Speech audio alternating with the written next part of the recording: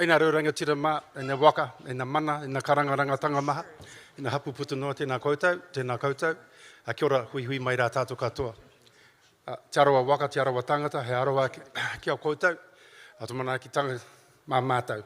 O reira tēnā koutou, tēnā koutou, tēnā koutou. I just wanted to firstly dispense with a few of the initial messagings. And so I just want to acknowledge our rangatira over here, Rangi. And so Rangi, even before Mataora was an acceptable process for Māori to undertake, so suppressed were we in liberating ourselves. This cousin over here, he was one of the first to go out the gate. And he suffered a lot of flack for that. But over years and years and years, no matter what had happened, whether it was Mana Māori Motahake, he stood in the middle of nothing, got bugger all votes, but he stood. Okay? And that takes courage. And so I just wanted to acknowledge his relentless journey, but also because now he's our main mātua for the party, and we've acknowledged him as being our main whai kōrero man or kōrero man because of his commitment to the journey, but not just that, it's he lives and breathes what it is to be a proud Māori who will never bow their head. Just because they are Māori, they should not. So people like him gave people like me and my ex-cousin Willie Jackson a lot of, he gave us a lot of hope in the earlier days. So I just wanted to acknowledge he's a Ngāti Porou cousin as well, even though he hides it well. So I just wanted to say that on his behalf. To my left is Fallon, our Vice President Wahine from Tarawa Whānui, and I just wanted to acknowledge you, Fallon, for that. And so these are not easy positions, and for our young people that are here, I'll just discuss with you what the difference is between the executive and your party leadership that are our māngai in effect on a 24/7 routine. Okay, so some of the people here will understand the difference, but because we're now living and breathing the assertion of what we are about whānau and about ensuring that our rangatahi are brought on board, and within 2 weeks you will start to see on social media a significant presence in Wellington as each rohe brings through its new young ones to be blooded on how the system works, so how we can turn it on its head.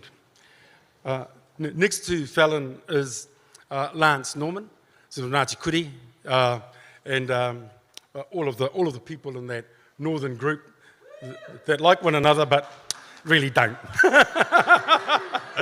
especially over there, Miss Kapakingi. So Lance is our treasury person and secretary at the moment. So he's holding two positions, and we're looking to extend that out. And we're also looking for a vice president, Tāne, if possible. Okay? So that's just going out there in terms of those of you that might want to put your hands up, because today is about building the movement and building on the movement and never allowing it to atrophy or to lessen itself or to have its voice ever suppressed again, as happened in 2017.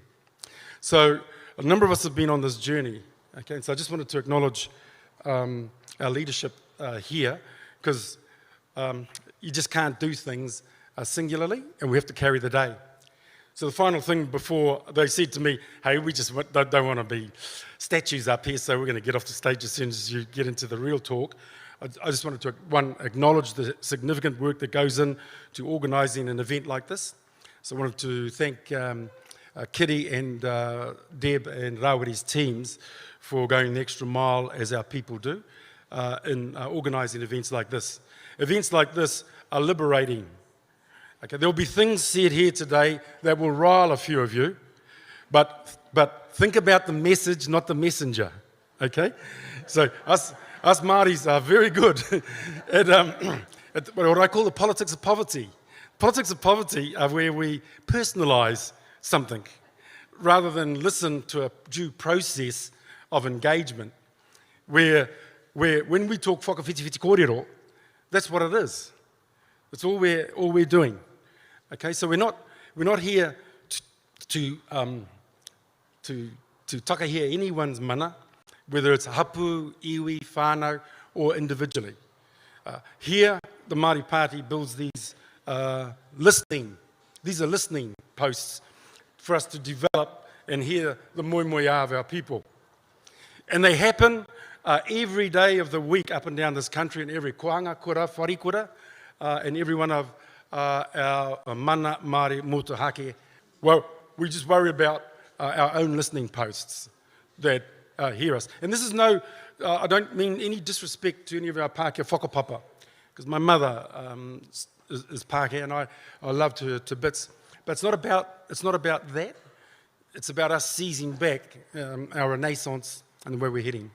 So I just wanted to acknowledge the mana of all those people that put this together before I engage on it, okay? So, ka pai. So now as we just get into, because I've got a few minutes that I wanted to explore a few things, right? So firstly, it would be remiss of me not to acknowledge those that have tread before me. And a number of people do not appreciate what the Honourable Matiu Rata achieved for all Māori, right? He was the father of the Waitangi, Treaty of Waitangi Act. And he got it through because it was such a blasé type of act. It set up a tribunal that was never going to be able to recommend anything. But through its backbone work, it was able to recommend lots of things that have been adopted. You know? And I regret his early passing, because there was a great loss to the Māori nation, notwithstanding his own people of the north. So he started a belief in ourselves. You know? And now my cousin Derek Fox just turned 75, had his 75th birthday in the land of one of our great tipunas, Paiki Ariki Moana, all the way from Rarotonga. So he then stood under Vote Māori in the Tairawhiti, and he ran our other cousin, Parikura, to 600 votes. Incredible. It was an incredible campaign. And then along come Auntie Tariana and Pete, all right? And so there's a bit of a whakapapa there, and it's a recent one, but Matt could not have done what he had done but for the Young Māori Party and but for our finding our beacons of light in the darkness that was always surrounding us. And as each iteration and generation raises itself, that's what happens. But more particularly, then you walk into Uncle Whata Winiata's work as the foundation president. I won't go through all the presidents, not because it's a mixed bag, but just because of time. But I just wanted to end with Shay Wilson. So Shay, can you stand up for a minute just so our people can acknowledge your leadership over the last... You know when a party's on its knees, and all of you have been in a netball team, a rugby team, or a rugby league team that has been on its knees, and it's very difficult to raise up the spirit in that team. And so Shay put his hand up to be the coach of the failed team. And that takes courage again, right? And for our new leadership of our new generation, that Shay and Rawiri, and Deb wants me to say, and Deb, are all the way through that. And so I just wanted to acknowledge the challenge that he took on. It was like taking a ticket on the Titanic, knowing what could happen. And so when you do that is a certain sense of gravitas in a person's mana and upbringing. So I just wanted to acknowledge it. And then, against all political odds, see, here's the thing, when Māori people do good, no one wants to talk about it, right? When we do bad, on the front page, okay? But the success of the 2020 election wasn't the Labour Party steaming to victory. That was a 1 in 100 year event created by a pandemic. No, the true story of success was when the Labour Party wins in a landslide, it is led by the Māori seats. That landslide everywhere. And for the first time, our people believed in themselves and didn't need a catalyst issue. Right? They believed in themselves enough in the Waiariki to get us across the line. So I just wanted to acknowledge the Waiariki for that. And most of Shay's work and the like, and you can't walk away from acknowledging Prue, Kapua, Smith, and so and also Rose Waitford, right? So those three, there was a fourth and fifth people, but these three stayed the course. And I don't mean to be disrespectful to anybody else that was in the frame, but those three I needed to mention because I arrived at a time when they still believed when everyone else was jumping ship and looking for the lifeboats, right? And so when you're taking over a boat, taking on water and looking for life rafts, that's a very, very courageous and fearless captain. So Shay, I just wanted to acknowledge the contribution that will go down in history as you as the president leading that. So big ups to you, bro. So that's that president. Oh, just to the young people here, presidents and the executive that you just saw here, our job isn't to be rock stars. It's to put in place organisation, administration, and finance.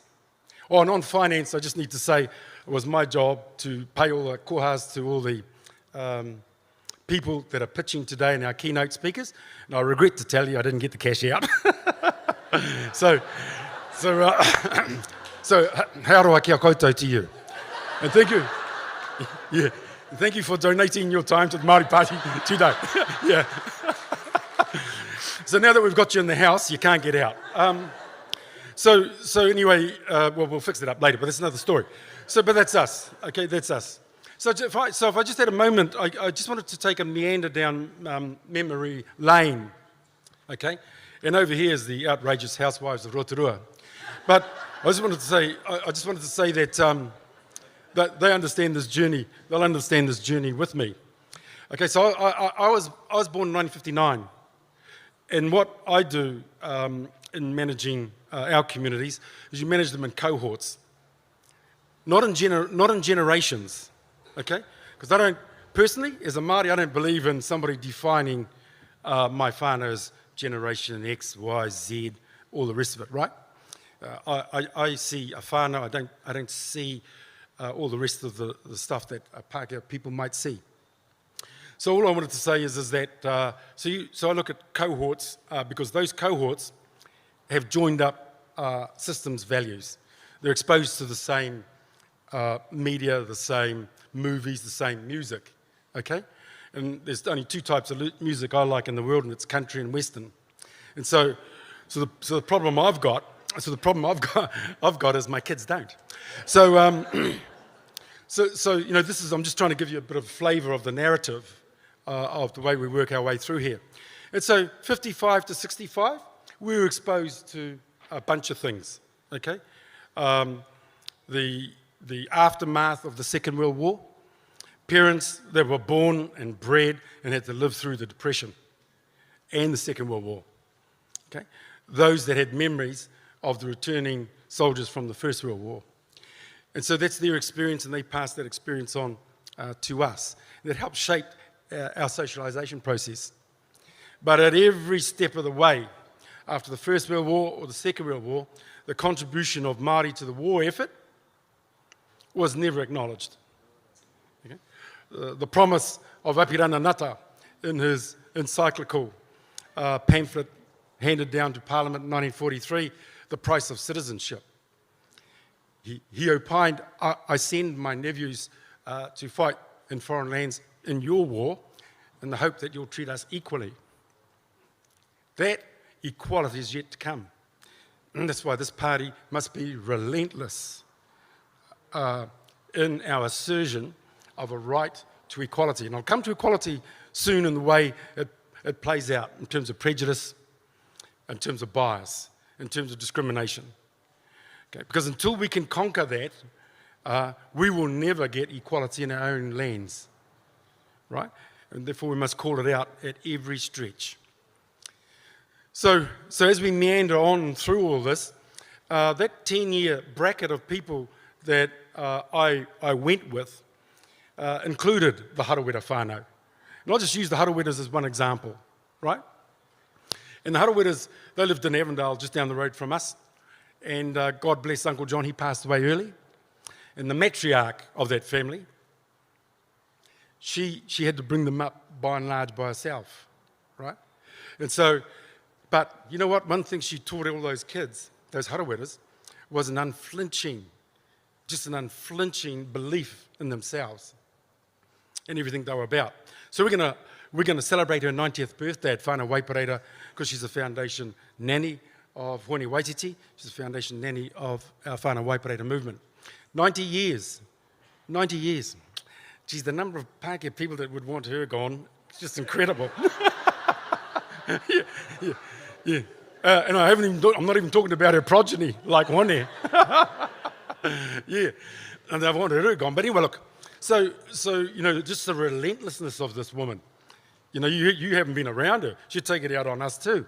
So the point is that, and when you go through our leadership in Māori terms and circles up and down this country, you'll see by the speakers list today, it's all mana wahine.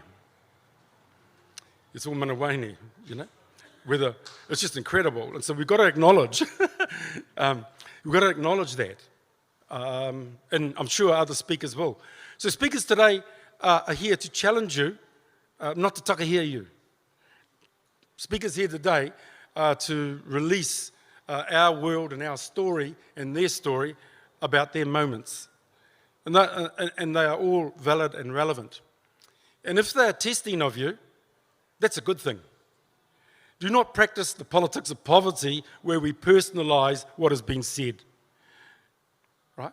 Because if we personalise what's been said, we practice the politics of poverty that have been foisted on us by non-Māori. And it is the kōrero that counts. It is the thinking that counts. It is the contest of ideas that counts, not the contest of personality. And I'm old enough now to say to you that I fell into a lot of traps on my journey to be 63 this year. I know to the nannies over here I look 50, but the point is, is that it's wishful thinking. So look, the whole process is about that. And so when I was brought up, all Māori, I'm telling you, may as well have been, 95% of us were indentured, labouring slaves. Okay? There's no other way to put it. No other way to put it. We were used as the brown labour to power a new and thriving economy post-Second World War. At no time were our people exposed or brought into the higher realms of being knitted into a middle class, upper class, whatever class you want to call it, apart from the working class. And when your people are purposely, sociologically and socialisation-wise entrapped, okay, they then start to blame one another for our difficulties. And that's just got to stop. Right now today, over 2/3 of our people are earning under $50,000 a year. There's no way they can get on a housing ownership systemic on that because their rent outprices their ability to get any deposit. And we know that that is a tailor-made system, okay, of keeping us enslaved. So we have to change those things. There's only one party that will be able to do that because it can speak a consistent truth without fear or favour, and without fear or favour of riling anybody in a Pākehā party. Okay? And that is why I woke up very late in my political life and I'm standing here. Yeah, because my dad brought us up in the Labour Party. I was a member from the year of 8 years old. Yeah, I was 8 years old. Dad lined us all up. He was in the Labourers Union. And so all my brothers and sisters were members, whether we liked it or not, and that's just the way it was. And it was Labour or nothing, National or nothing. But along come MMP and that changed things, but a lot of us were too slow in the change. And we become enslaved to believing that a white majority, regardless of the party, called Greens, because they're a treat, and secondly, Labour, right, are the way through, There's only one way through, mana Māori mutahake, right? And so I've learnt this because I've made every mistake that I don't want you to make, okay? Apart from having my children. So the point that I'm just trying to make today on my journey to be the president of this party, which is an outstanding, it's just an outstanding acknowledgement to win, and that's why all presidents that have gone on before me, I just wanted to acknowledge that. Okay, so I'm just coming into the end of my introductory comments about who he's like today. Who he's like today about liberation. It's the Māori liberation theory that under no circumstances can be ever more suppressed, because you have a liberated Māori party that is there regardless of what people might think of us, regardless of what we might say in speaking our truth. And so who is like today about speaking our truth, not being beat up for it, not being forced to tone it down, but being open and liberated with one another, and to be fearless. Just wanted to acknowledge the sense of direction that the Labour Party on re-entry to the Parliament, led by Rawere and Deb, have now set a new benchmark. So I wanted to acknowledge our two MPs because they're up against about 119 others, and they've done an extraordinary job for us. I just wanted us to acknowledge this. I wanted to paki kia kōrua.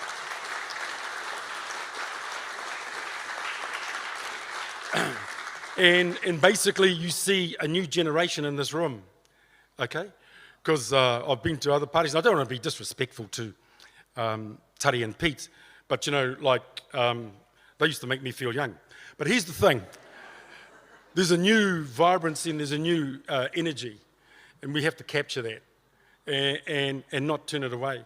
And our society is as deep and as wide as others, and we have a right to disagree. And the day that Māoris disagree, oh no, they're terrible people. Pākehās disagree, oh, not a problem. Yeah, it's okay. And you know, it comes down to that. And so to our Pākehā brothers and sisters, my mother included, you know, it's not about being disrespectful of you or critical of you. It's about identifying the problems that you continue to identify in me as a Māori. It's about identifying what is wrong with you. Don't worry about me. I want to be a good Māori. I don't want to be a broken down half-breed, right? So that's how we sort of put it out on the streets in West Auckland.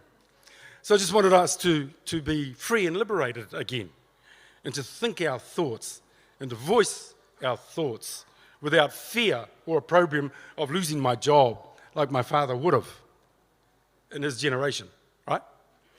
So that's us. So I just wanted to sort of paint that picture and acknowledge all our speakers that are coming here today to speak freely in more ways than one. So look, so anyway, I just wanted to sort of acknowledge all of that to our people, to our whānau over here. I can only say of our own Tāmaki Makaurau electorate, because we've grown up together, played rugby league against one another, all that stuff, and we've had punch-ups and all that sort of stuff too, but those were the days when we've grown up. So I just wanted to acknowledge all of our Tāmaki Makaurau people that have come down here today, and there's a bridge that's been built to our younger generation. So we look forward, and I look forward as incoming president, to the raising of a new standard of representation and energy up and down the motus for the Māori Party. And this is merely one part of multiple hui going up and down the country as we listen and we learn.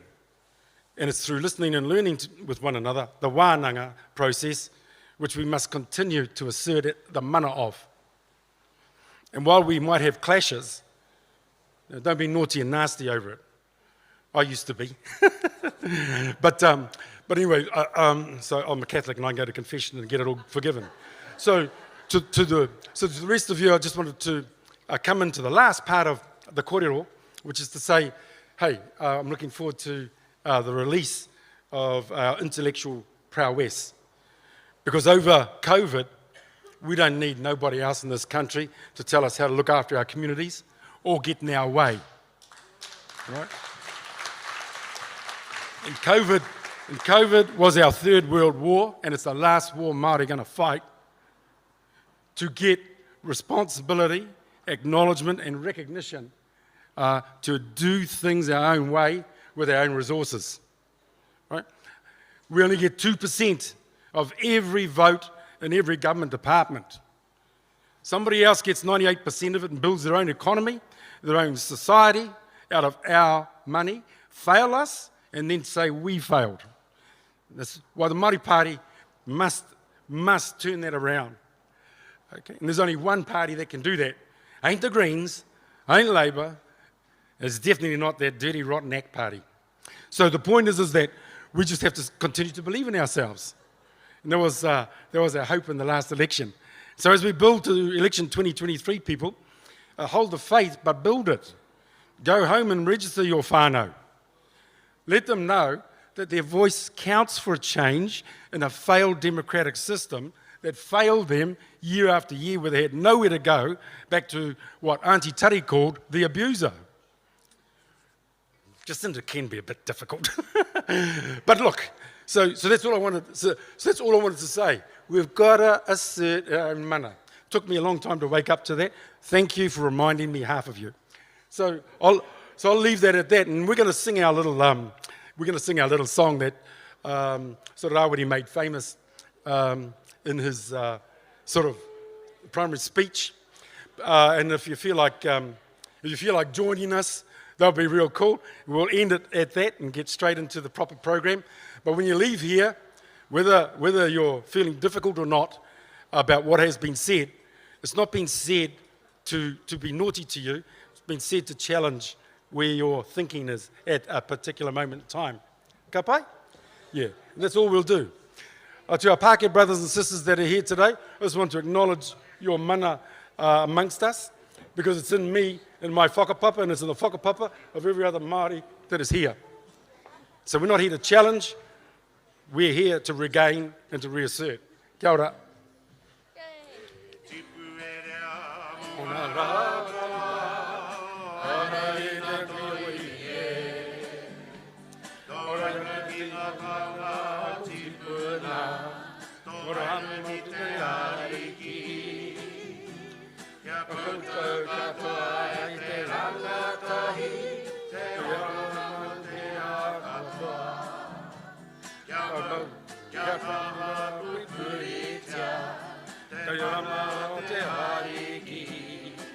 Because your magic people to me, your magic people to me. Hold your head up high, let your voices fly. I'm proud to be Māori. Because your magic people to me, your magic people to me. Hold your head up high, let your voices fly. I'm proud to be Māori. Proud to be Māori. Proud to be Māori.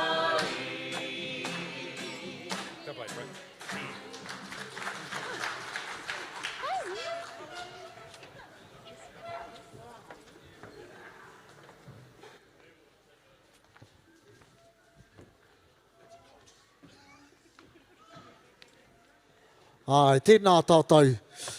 Tēnā tātou I tēnei rangi. Beautiful waiata. I think, where did Uncle Dave, I think of Uncle Dave Para, where did he write it? Was he in Gizzy or was he in Altara at the time? Gizzy? Either Say way. no more. Either way. Say no more. Either way, I do not think he would have foreseen that we would be singing it in 2022 at a hui about reclaiming the mana motuhake o te iwi Māori, nō reira mihi ana. Ki Uncle Dave, mō tērā. Kāre kore I noho ia yeah. ki Manutūke. I want to say like Dawson Road and Otara. But anyway, hoi anō. Mihi ana ki a koutou katoa, e mihi ana ki tō tātou rangatira, ki a JT, ki a koe te rangatira, matua JT, e kite ana ahakoa, e haere ana ngā kōrero, e kite ana i te nui o mahi, e kite ana i tō whakapaunga kaha, tō whakaheke ngā wera kēke, tō tātou iwi ki te taumata no reire mihi ana ki a koe, o tira ki ngā ringa, ki ngā waiwai e āwhina nei i tō tātou kaupapa tēnā koutou, tēnā tātou. You got us some pānuis, eh, cuz? I got us some pānui. So just kia mohi ai koutou, we won't be having a break until after our first two panels. Down on that side is a wonderful array of kai. Beautiful. And if you can quietly make your way down there and get yourself some kai, it'll be a rolling morning tea, okay? We all know what rolling morning teas do. They sit there and they wait for you to go and get them. All right. Then you can come back to your seat. But that's going to be going all morning until lunchtime. Araya has also reminded me that if you do get a chance today, preferably during the lunch break, you make your way over to the gallery, over to the Āhua Gallery. There's a brand new exhibition there that has just started, I believe, in this past week. So do go along to the gallery. It's really important that we have our own, celebrating our own. Now, the importance of that, me tōna hononga ki tēnei kaupapa, back when Kitty first said I had to be the MC and I wasn't allowed to say no. We spoke about this kaupapa and this kaupapa being important and that it wasn't necessarily a Māori party sort of hui, but it was a hui to enable Māori to reclaim mana motuhake through toi or the arts. And hea te rerekētanga o e rā kupu e rua. Nō reira, anei tātou, e hare mai nei, ko hare mai nei ki te wānanga, me pēhea e Māori ai tātou i tēnei ao. I mean, I look around the room and Matua, JT spoke about it before around our rangatira with the mataora. I can see a few mataora and a few moko kauai. You know, all of us rocking our Māori kākahu. Mercy here is we're on a mahi toi kei reira katoa. This is all part and parcel of our reclaiming our mana motuhake. I roto I tēnei ao huri e noho nei tātou. Nō reira, I really want to acknowledge all of you fellas and all of our ringatoi who apparently are going to be speaking throughout the day for free. Nō reira, tēnā koutou, tēnā tātou. Also, another way that we've constructed the room today is in honour of our whakapapa, is in honour of our uri whakatupuranga, me ngā koeke. So without the past, we cannot see tomorrow. So I'd like to acknowledge our koeke, our rangatira that have been brought to the fore, as well as our rangatahi, because with them being right in front of our kaikoro today, they are going to be exposed to some, I think, groundbreaking moments in their lives where they might be colouring in right now or writing down things. Oh yes, they are. See, they're engaged. They were listening to Auntie. And that's just it. Don't assume that just because they're writing on their paper. We were all at school once upon a time that they are not listening, because they always are forever listening. So it's so important that we engage them. We are coming up to our first group of Ko people wai today. tā tātou kai kōrero tuarua mo tēnei rā. Is it? Tuarua. Yes, well, okay. We've got our first keynote speaker for today, which will be a wonderful tangata, ko Dale Takitimu tēnei of Ngāti Porou, te whānaua āpanui, te aitanga a Haueti. Dale is a strategist with a strong background in law and education. She holds a Masters of Laws with honours. Dale has previously lectured in commercial kia ora homai, law and treaty jurisprudence. Did I say that correctly? And has successfully advocated nationally and internationally for Indigenous and environmental rights. How many people out here see a word and go, I know how to say that, and then you go to say it and you can't? That was my moment. With He Kai Keiaku Ringa as a leading concept, Dale explores the current toolkit for our generation and what we can do to better resource our mokopuna and the generations to come. It is our pleasure and our honour to have Dale here with us. Nau mai, hara mai, e te rangatira.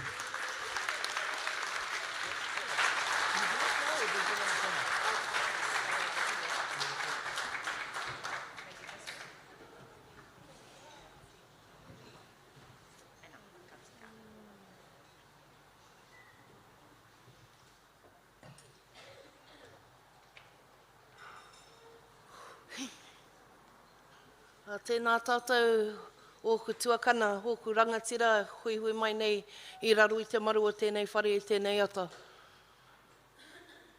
Tuatahi me mihi atu au, ka tika ki te aroa. Tēnei whenua tāhua manaki nei a mātou I tēnei wā.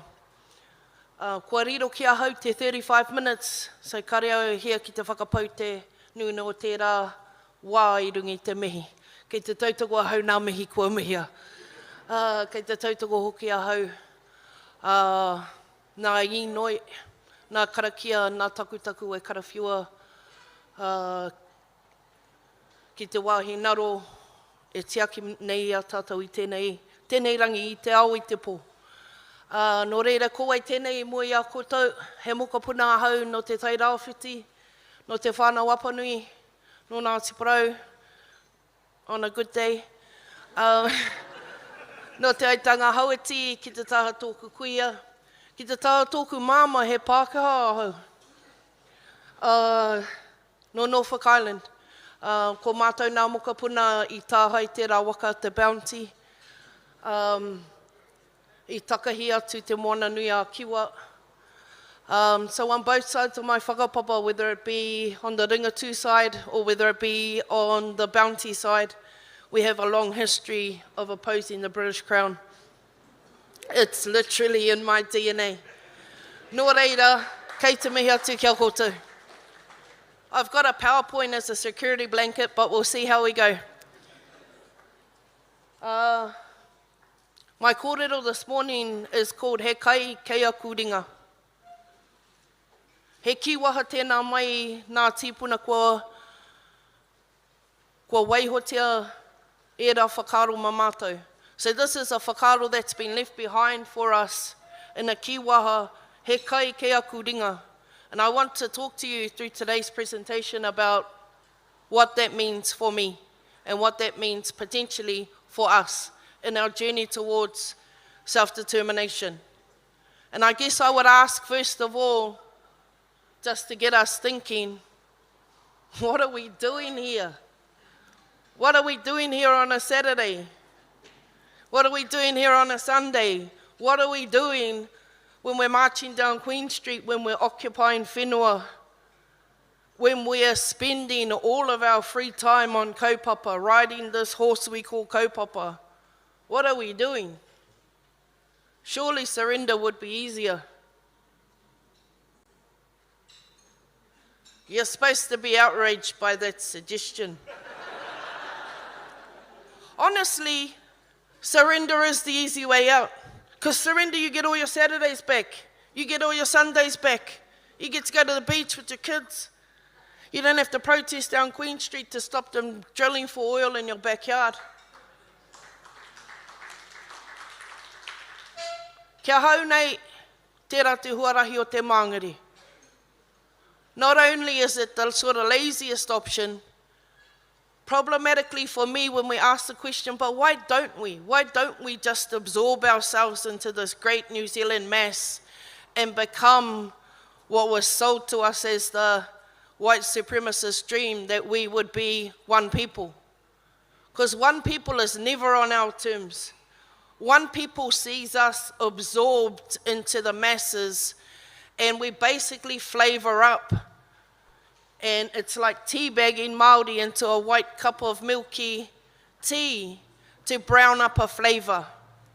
But it's never really us that constitutes the kiko of what's going on.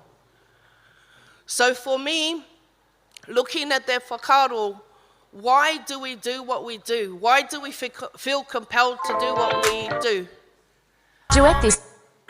And the reason that that question is relevant, your why and my why, is because it's the why that propels the waka forward. You have to hold on to your why, especially when you've got entire colonial infrastructure that is telling you something quite different. You have to hold on to your why. Your why is what keeps you going at 2, 3, 4 in the morning when you're trying to finish that last positional statement of your iwi on a particular kaupapa. That's why is what gets you up to come to hui like this, to reinvigorate your whakaaro and stand shoulder to shoulder with your brothers and sisters that are speaking the same reo as you. And I would like to put it out there that our DNA does not like the reo of surrender. It makes us sick. It is literally making our people sick when we are not in a position of rangatiratanga. We see that. All the statistics are showing us that. And the reclamation of that space and that reo is the vital task in front of our generation right now.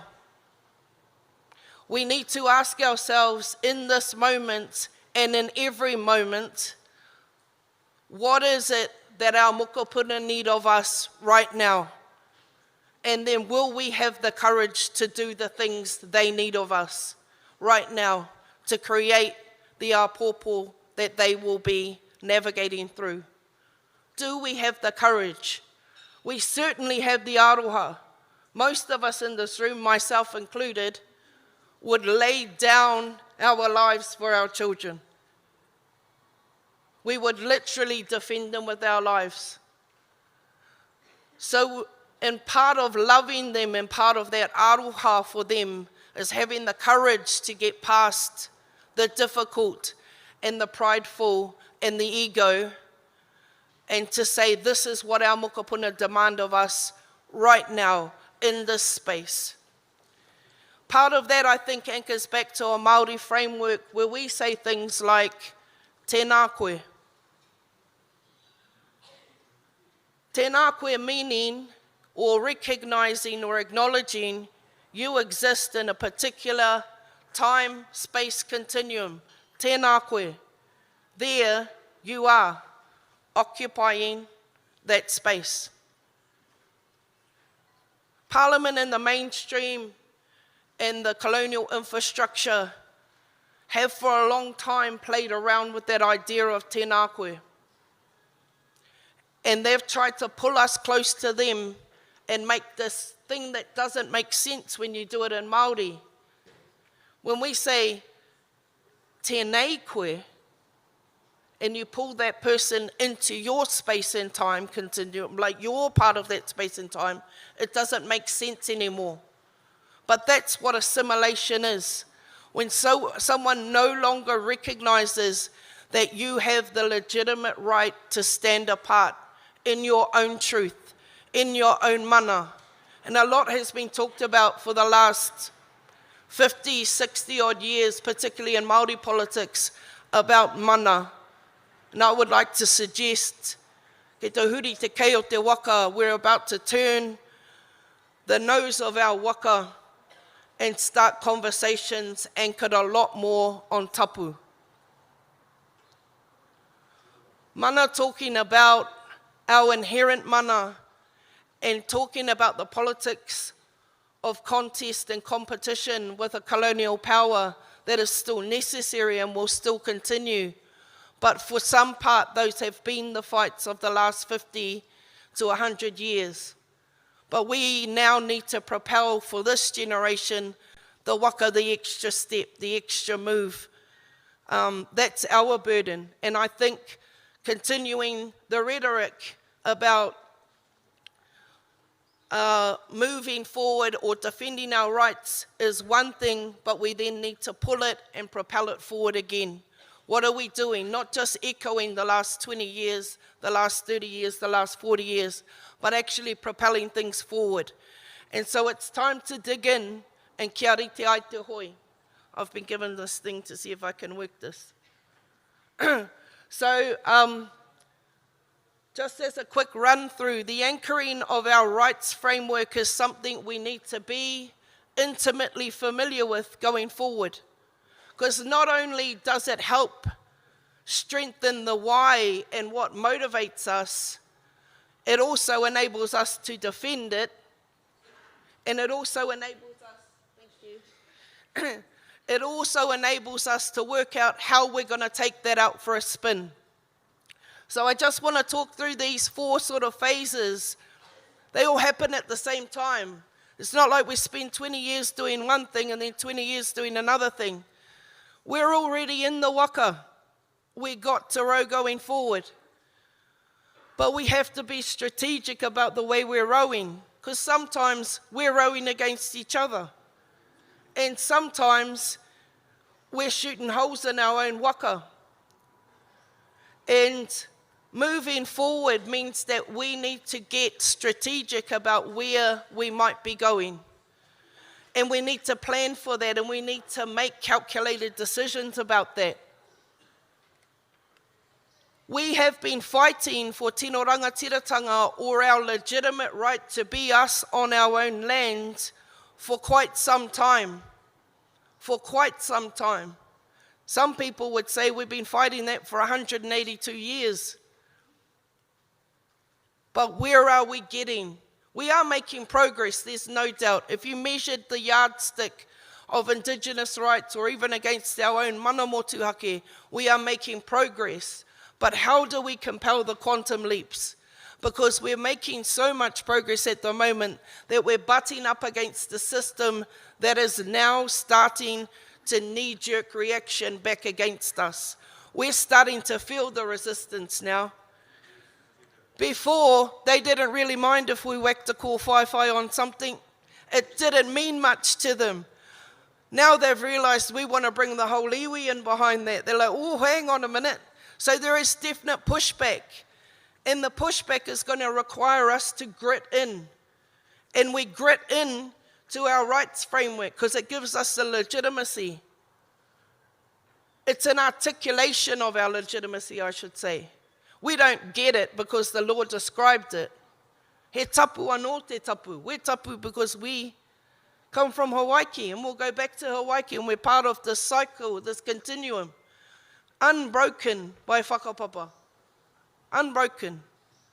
So we don't need our legitimacy to come from any other source but our own DNA.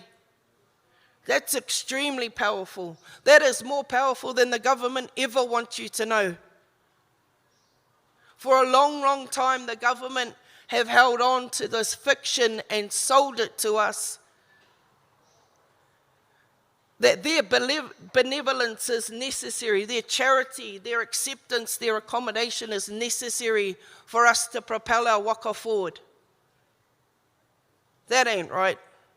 That was never right. I te tainga mai o te Pākehā ki konei ki Aotearoa, when the Pākehā got here to Aotearoa, we weren't sitting on the shores where I come from in Omaio. We weren't sitting on the shores in Omaio waiting for someone to come and save us. Our society was not incomplete. We had a complete justice system, a complete education system, a complete intergenerational transmission of knowledge, mātauranga system, a complete set of arts and narratives and intergenerational kōrero that carried and maintained that forward. We did not sit there waiting for a savior, and we cannot sit and wait for a savior in 2022. We cannot.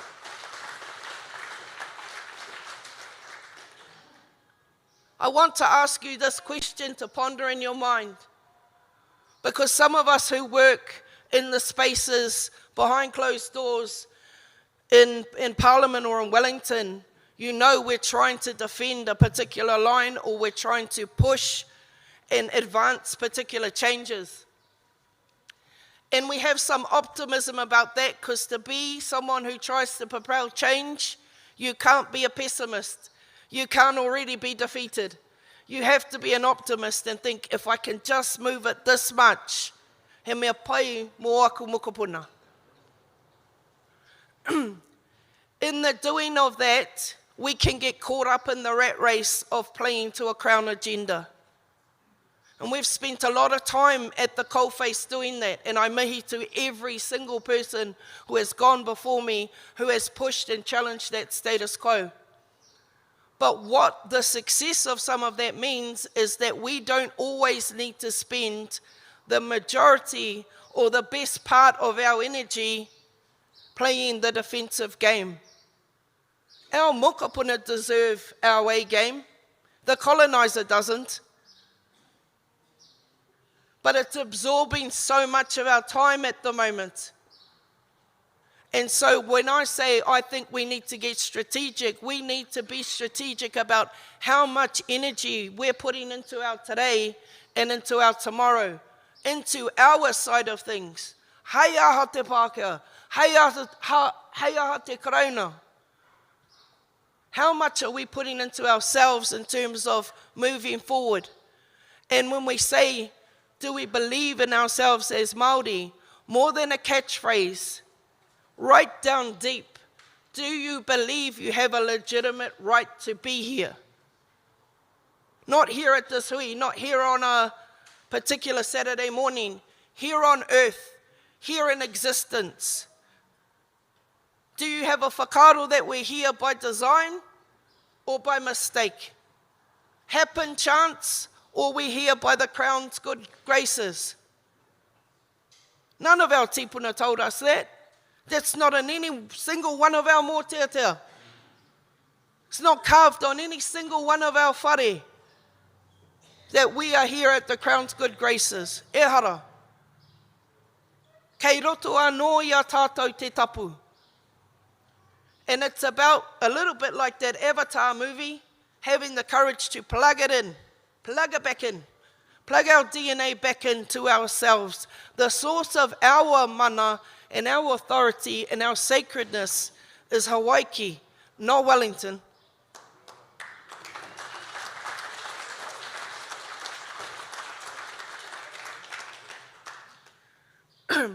We are being sold a lot of colonial fictions and have been over a long, long time. And the insidious thing of colonization is the infiltration of that into our minds through generations. And so I really do applaud those that are seeking to lift our belief in ourselves. That has actually been the king hit of colonization for us. And as much as we go, and I've been part of those land occupations, moana occupations, as much as we will go to any humatao or a Pākai Tore or a Raukumara and put our flags up and our fences and delineate and fence off a territory for occupation that we are going to defend, aha ko te aha, for our next generations. Our next colonization occupation is about putting that pātu watawata up in our minds. The real estate we must defend is between our taringa. And it is in our hearts. And if we can't defend and believe that, we might as well stop wasting the time being performative about it. But if we do genuinely believe we can do that, we have to dig in and we have to work out where we're taking this waka. As I said, we've been doing this for quite some time and we've made some progress. But contrast it to the Sami people who decided some time ago that they wanted to liberate themselves from their 3 colonial oppressors. They didn't have one British Crown to deal with. They had 3 colonial oppressors to deal with, different states that had set up over their whenua. So kua hui tahi rātou. They sat down and they said, we're going to give ourselves 20 years to get tino rangatiratanga, self-determination, mana motuhake, their version of it. 20 years. We've been at this game longer than that. You know how long it took to set up a Sami parliament? 21 years. They emancipated themselves from 3 different states in 21 years because they sat down and they worked out where they were going. And they worked out what would be the meaningful exercises and activities to propel that forward. The interesting thing for the Sami, like us, they're tribal people, so they got a lot of differences and a lot of momo like we do. But for the first 8 years of that 21 years, they didn't talk to the colonizer. They just talked to themselves. And the central part of that exercise, wānanga for them, was to connect to their ground truth first and understand in the face of colonial interruption, and for us, 182 years of colonial violence, who are we and what are we really about? And what's staying on this waka going forward? And what can be unloaded as we relash the waka, make it fit for purpose? That who we are is part of the soul searching we need to engage in. At a personal level, at a whānau level, hapu iwi level. Once we look at, I'm looking around to see if someone will, I'll still be here in 4 days doing this if someone doesn't stop me. So before it becomes Fidel Castro, like, just wave out from the back. So anchoring our rights framework is about anchoring our right to be us. And why I say, do you believe we have a legitimate right to be here on earth, within the family of nations? Do you believe ka taia tātou nai Māori? Not just nai Māori. Does Te Whānau Apunui have a place historically in the global family of nations? I think so, yes. Does your iwi, does your whānau? In terms of weaving together that global fabric of nations, I can tell you one thing. We were not born onto this earth to surrender to somebody else. Ehara, that's not the nature of our tapu. Again, no more teteas telling us that. No more tetea says, he tapu hoki koe, but on your way into Te Ao Marama, could you bow down? No.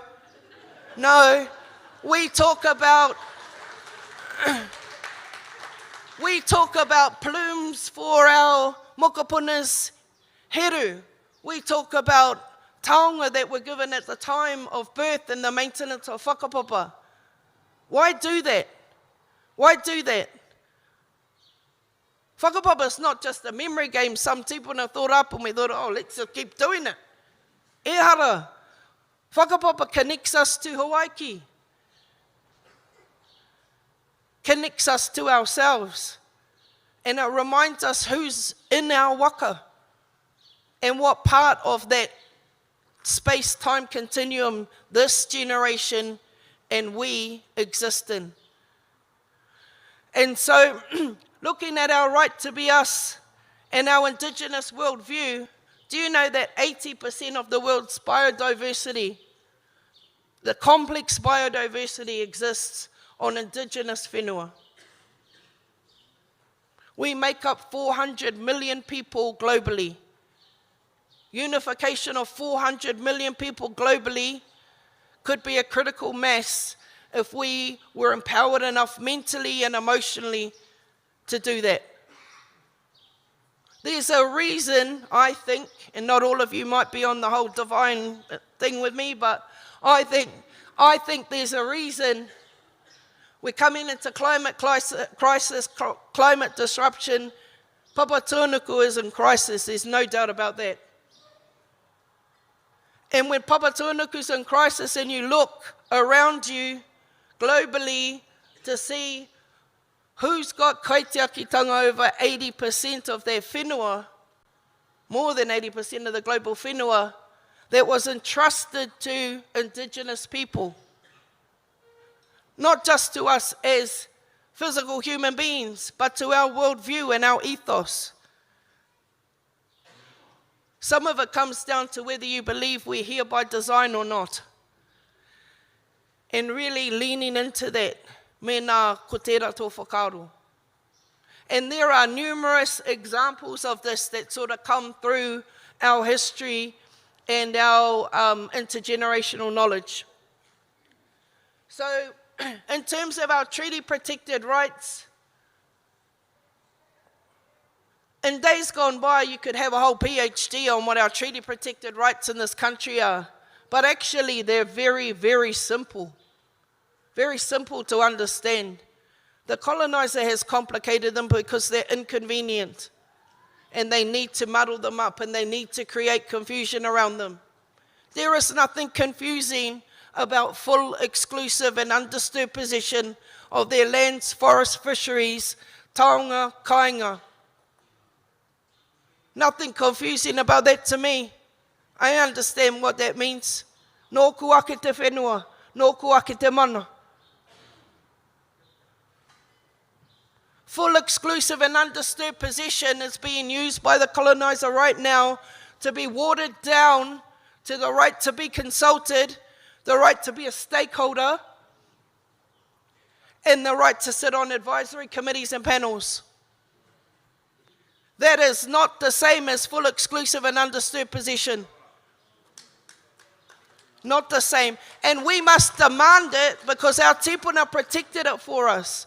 We had the right to that prior to the treaty. For those of you who have tipuna that signed the treaty, and many people can whakapapa to tipuna that did, the treaty didn't create those rights for us. We already had them. We were possessed of those rights long before the Pākehā came to town. Then the treaty comes along, it's an affirmation of those rights. It's a recognition of rights that already exist. And that says what we're entitled to. And the Crown say, oh, Article 1 entitles us to do this, that, and the other. But you stop reading after Article 1. First of all, your reading of Article 1 is whack and does not hold up. Hey, they say, oh no, it's a treaty of cession. Anyone get that in school? I got that in social studies. Treaty of Waitangi is a treaty of cession. No, it's not. No, it's not. It never was, and it never will be.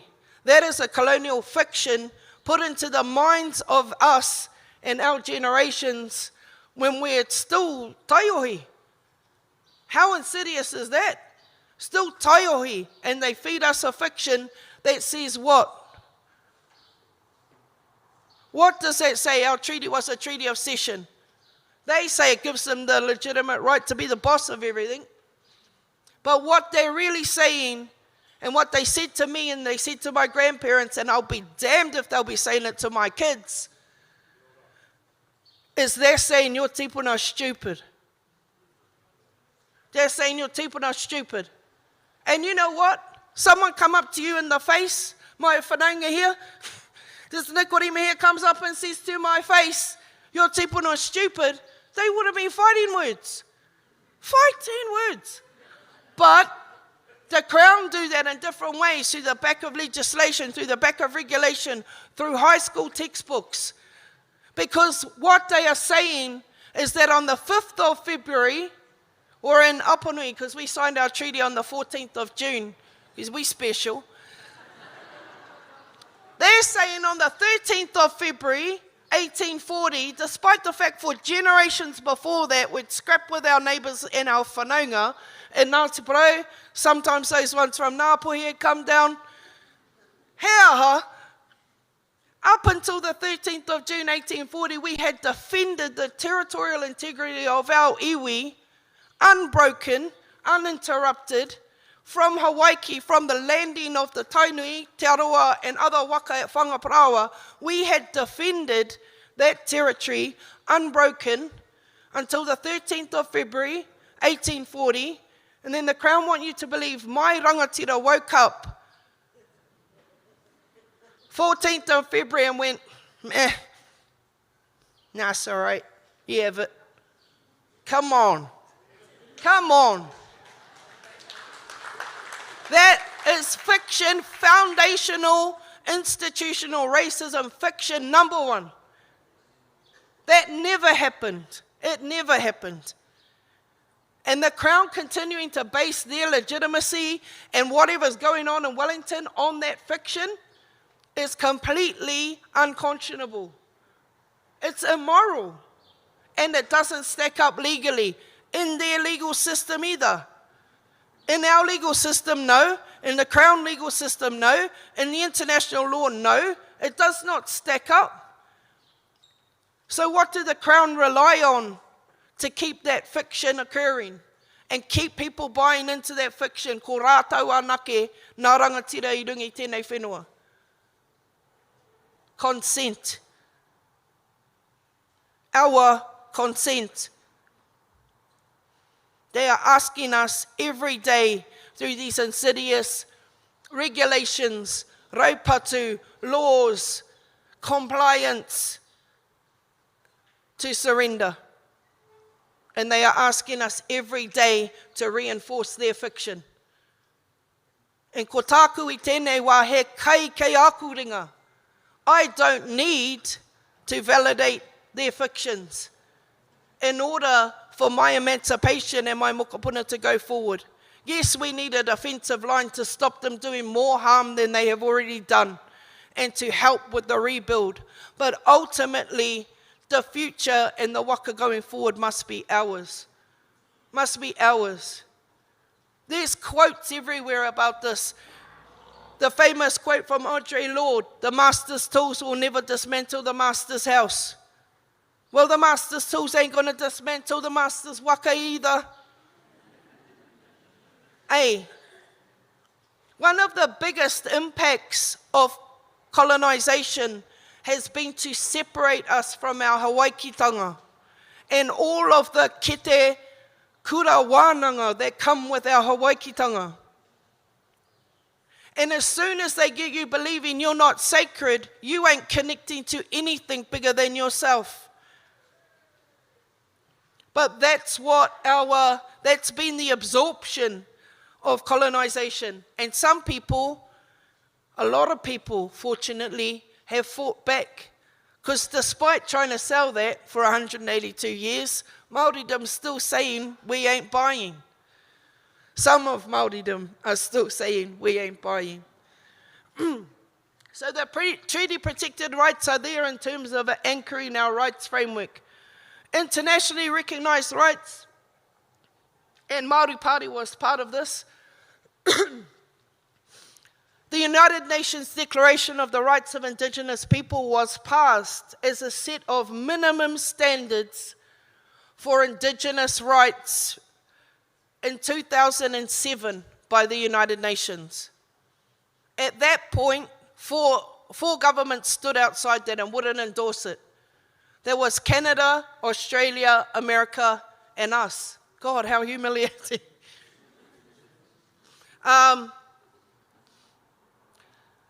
It's telling that those four, what we used to call the colonial country club, that they didn't want to endorse the declaration because it completely flies in the face of the fictions they've been selling us for 182 years. God help them if the Māori's got a hold of some of that articulation of our rights. Such strong language inside that declaration. If you haven't read it, read it. It's translated into 82 different languages, including Te Reo Māori. There are video clips on the internet of our iwi leaders reading each of the clauses. And if you're going into a hui on education, on social services, on housing, on whatever, there's a clause for you inside that declaration that you can walk into that hui and say, Anei, here's the benchmark. Let's talk about where we are in relation to that benchmark. The Crown want to say to us, and Shane Jones said it to me, straight after the declaration was passed and endorsed by the General Assembly, and those of us that had worked on it, we actually never thought we'd get it past the United Nations in this lifetime, I'll be frank, because it is. If you think we're dealing with one colonizer at one level, when you get to the United Nations, it's just an amplification of that. So to get it past all of them, we didn't know that was going to be possible. But when it did become possible and was passed through the General Assembly, the first thing the government did was look to discredit it. So they sent Shane Jones into the media, and Māori media picked this up too, which was somewhat heartbreaking, to be frank. And the lead story on the news that night, and you can look it up because it's still in the historical archive, was that declaration doesn't mean anything, it's not legally binding. Because Shane said so. I don't think so. That's the same fiction they've been selling us about our treaty. It's not legally binding. Then pray tell, what are you doing in Wellington? The government has no legitimacy here without the treaty. They don't get to be here. The treaty was the only internationally recognized way that they could actually come into New Zealand. By consent, by a treaty agreed with the native population. So it's not open to them now to say it's not legally binding, because it's the only thing underpinning their legitimacy. And even then, they've taken that out for a run and stretched it further than Article 1 could ever have imagined.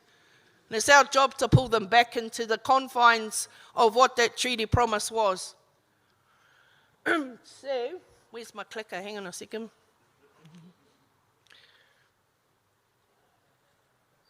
So this basically talks about combining this, our Indigenous worldview, our treaty-protected rights, our internationally recognized rights, and gives us a place where we have the right, indefensible right, in law, in politics, morally, and culturally, to defend our right to be us. Not just a little bit us all the way to the core. And for us at the moment, it's about having the courage to take some of that out for a spin. Hea ha te raru. If we've got the right and we've got the means, what's the problem? Well, we've got 182 years of systemic violence to deal with. And that systemic violence has had an impact on us, on our people as a collective. We have to look and be honest about where our people are at in 2022. Not put our heads in the sand about the impact of colonial violence upon us. We are here where we are in terms of some of the statistics we fulfill by design. People say, oh, oranga tamariki, the system's not working. I can assure you the system is working exactly as it is designed to do. It is to separate Māori children from their families, and Māori from their tapu, and Māori from a connection to anything that empowers us away from crown dependence. So, definitely the impact of this 182 years has impacted on us and our psyche.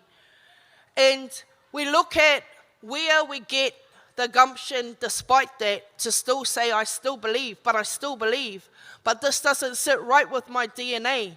My puku don't like that. And you look at across Ngā Kupu Poropiti, you look across the words that our prophets have left behind for us, you will see scattered throughout them repeated recognition of our place in the world, our right to that place, and also look, for example, at the Tongi of Tawhio about building our own house. I'm sure he wasn't saying, please, can you go and build me a house? Dale, can you go and get a hammer? Because he knows I can't build. It's a figurative thing. Where did he choose the trees from for his whare? All indigenous. Didn't say go and get a pine to build your whare. Me hanga no koe tō ake whare. Te Koti's got the same sort of rhetoric coming through some of his instructional stuff. Rātana held the Bible and the Treaty of Waitangi. Tuini Nawai's got it littered all throughout her curriculum, otherwise known as her waiata. Throughout those things you see time and time again, kia tipu ake te pono I te whenua. So once we understand the design architecture of colonization and the fact that it has been deliberate, it has been very deliberate at every step, and there's research and documentation to show that. And we've shown it time and time again. How the government even set up the Waitangi Tribunal. It's an instrument really of the Crown to examine their breaches of the Treaty of Waitangi. And inconveniently for them, in 2017, their expert tribunal came out with a finding that sovereignty was never ceded. Whoops. Hobson had one job. Sovereignty was not ceded on the 6th of February in 1840. That was phase one of Te Paparahi o Te Raki, of phase one. I'm like, why is there a phase two? Put a full stop after that sentence, big fat underline, and we'll get on with business. But we still walk into government meetings now, and I say, yeah, but you lost that in the tribunal. And they say, well, of course the treaty entitles us. And I say, no, you lost that in the tribunal. And Crown law say, oh, well, that's not exactly the Crown position on that. I'm like, stuff you lost. You lost. You owned the house, you paid the players, you set the rules, and you still lost. Come on. What the expert tribunal found, and has been echoed internationally by the Committee for the Elimination of Racial Discrimination that we appeared in front of not long after that. Sovereignty was never ceded. What does that mean for us? That means for us, it's still intact. Sovereignty is not really a word from our worldview, even if you translate it. But if you look at that in terms of our rangatiratanga, because those were the words used in the treaty, if our sovereignty has not been ceded, they get to run their show for their people. And kei reira tonu tā tātou mana. And we must hold them accountable to that. Because they're picking and choosing and cherry picking which parts of indigeneity they want to recognize. And we cannot allow them to continue doing that. So once we understand the colonial design process and the ways that they work, the government having got a finding like that from the Waitangi Tribunal, Chris Finlayson was on the 6 o'clock news that night, and he goes, I want to assure New Zealand, we are still in charge. Why did he do that? Because a finding like that is massive. It's massive. And he wanted to assure everyone, take that report and put it on the shelf and let it get some dust. Don't hold us accountable for it. I think we should be holding them accountable for it in every single interaction we have with them.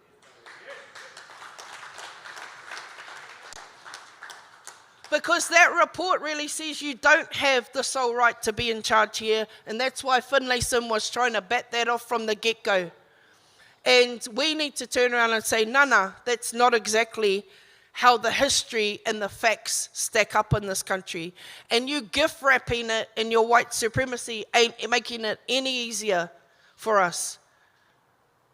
We cannot allow our people and ourselves to still be kept in a position that is making us sick. A position where we are at war with our own DNA. Because our DNA on one hand is telling us, he tapu rawa koe. No te hao te atua koe. No Hawaii ki hoki koe. And on the other side, we're getting quite a different reality. Kia hau nei, ko tahitanga is about the alignment of our practice and those whakaaro together. when we are able to live in our own tapu and our own mana, that will be a point of self-determination. That is a self-determining people. So any interruption or violence upon our connection to our Hawaiki or our connection to our own tapu is problematic for us. Deeply problematic. More so than a policy or a program funding. We have to watch where the insidious creep of colonization is impacting on the psyche.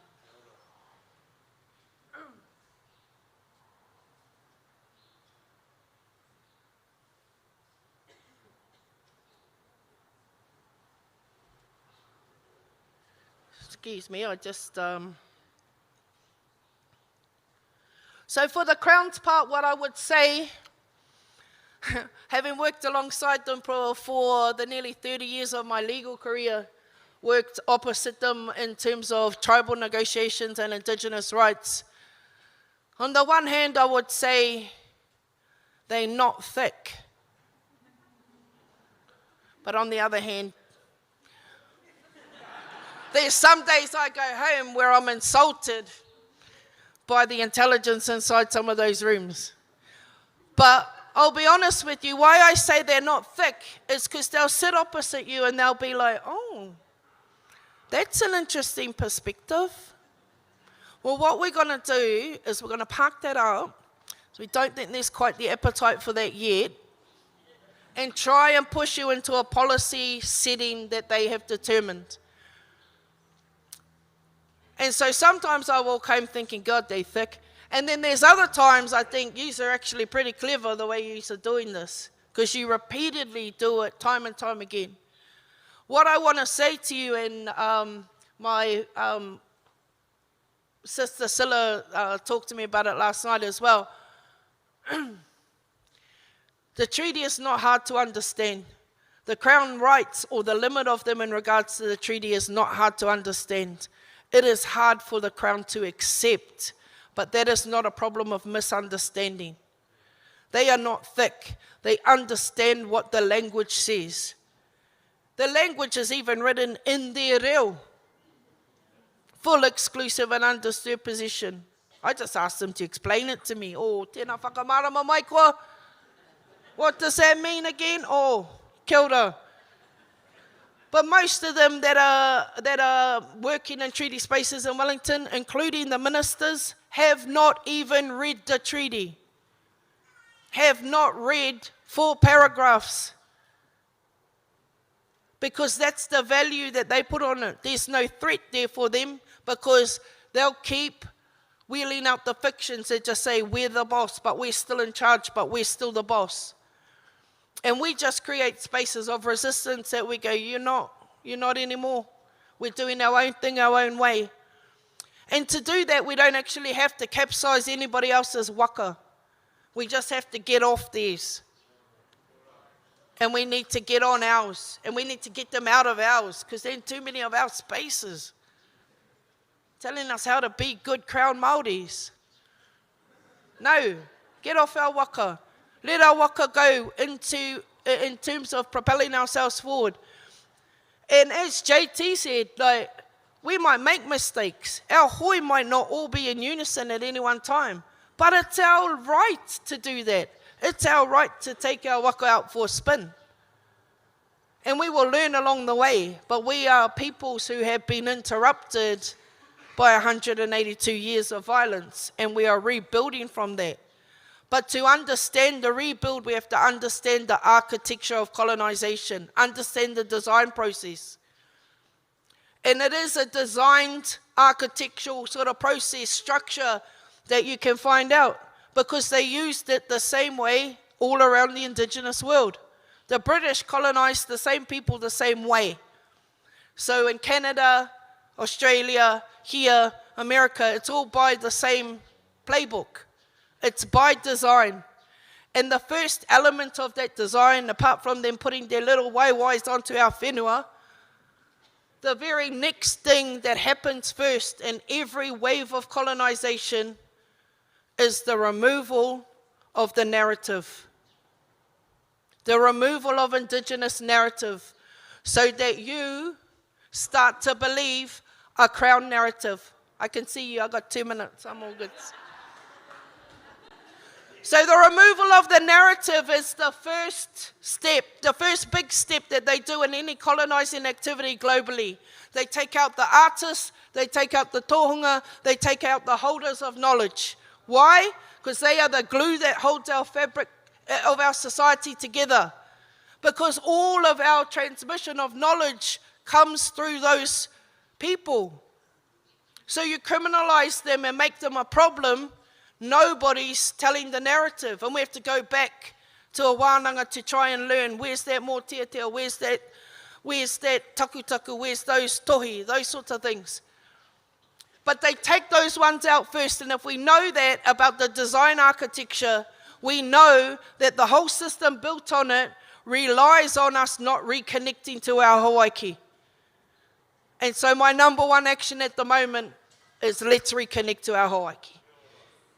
Is let's pull up our artists, let's pull up our composers, let's pull up our songwriters, our performers, our rangatahi, and check in with them about the messages and the narrative and the intergenerational knowledge they're able to transmit. And that will be the first of the crumbling of that house for us, or that cage around us.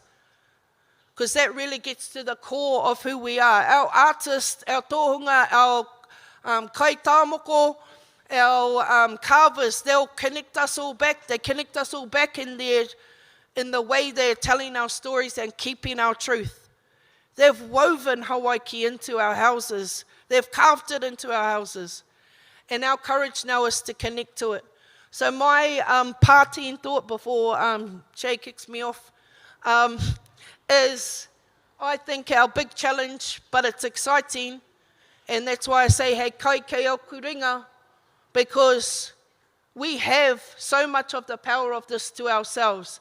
I'm not saying we shouldn't still defend against what the Crown or any other external force is doing, but he kai kei au kuringa gives us the empowerment to sort of say, I've got kai in my hands. He kai kei aku ringa, because in my ringa is Hawaii. That's so powerful. It's powerful enough to scare the Crown, and powerful enough to propel our waka forward. Nō reira, tēnā tātou, tēnā tātou.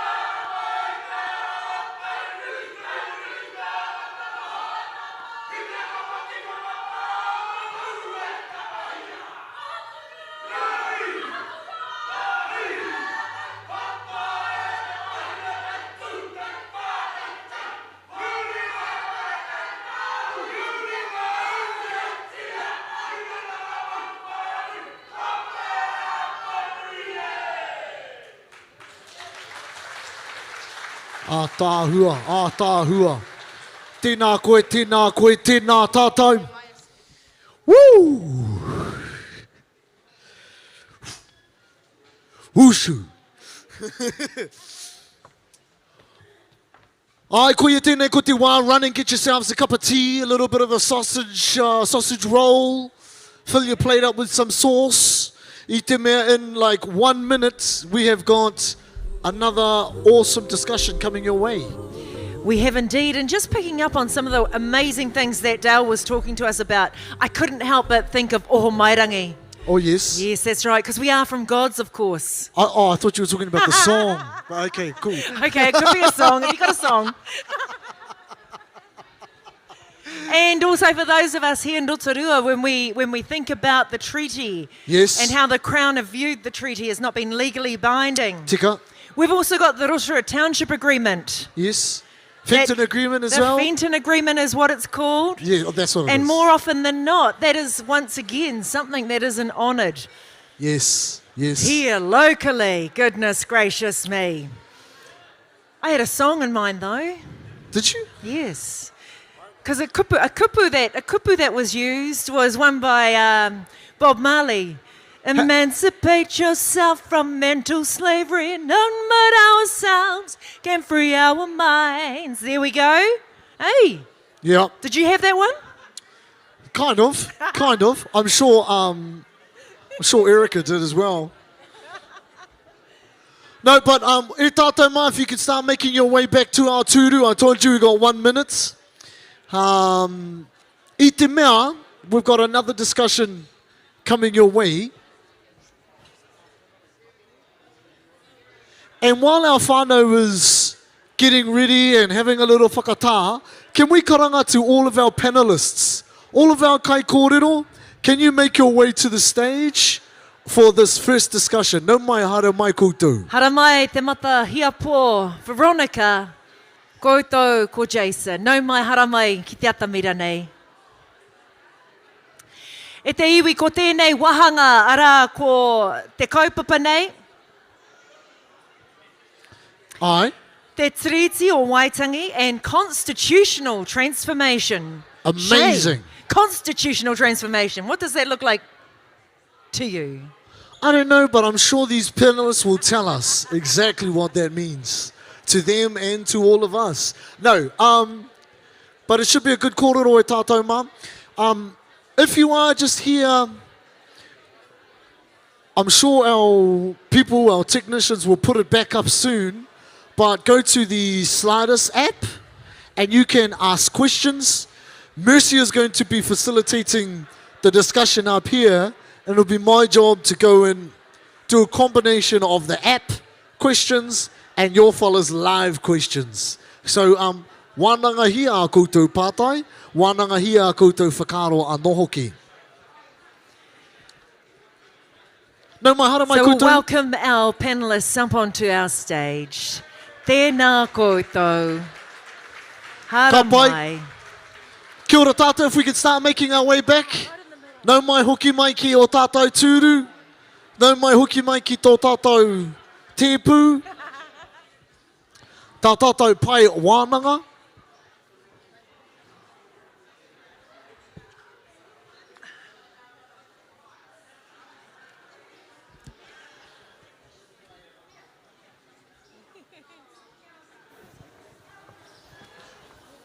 Ka pai.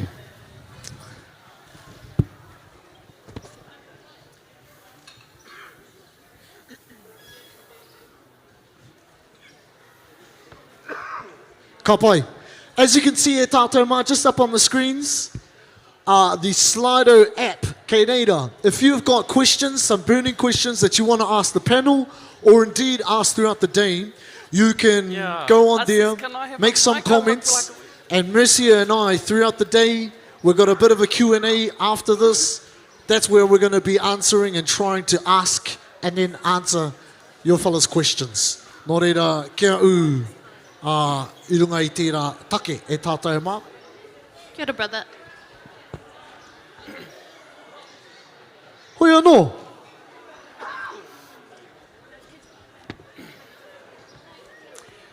Oh, ka pai. Hara mai te manaia. Hara mai. Mr. Soundman, can you turn our... actually, no, you're all right, you're all right. I'm just going to play us a little game to bring our attention back into te rūma. Hoi anō tā koutou mahi, all you need to do is follow me, okay? Whai mai ahau, it's pretty easy. All you need to know is how to count to 7 in te reo Māori. Ne? Mā taki taki, you fellas follow. Here we go. Tahi rua tori wha rima ono whitu, go. Ai, tahi rua tori wha rima ono whitu, go. Te tiro, tahi rua tori wha rima ono whitu, go. Ai, tahi rua tori wha rima ono whitu, go. Te tiro, tahi rua tori wha rima ono whitu, go. We'll go harder. Tahi rua tori wha rima ono whitu. Oh. Here we go. Tahi rua tori wha rima ono whitu. Now we're going the other way. Tahi, rua, toru, wha, rima, ono, whitu. Now we're going to get really, really hard, ne? But you're Māori, so you'll get it on the second go. Nah. Titiro. So we'll go. Tahi, rua, toru, wha, rima, ono, whitu. Go. Titiro. Tahi, rua, toru, wha, rima, ono, whitu. Rua, toru, wha, rima. Oh, tahi, rua, toru, wha, rima, ono, whitu. Go. Ka pai?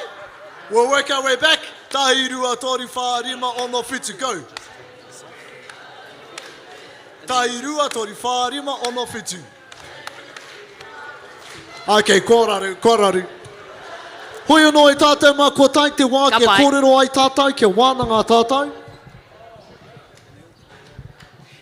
If you can take your seats, kei konei tā tātou pai kōrero, e rite ana ki te kōrero, ki te hora, i tēnei mea ko te kai a te rangatira. Nō reira, kei oku nui, kei oku rahi, o tira tuahine, tuakana, tuahine mā, tēnā koutou, tēnā tātou. Let's go. Tēnā koe, Shay. Mena i te mau toku koti, kai muri i toku koti ara ko taua kupu ara ko reheko. Tēnā koe te hori. Hea anō, ko tēnei o ngā wahanga. Te tiriti o Waitangi and constitutional transformation are such big topics that often become over-intellectualised and overwhelming for our people. Kai te mōhio puahau ki tērā. Let's break it down for our whānau here. So I'd like to introduce our panellists here today. So ka waiho noiho mā rātou e whakamohio atu ki a koutou. Kāre kore kai te mōhio te nuingo tēnei whare i a rātou. Engari kai a koutou te wā ka tīmata i te mārei kura kai te mutungara. Kai a koe te wā. Tēnā tātou i te whānau, i te whare, heuri tēnei o te tairāwhiti, Ngāti Porou, Ngāti Uio Pohatu mai te riu o Waipu. Ko Veronica Tāwhai, taku ingoa, hoi ngā mihi ki te haukainga o tēnei whenua me ngā hononga, ko whakatokahia e tā tātou kraua koro api ki konei no reira koutou o te mana whenua, tēnā koutou hui, tēnā tātou. Kia ora tātou. Tipu ake au raro tētahi oku mauna ko Putauaki. Ko te awa i reira, ko te taka nei wapa, e rere ana ki te awa o te atua, e rere tai atu ki matata, kai reira te tapua muri wai mai nā kuri a whārei ki tihirau. Nā reira ko takutaha mata atua, takutaha tūwhare toi te au pauri, tūwhare toa ki kawirau i tipu nei au, e ako nei au. Jason Marero o tōku ingoa, e me tautoko hia nā mihi, kia kūtau, te hau kāina, te arawa waka, te arawa tanata, tēnā kūtau. Ko hau tēnā. Rangi i tāne tangata rau, rangi i tāne nui ārangi, tere whetū ki te rangi, ko rangi i tāne ki te whenua. Te arawa tangata, te arawa waka, tēnā kūtau. Anei anō, he uri no te kurei monoa, ka moia toi ka puta. Ko rongo ue roa, ka puta ko whātonga taku tupuna, ka puta ko tautoki, ka puta ko rangi tāne. Nā reira, e mihi nui ana ko te matahiapo safari ranei taku ingoa. Kia ora. Tēnā koutou, kai te noho whakahihia hau kia tāia e au te noho ki tō koutou taha.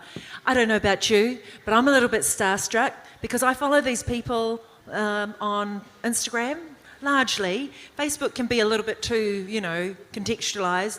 But Instagram, they have really great kōrero, and if you're not already following them, then I suggest you do start following them because it's just really awe-inspiring to see rangatahi such as themselves leading our conversations on such a transformative...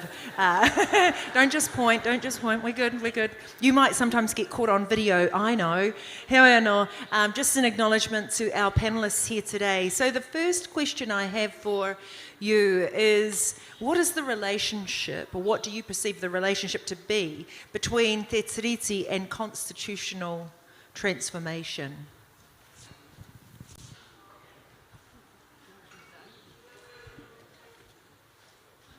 Okay, I'll have a go and then they can patch up whatever I got wrong.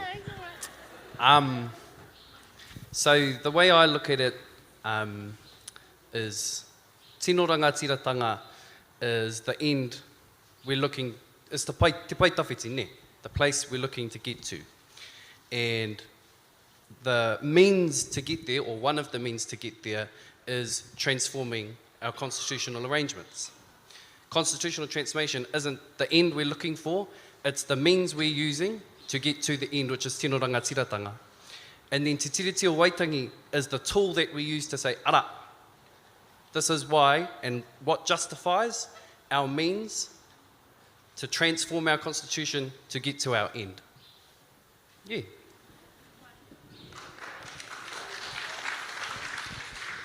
Okay, kia ora tātou. Me te mihi ki tō tātou kaupapa mā teke mai Aotearoa. So, in terms of the connection between Te Tiriti and constitutional transformation, I just want to go back to, the beginning with Papa Mona and Whā Margaret Mutu about mā teke mai Aotearoa. And so mā teke mai Aotearoa was really knowing what our current arrangements are with regards to power, with regards to authority, everything that Sister Dale talked about this morning and Matua John. So the question really, and this is the connection, with Te Tiriti and constitutional transformation, at least in terms of mā teke mai and our kaupapa, is everything our Darlene is here talking about, and that was that the question that was posed through mā teke mai was, what would a constitution look like that was based on our kawa, tikanga, he whakaputanga, Te Tiriti o Waitangi, and then the United Nations Declaration that Dale was talking about this morning. Whānau, so in terms of, that what mā teke mai was about, I know at least in those early days, was about that dreaming space. And that dreaming space is something that Papa Moana always goes on about people like Whaani Makaere go on about, in terms of that one of the most devastating impacts of colonisation has been our ability to dream. And so I just want to tautoko the comments that were made by Dale around in terms of, that rahui that we need to place around our minds and our hearts, and what she's talking about there is our analysis, Because what we do know, whānau, is that in terms of the connection between Te Tiriti and this kaupapa, mā teke mai Aotearoa is just what it's called now. As you all know, our people right from that time and since those threats and impositions that were placed upon our ability to exercise our own power, be we call that tino rangatiratanga, mana motuhake, whatever it is in the valleys and the rivers, that you are from, whatever it is that you may call it, we know that since then our people have not stopped to try and assure an assertion of that, be it in, so we know Settler Parliament, which is Wellington, we know 1852 that's been set up, 1853 they had a first elections, we know 1855 our people are already going there. So ngā mihi kia koutou o Ngāti Hau o Waikato o Wiremu Tamihana Tarapipipi, we know that he's gone straight there and said, so we can see, ka wanatanga, you have a new thing, you have expanded beyond that, right, well, what can we do? And so right from that time, all the different things that we have tried, so mā teke mai is just the latest of those things, but the difference between then and now, is that in terms of kawa and tikanga and things like that, as we know, for many of our communities, that's a struggle today. Back then it wasn't. Back then, Wiremu Tamihana, what they're doing is that they're actually proposing something that is based on kawa and tikanga, that is based on our absolute knowledge of what tino rangatiratanga means. But today, where we know that those things have been stripped from us because part of that colonial violence has been with our minds and been with our communities and been with our whānau and known who we are. So that's why mā teke mai today, in terms of that connection to Te Tiriti, while we've always sought to ensure a balance in that power relations, today the task is a little bit bigger because we need to reconnect to those things of who we are. As Dale was saying, we need to reconnect as to, what are those things that make us, that it's that tapu, that it's that mana. And so, been really getting back into that space and then dreaming, because of the phase that we're in terms of needing to reconnect and all the healing that comes from that, as well as then, the defence of what are those tapu things that we need to look at every day. Sorry, that was a really long answer. Katie Pye. Yes. I think she answered all my other questions, and I have to come up with some other ones. No, but fantastic, Veronica. And koira te momo o te hunga kai tēnei atamira I tēnei wā, not without a whakaro, not without a whakaro Māori. So, neira te mihi ki a koe, because what I'm about to talk about is actually following on from what you've just been describing around Matike Mai, and it was an offering of potential models for constitutional transformation, correct? Aye. And the three of you were part of the development of that kaupapa. So I want us to talk a little bit more about the kōrero that came from those conversations and what you see as next steps. You can mix things up. They'll get the flow. I think if I can kind of go back to the last question to link it into this, I think as their own kind of entities, Te Tiriti o Waitani, I'm a simple person. I find it difficult to do complicated. So Te Tiriti o Waitani is merely just a contract between two parties. Hey, and the contract between two parties is that, yep, we're going to share this piece of space, and this is how we're going to do that. Constitutional transformation, according to our experience with Matike Mai, I think Palm-Wana, one of his masteries was that he understood the weight of language. He understood the weight of words in the game of politics. But the deeper mastery was that the first exercise when we went around the country to do the workshops, the first exercise was always to ensure that every single person in the room understood constitutional transformation. That it wasn't this highfalutin thing that sits over there, but actually I understand what that is for myself. And as Ron, Veronica and Safari, Te Matahiapo, has kind of said, is that our constitution is really just a way of, okay, how are these two parties going to exist in harmony? Transformation is that changing the core nature of something. And so, in terms of the constitution of Aotearoa, how do we ensure that Te Tiriti o Waitani changes the nature of how we exist with each other and how we ensure peace and harmony between the two parties?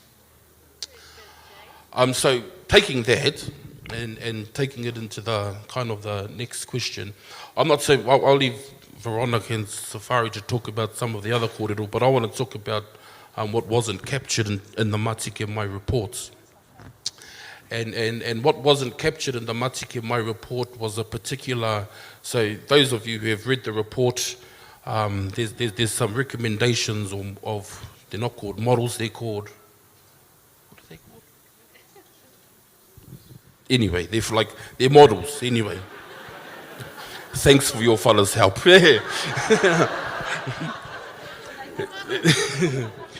And so there's some recommendations around models of how to exist with each other or how we ensure constitutional transformation that's based on Te Tiriti o Waitani.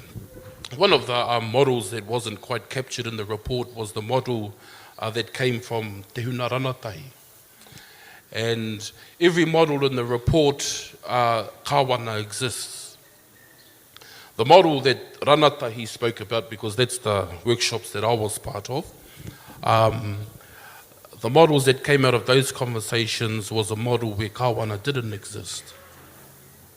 And so I think when, what happens, I think, is that every generation there's a paradigm shift.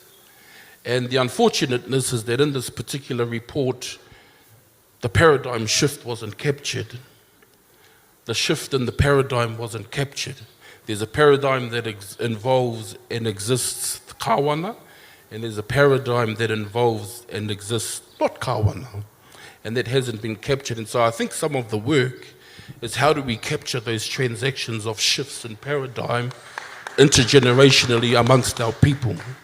And so I think I'm going to be very biased in my kōrero around Matike Mai, and it will always be from the work of the mahi that we done ki te taha o te huna mātātahi, nā ranatahi putanua. Yeah, so koia taku kōrero, ki tērā pātai. Tēnā koe, te matahiapo.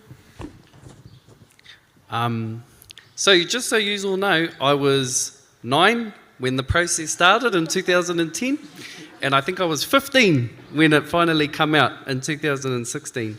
So I was not involved in Matike Mai at any length and in the development of the reports. But what I am perhaps is a result of the report in terms of how it has impacted people outside of those who were involved in the process. I'm one of the many people who were inspired by what Whaia Margaret says is some of the most beautiful arguments for transforming our constitutional arrangements. And they really are. You know, mo te tohe te constitutional transformation, kāre he paenga i ena kupu i whakatakotoria, e moa nama. And for me, the indicative constitutional models are there, but let's not forget the rest of the report, ne? There are the bits at the beginning that talk about the different sites of power and explain, you know, because one thing I was always confused about is, well, not confused, but not quite clear, is we all talk about self-determination and tino rangatiratanga, but if someone was actually to ask you, well, what would that look like? You know, lay it out for me. You'd sort of go, oh, I don't actually know. But this report goes some way in saying, well, these are the common values like utu, hohoi te rongo, manaakitanga, te whakapapa. That these are the values that are common to all of us, and that these can go be our values that inform our constitution. And then, like I said, they do some way at explaining sites of power and concepts of power within the Māori world. And so, yeah, just for me, it was a huge inspirational piece that propelled my journey. The constitutional models are one thing, but don't forget the rest of the report, which informed the constitutional models. Goodbye. Goodbye. Tēnā koe.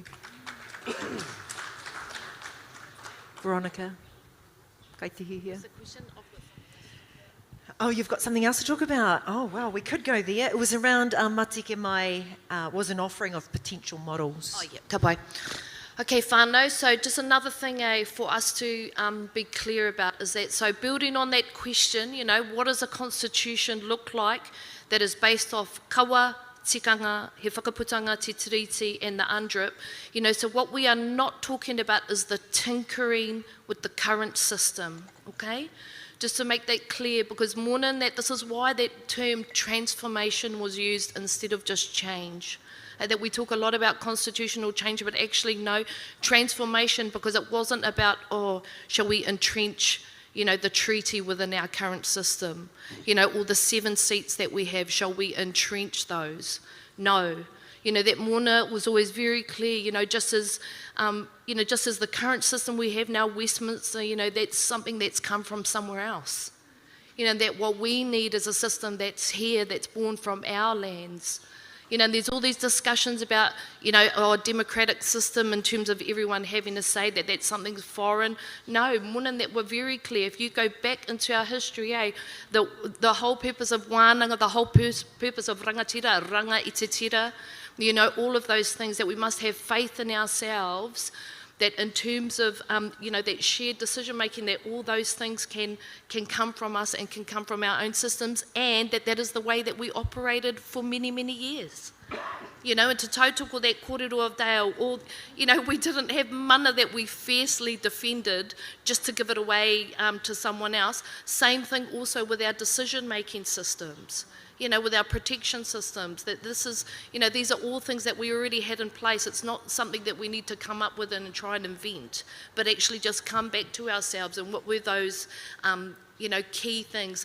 And so this is the thing, people, about kāwanatanga. If you actually have a look at the models, you know, what we're talking about is that there's a kāwanatanga sphere and then there's a tino rangatiratanga sphere. And currently the problem is that the only place that tino rangatiratanga is existing is within that kāwanatanga sphere. You know, that it's within there, and that's so then when we have the 7 seats, or by a miracle from the hard work of our people, we manage to have a Pāti Māori that's represented in there. You know, but that those are just voices within that system whānau, and that actually, you know, it's about having our rangatiratanga sphere as well, and that coming together, you know, the coming together of that. So do just have a look, but just to note, that change, we're not talking about things like passing an act that then has the tiriti or waitangi there as part of our constitution, etc. It's the other way around. It's going back to ourselves, kawa and tikanga being first and seeing what we can build from there, from the bottom up.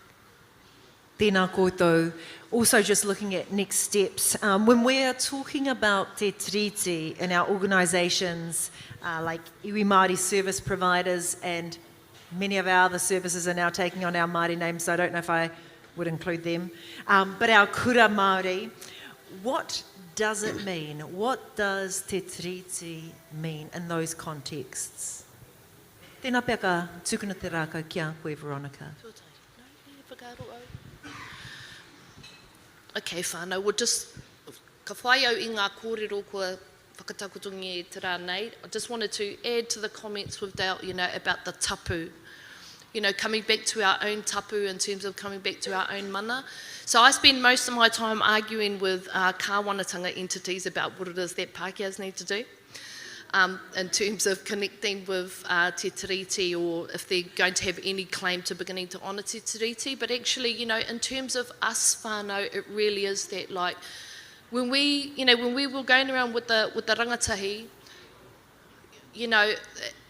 and I love, all the different things that we did that was amazing. But when we posed that question, what is a constitution based on tikanga and kawa, there were some places where our rangatahi would look at us and say, what's kawa?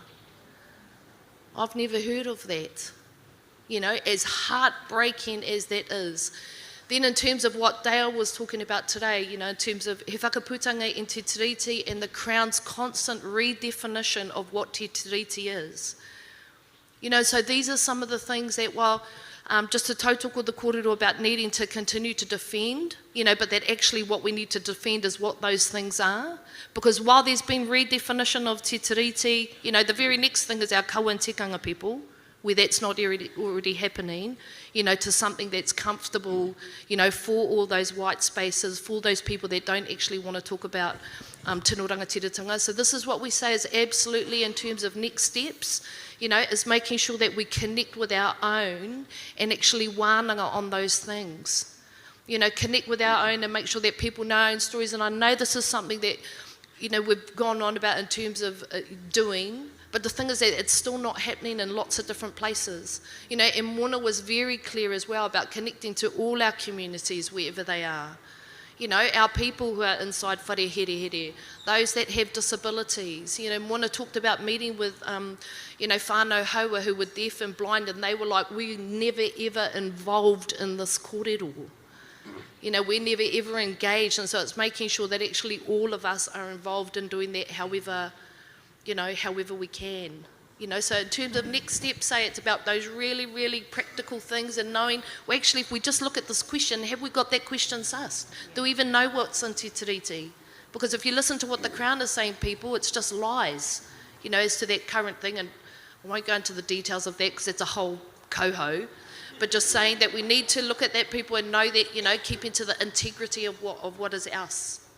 Thank you, Veronica. She's put her hand up to be our next keynote speaker at the next conference. Ka pai. But also, just whilst we're also talking still around this too, it's also how do we advocate for that? How do we advocate for te tiriti being part of our organisations as well? And when I think of some of our kura, we've got a classic example with one of our kura leading the way in which they use maramataka Māori, and they have different timetables to the rest of Aotearoa at the moment with their schooling timetables. Ko rongo mai tērā, me mihi ki a rātou. Engari, ka haere ki a koe e nāianei, Jay. Two things. Firstly, I mihi to, at home, in te nui nao nā kura I roto i a mātātia, we don't get taught what te tiriti o Waitani is. Hey, you have to go to a university in Auckland or somewhere else out of the rohe to know what a te tiriti o Waitani is. And I acknowledge that. I think that's a rare, treasured thing because we're reminded, and going back to Ronnie's kōrero around kawatikana, koe te constitution, kawatikana, is that at the kura that, at some of the kura that I had to go to, we learn about our own stories. We learn about why our mauna is over here and once was over there. We learn about why the awa flows in a particular way.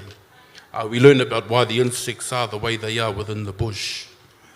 And I think the rarity of not understanding or not knowing Te Tiriti o Waitangi is when we don't get caught up in the semantics of it all. We don't get caught up in the politics of Te Tiriti o Waitangi. Which leads me to my second point, is that Te Tiriti o Waitangi was never there to ensure that Māori knew what they were up to. Te Tiriti o Waitangi was there to ensure that the other party was kept accountable to what we were saying. And so I think where Te Tiriti always has to be used is how do we ensure, using Te Tiriti, that we can make them accountable to our Mauna stories, make them accountable to our Nahere stories, make them accountable to our own stories of interactions with the white man. And so I think in terms of organisations and the kura i konei is a good example. They didn't need Te Tiriti o Waitangi to bring maramataka into their kura. That's just what they do as te arawa. That's just what we do as tūhoi. That's just what we do as whakatohea.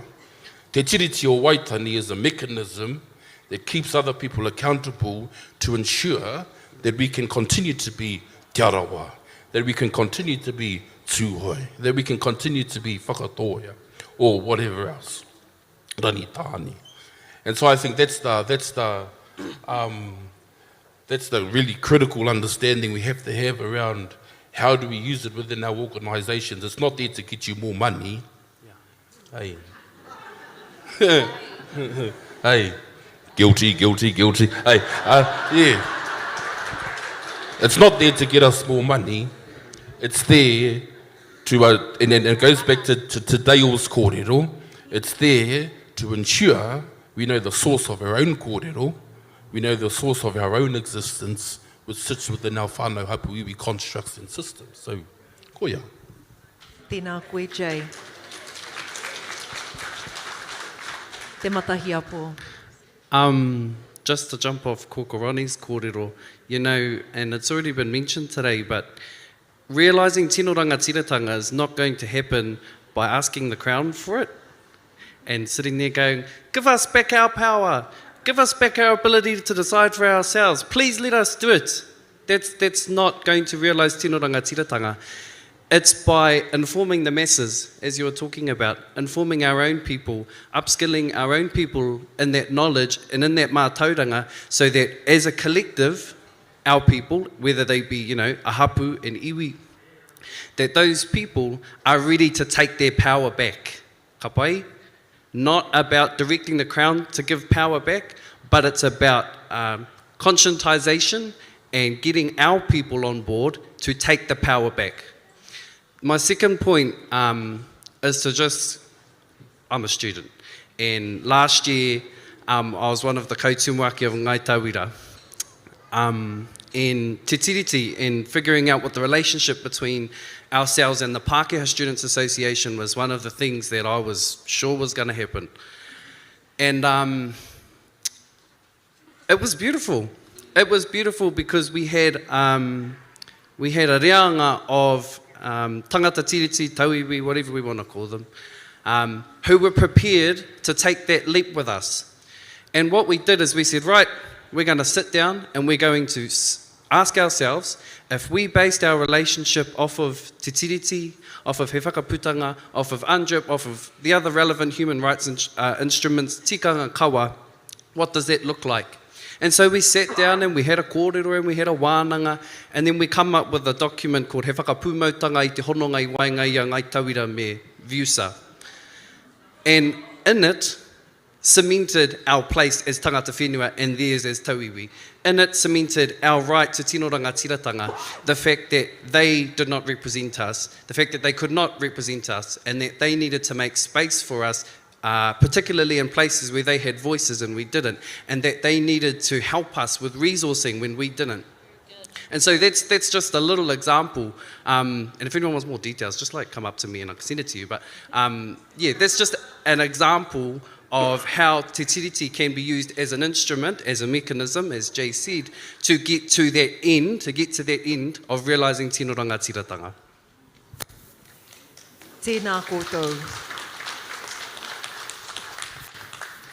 In that, there was also some inkling around how we can access the right information, and it's also in that space of co-construction. What are some of the myths that are out there about Te Tiriti that you hear all the time that need to be debunked? And while we're live, right now, how do we go about debunking them? Go on, Veronica. So first, no, so whānau, this is actually quite a serious question. So as you will know, it's already been talked about this morning, 1985, we have our Waitangi Tribunal that can go back to 1840 in terms of jurisdiction. We then have the development of these things called principles. We have the development of these things called principles. Now, a particular set of principles that were put out in 1989 said, that was put out by the government in 1989 said, one, that the Crown has the right to govern everyone. That is not true. That is not what kāwanatanga was, whānau, in Article 1 of Te Tiriti o Waitangi. We don't have time to get into it. I know you already all know this. But let's just ask ourselves, even in terms of that notion of partnership, why would 250,000 Māori that are run by hundreds and hundreds of rangatira right across the motu agree for one governor to partner with us in the political authority over our people? It just, as Dale was saying, that wouldn't happen. If there was any notion of partnership, what we know from the evidence of that time is that it was actually a rangatira partnering with that one governor over the British subjects that were here. Who knows how many of them were here? How many British subjects here in 1840? 2,000. So 250,000 Māori at least, with hundreds and hundreds of rangatira running our society. And what we have agreed to is one Pākehā rangatira that we've learned is called a kāwana. Just like the many different types of rangatira that we have, tohunga, ariki, etc. We've learned, our Pākehā friends are like that too. That they have different types of names for different types of rangatira. Here's a kāwana when they're outside of their whenua. That all of those things, whānau, we know that this is what was agreed to all that time, and then what do we get in 1989? Oh no, that kāwanatanga was the right to govern everyone. No, that's true. And two, that rangatiratanga wasn't independence, wasn't mana motuhake. What they tried to say then, was that no, Māori, it's your right to look after your stuff. It's your right to look after your stuff. Now, why is this still an issue about the myths? Because, as you will know, we've then had Te Arawhiti, the establishment of the Ministry for Māori Crown Relations. They put out their new Tiriti o Waitangi analysis in 2018, first set since the 1989 principles. And what does this Te Arawhiti guidance say? The same thing, whānau. Except what they say is that's not principles, that's the Tiriti text. That this is what our Tiriti actually says. Go and look it up, whānau, Te Arawhiti, the guidance on Te Tiriti. And so this is a huge thing. So this is one of the myths, and I just pick on it, sis, because this is a myth that's being perpetuated by government. This is what we're talking about in terms of Dale saying that us needing to protect our minds, etc., is that this is a key thing, that rangatiratanga was not independence, it wasn't us living on our lands as we had for hundreds of years, that actually it's just our right to be involved in how we manage our resources. And that's crap. Okay, first one. Then that second one there in terms of kāwanatanga. Okay, so it's just about needing to look, how is it that we can overcome these myths? Was the other one. Whānau, it's right there in some of the tribunal reports are very good. As Dale pointed out, Te Paparahi o Te Raki, 2015, have come out and said there is no way that Māori ceded sovereignty. So what is then this thing, kāwanatanga? Well, what does that actually mean? Well, if you have a look at some of the reports, it says it in there. Kāwanatanga was the right of the governor to govern over British subjects. If it had anything to do with Māori, it was about the advocacy of our interests in the international context. Okay, so all the kōrero is there, whānau, in terms of really connecting, going through. This is why we encourage people, have wānanga with yourselves and collect that information. And we know, that this is, it is a huge challenge, whānau. I know just to say, I'll connect to info, but as we know, a lot of our whānau are struggling. Ronnie, I haven't got time to go and read a tribunal report, okay? We know you're all up in the geek life. And you carry on with that, but actually I'm trying to put kai on the table. So we need to strategize and think about those ways, like how is it that we're going to actually ensure, that we are all brought into this kaupapa, which really is just about learning, about ourselves. Because one of the points that Dale made this morning, the idea that we would wake up and just go, oh yeah, okay, you one rangatira of the Pākehā, you can partner with all of us. That is exactly right. That's racist. It's racist to say that. It's racist to say that our tūpuna would just go, okay, and just divulge our spiritual, political power to someone else for these Pākehās who are mainly in the north.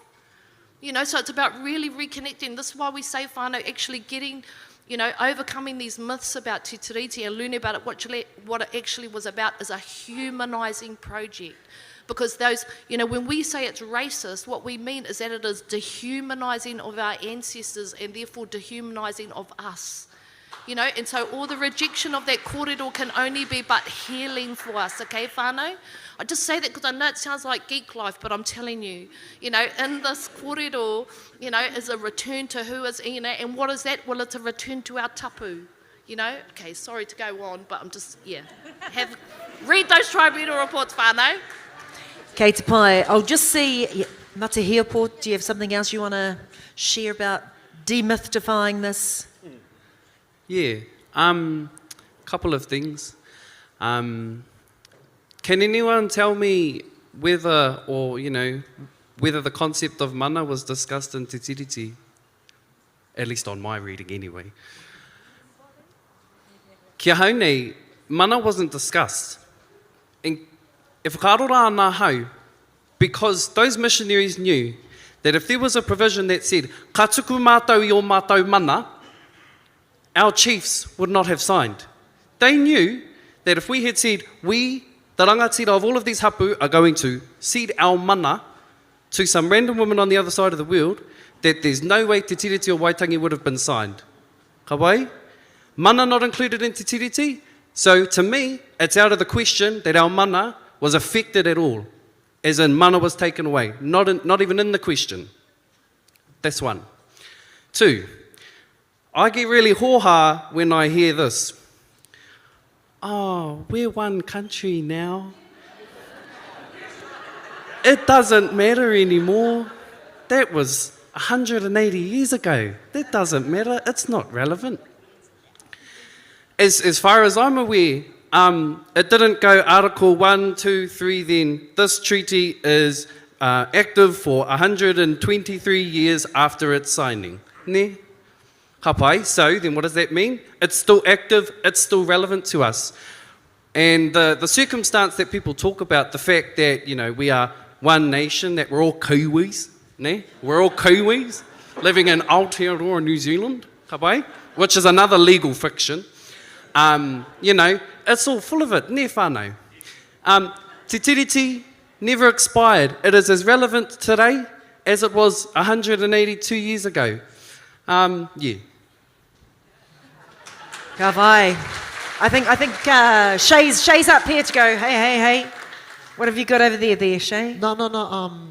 Hei whakarapopoto I tā tātou kaupapa. A nice and easy question I see on the Slido app that one of you fellas might be able to answer is, where do we find the Matike Mai report? Kei hea tērā. It's on Google. Just go Matike Mai. Enter. And then it comes right up. It's the first thing. There we go. Ka whai e te whare. Nō reira, paki mai ki ēnei. Tangata whakahirahira mō tēnei ata. Tēnā koutou.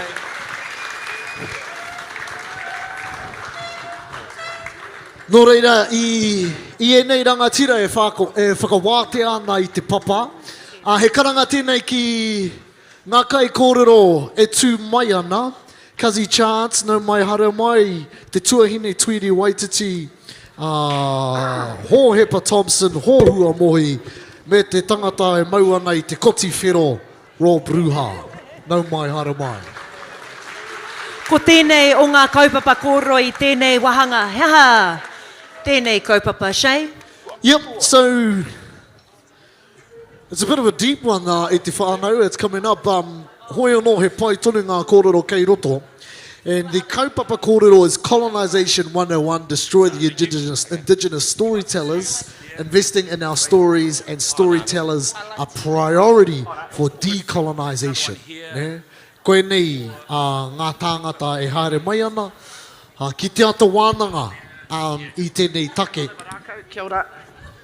And another guy that I think probably should be up here is probably talking later on. I see Toyiti over there, e noho ana ki ko. He's got an amazing podcast, sort of a live stream that happens, him tōna tuakana me tōna pāpā. It's pretty crazy, but it's awesome at the same time. Nau mahara mai koutou, come up, come and Hara grab a mai seat. koutou, kaua koutou, ware ware. We've got the Slido app. Make sure you're writing your questions in there to ask our panel, our creatives, creative natives. Ka pai Shay, ka waiho, mau. Nō reira, kia ora e tātou mā. I don't want to assume that everyone knows everyone and nō hea te katoa. So ka tuku he wāhi kōrero, ka tīmata i te rangatira rā, ana ka haere pēnei mai, ne? O kōrero, Kaz. Kia ora tātou. And what do you do? Ko ohua mohi taku ingoa. Ko nuku atu te rua te kautau pēr, we mahi moko ana. Mai te kōpū au, mahi toi Māori ana, papatuarangi au, e ako ana i tō tātou reo, kai te ako tonu, kai te mahi tonu i aku mahi toi. Ako tonu ana i era, kai te ako tonu i aku mahi moko. Kia ora tātou. Kia ora tātou, ko Chance Mikaere taku ingoa, noko nei au, he pene diva no te whakarewerewa. Taku mahi, where do I start? Terrorist, teke toka, shit stirrer, kupu sniper, all these different things there, so I'm pretty sure you've Googled the panel. Anyway. Or you, Kaz. Kia ora tātou. Ai e huri nei o Otaki. No Otaki au te paki au ki reira. No Ngāti Toa Rangatira. Kahanuni ki Wairarapa me Kaitaku hoki. And ai he ringatoi ahau. And ori te ki a koe he hoha ahau. Ai, engari ko hohepa te ingoa tūturu. Engari ko hori toku ingoa. No reira. Chirp. Were you looking at me or Chance when you said he hoha? Hoi no. Both. Kia ora tātou. Ko Tuiri Waititi tōku ingoa. No ngā hapu maha o te whānau apanui. Engari tupu ai au i roti te hapu o te whānau Pararaki roto i arau kōkore. Yeah, I'm a bit of an imposter up here amongst all these flash artists. Hoi anō, I'm in the screen industry. I don't like to put myself into one position or, label myself as a this or a that, but yep, I have a tutu with producing, directing, writing, whatever needs to be done. But yeah, I'm in the screen industry. Kia ora rā. Tēnā koutou te whare, ko Rob Ruha taku ingoa, no ngā iwi kā rangaranga o te teira whiti. No konei anō hoki tētai pāpāringa, hono e mihi ana kia koutou. I write more tētēs, and sometimes I release music. E mihi ana kia koutou, me waku hoa pōwhiwhinga I tēnei rā. Kia ora koutou. And my name is Shay. And I tutu in toy as well for self-expression and just for fun. That's a different kind of toy there, Ne.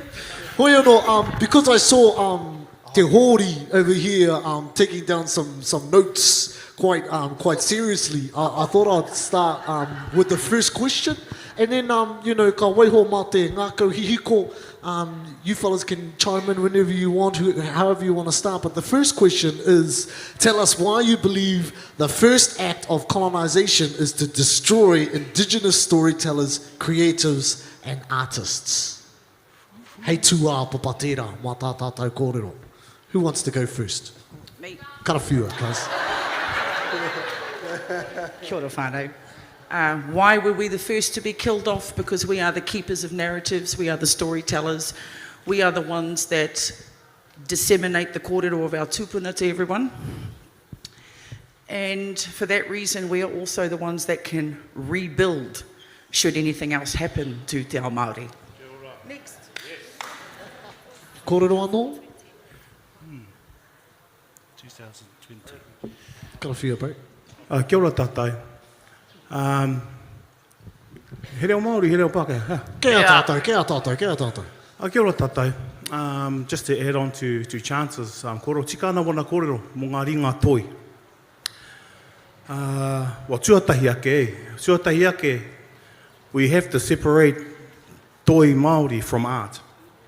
Tahi tātou ka moho. Toi Māori, tika ana ia, we're the holders of the narrative. And ko tātou katoa tēnei. He Māori koe, in some facet, he wahanga o he toi Māori, kei roto ia koe. But the beauty of toi Māori is it holds all of our tikanga, it holds our kōrero, it holds our whakapapa, our hitoria. And the beauty of it is, in all toi Māori and all its facets, it makes it palatable. It makes it exciting, it makes it digestible. E hikaka ai tātou te iwi Māori ki a tātou kōrero. And when you think about it, ngā toi katoa tēnei. Tērā, some people would say that the keeper of the narrative is reo. And he tiko hoki tērā. Engari, if you break down reo into its components, what is reo but poetry? Ne, what is reo but a tool finely crafted over generations and generations to paint an exquisite masterpiece. Nera. And so, pēnā tātou ka titiro ake to get, you know, ki te mawhai ake, ki te whakakorengia ngā ringa toi, it makes the canvas of our Māoritanga blank. You know, it makes it blank, it makes it white, sorry for using the kupu white, it makes it sepia. You know? So it makes the canvas of our Māoritanga sepia. Ne. And ki te pēra, then it's very, very easy for other people to come in and splash their colours on our canvas. Ne. And I suspect probably that's why, that's what they do. They, you know, ma te whakakore i a tātou, it makes it easier for them to rewrite our narratives that we have to live by. The worst thing about it too, you know, tātou korora le with the colonisation, it's the one thing that destroys our people and expects you to be happy about it. Nera. Hei, taku paku rua hene. Ka pai. Ka whiuki tēnei taha, and then this was the next question, but hei tāpiri ki tērā, hea te rerekētanga, what is the difference between art and toi? You know? So this side now, you fellas go hard. Well, pai te kōrero mai a te tuakanara. Art is something to be admired, but when you talk about the word toi, you're talking about the mastery, the excellence of the craft that you're working with. And you're also talking about origins. Origins of something, the nucleus of something, the most powerful, most potent pill of identity. That's what you're talking about when you're talking about toi. And the other thing about why did they kill us off first is because we freaked the hell out of those who tell us we shouldn't be us. We freaked them out. That's our job. That's our job, is to freak those people out. Because we were just having this talk over there, having a coffee, deep wānanga. Our job as tangata mai i toi is we sit slightly to the left or right of the kauhanga nui. Slightly to the left or the right. Everyone else sits in that main trunk line and thinks, oh, this is fantastic. This is a beautiful venue. Beautiful venue. No one saw the mold over there. No one saw that raranga over there falling to bits over there. Engari ngā ringa toi ka kite. Ngā ringa toi ka kite. And my earpiece is falling off. But that's also about society. Hey, we get caught up in this mainstream. Oh, we're all good men. Hey, ka nui te porotehi. We're all good. We need to be grateful. Tō piho.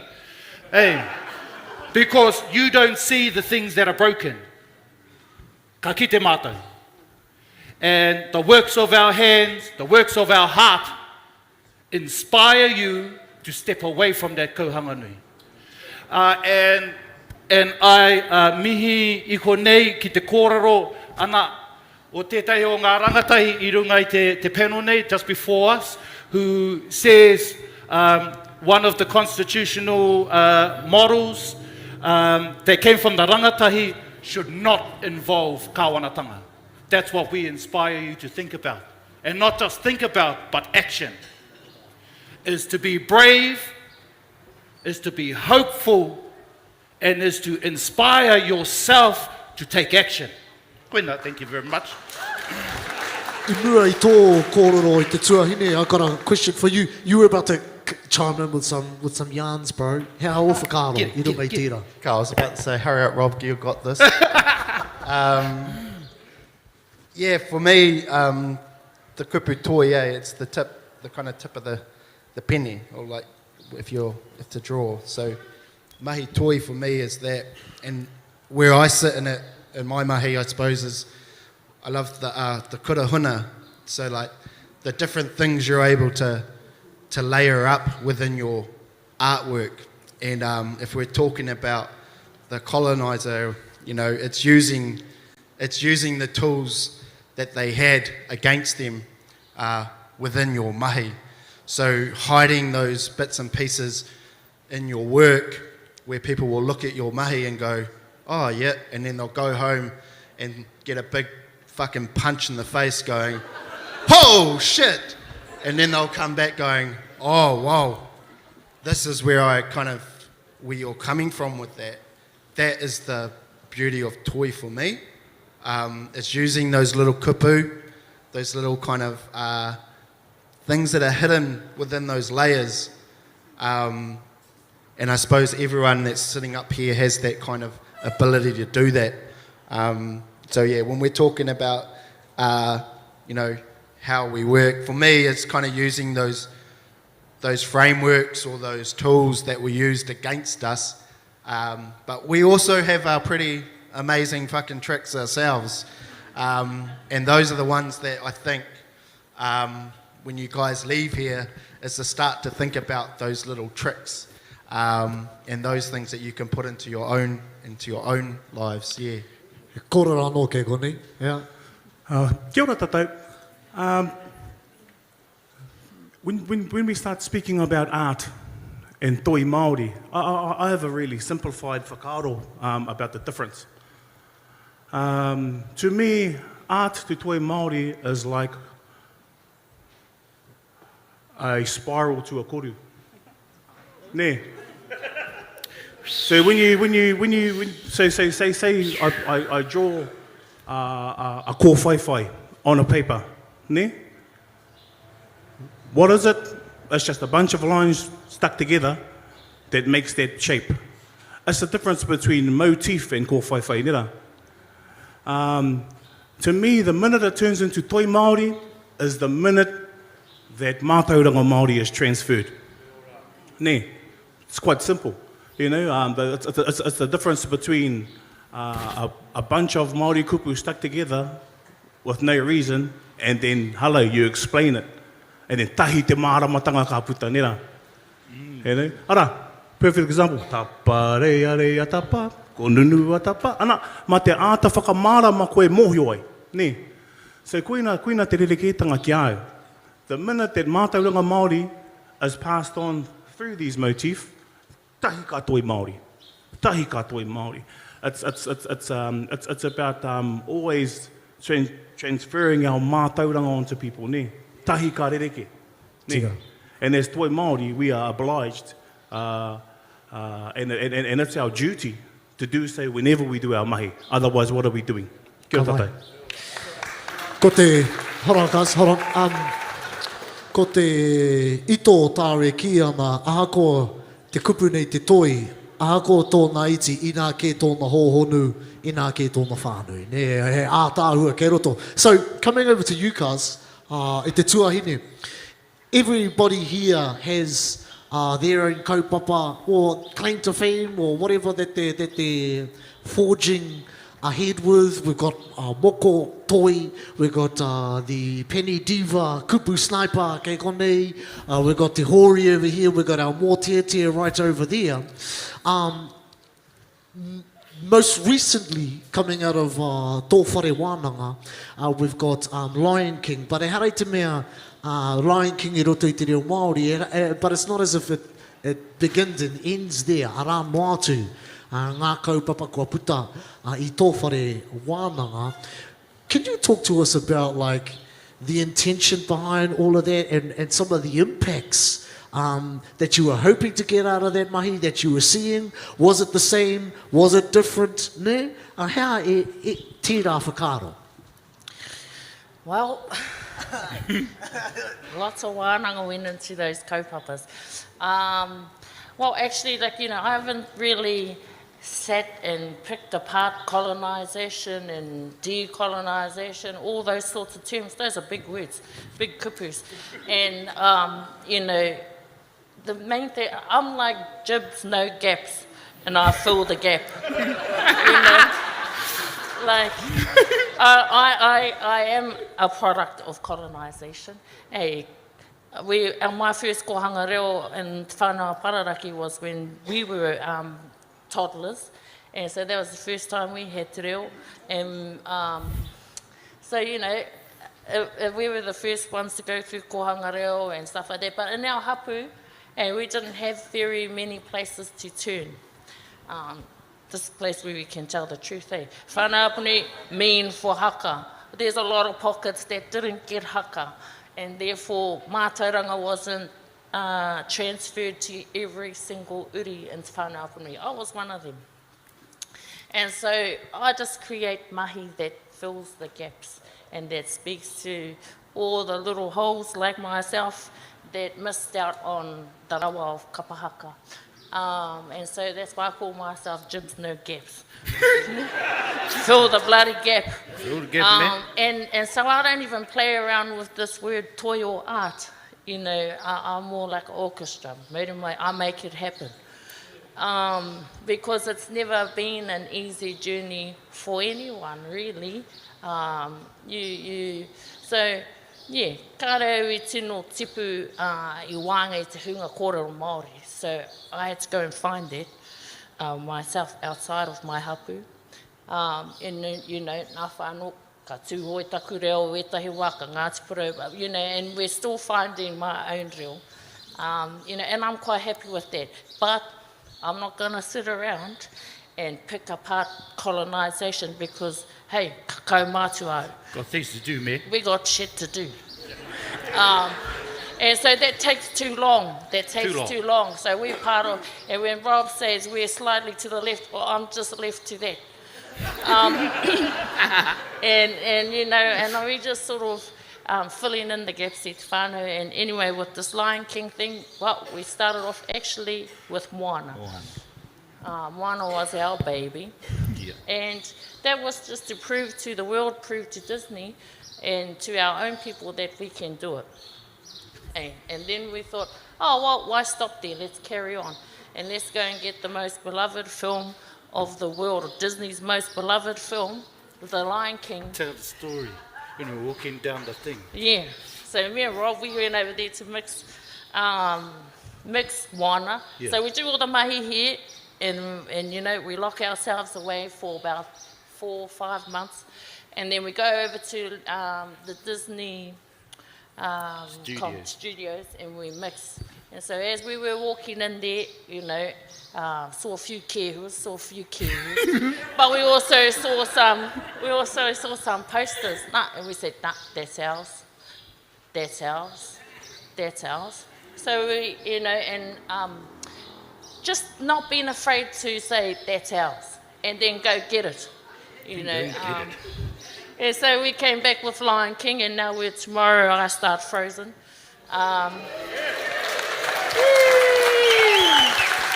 And then we won't stop till the funding, which is nearly out.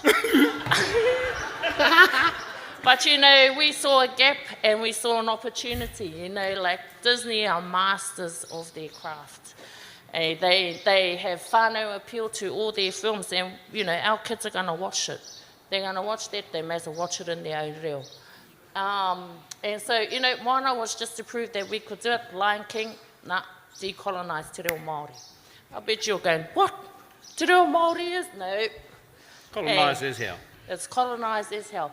And we wanted it to be... So that's the difference, eh? We didn't just translate it, it's an adaptation. Adapted to our people, to our taringas. Otherwise, it's like what Hohua said. It just becomes a brown brush over a white kaupapa. Sorry for the word white. But we had to change it, and that's why when people ask me stupid questions like, will there be subtitles? No. Go and watch the English version. Correct. But, hey, it's all the decolonisation of te reo Māori. Like, you know, there's things, it's simple things. Me pēhea te reo te reo. Hey, our responsibility is to make sure that anything from this point on that goes onto the screen, he tika te rere, he tika, you know, kia tika te reo. For instance, like we're so influenced by the English reo. So, ka pēnei, kei te pēhea, all those sorts of young things. You know, we have to get our nuances right. You know, he whakararo e tahi wā and really to hit it, but also we have to change the whole thing to adapt to us. What's an example, man? He aha. It's ha. It's ha. Not bloody he aha. It's ha. You leave your wharewānanga rubbish at home. It's ha. So then my question is... How to question? How to question, man? How? How? Did I get that right? How? I just saw a window of opportunity there, really. Nā, tino mihi ana ki a koe te tuahine me tērā. And I really want to, you just started to touch on etahi o ngā taumahatanga, ne? In terms of decolonising the reo. And I want to come back to that. Because around mātu ngā kōhau hei ruku mā tātou I roto I tērā kaupapa. But I want to bring in our Chance because she wanted to chime in on the toy kōrero. I said, hold on, we got another one over here. But Chance, kōrua ko taku tuakana te hōri. Because you've been involved in some pretty, locally, but also across te ao Māori, some pretty... how to kupu? Out there? Like you could probably find some other kupu. Everybody else is just catching up. I'm not out the gate. No, but you know. Tell us about some of the as a Māori artist or ringa toi, I guess, as we kei te kōrero tātou, some of the challenges that have you faced when you're trying to decolonise our whakaaro, because that's kind of what you do, essentially. Koe rā o mahi, he ata wero I ngā whakaaro, ne? Aye. What are some of the challenges that go with that? Well, I just wanted to say that toi Māori and art difference, toi Māori, there's whakapapa, there's reo, so there's a commitment that we have to that and a responsibility to it. Art, because I've been to white art schools, you can get away with any bloody thing. Anything! It doesn't matter as long as you can back that shit up. Now, when you have come through Pākehā art schools and Māori art schools, and I have been thrown out of both, just for the sake of clarity here, it really set me up seeing in kura Māori and in white art schools what my purpose was. And that was to be a lightning rod, to just, to kupu snipe, quite frankly. I love that role, telling the truth. I love walking into a room full of my relations and they either smile or they scuttle away. It's, love it. Honestly, I'm like, thank you. I know I'm doing my job properly if that's the reaction I'm getting. One of the things that I note, particularly here in Te Arawa as an iwi-based practitioner, is we're still having people without any toi Māori understanding making decisions about the major commissions that happen here. They're still giving these commissions to people that are from anywhere but Te Arawa. And I have a problem with that because politically, no konei au. So that's the first issue. The second one is that, look, I grew up here at Te Puia. Me and my cousins used to have our bikes and we'd hoon up and down the valley, bother all of our nannies and our aunties, you know, get told off, get told not to go to the blueies, etc. Forever annoying the guides. Carl Leonard can testify to that. He's here today. He nicknamed me Whakaputa Mōhio and it has stuck. So having all of those opportunities here, I have a relationship with Te Puia and New Zealand Māori Arts and Crafts Institute, which is why I'm going to say what I'm going to say next. NZ Maki, the New Zealand Māori Arts and Crafts Institute, was created because of a parliamentary act. Right? Now that was put there so that we can preserve our traditional art forms. Now from 1963 until now that it's in iwi ownership, and I'll talk about that because I am Tūhourangi, Ngāti Wāhiao and Ngāti Whakauē, we haven't, as the Arts and Crafts Institute, taken the time to step back and reflect about what everyone needs here, not just the traditional art forms. Because even though moko is recognised, and that's fantastic, whakairo, raranga, etc., we're not giving anywhere near the same sniff in the door to the animators, to the drawers, to the painters, to the political shit stirrers. We're just not. And quite frankly, the stirrers need to be part of those conversations because we will tell you, no Ngāti Parau ia, go back to your whenua and you make that sculpture over there. You know, there are times here where we are seeing people who are making, quite frankly, the same old shit. On board with it. Why are people still telling that dusky maiden narrative from 1950 whatever, and it's 2022? That stuff has to stop. So I'm just going to put it out there to all of my relations that are making these decisions about who makes the art and who does that. Hara mai koutou ki te kōrero ki te kurapai cartel, eh? Kia ora. Kia ora. Oh, wow. And that at Te Whānau is Chance's way of saying, ha!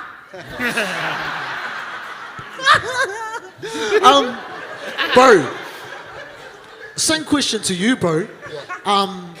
But, you know, the challenges around being an artist or a ringatoi, but also being authentic, bro, is that a challenge in itself? Or what is authenticity to you, bro? Oh, God. Was this on your little pad of notes, bro? It's not on my little... Okay. Nah, but it's all good. I tautoko you fully.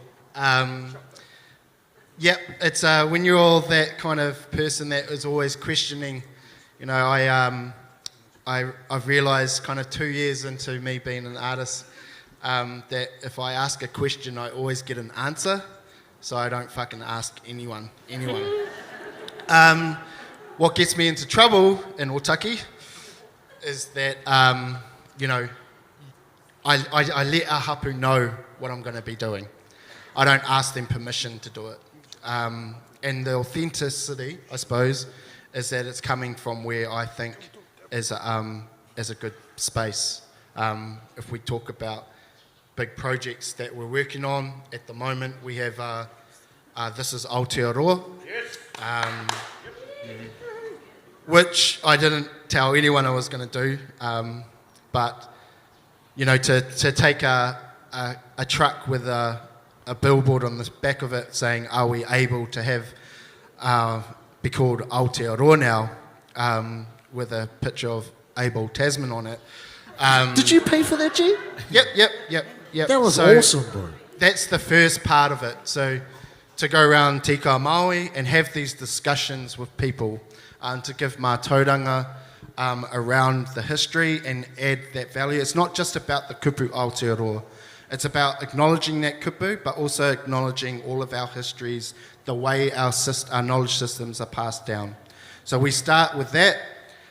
Next week, I jump in the truck again and go down to Te Waiponamu to have the discussion again. And then to come full circle, I decide to jump on a plane, fly to the Netherlands, go to Zealand, and take the kupu back to where it came from. So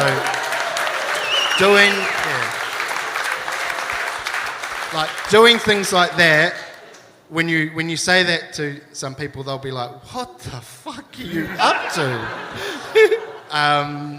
But it comes full circle. You know, that's the authenticity that you're looking for as an artist. You know, you back yourself 100%, and that's where I'm at the moment, is that I don't need to have a cultural consultant to tell me that. You know that within yourself.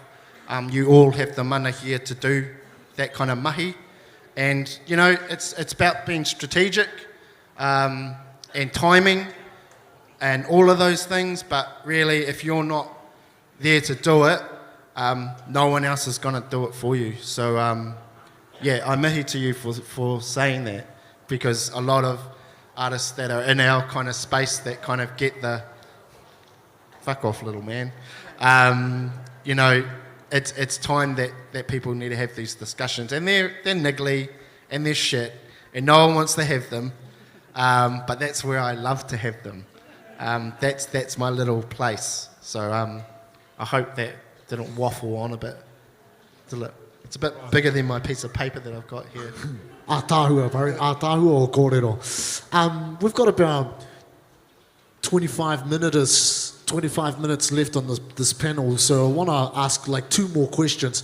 So, because generally on panel discussions, I used to do a lot of these sorts of things. You know, you get 20 people up on stage, and then you say, you got 20 minutes, and that's, you know, 1 sentence each. But, so I really want to ask, because I can see, kei te kite hau, e harai te mea kei runga noiho nei I tēnei pai kōrero o tātou, ko ngā ringa toi, kei te kite au i Carl Leonard, kei kōrā, kei te kite au, ko wai atu, kei roto nei. E whakarongo mai ana, e mātakitaki mai ana. Ka tīmata ki a koe e te tūākana. Hea tō tūranga, ne? Hea tō tūranga, hei ringa toi Māori, i roto i tēnei ao e noho nei tātou, e hikoe nei tātou.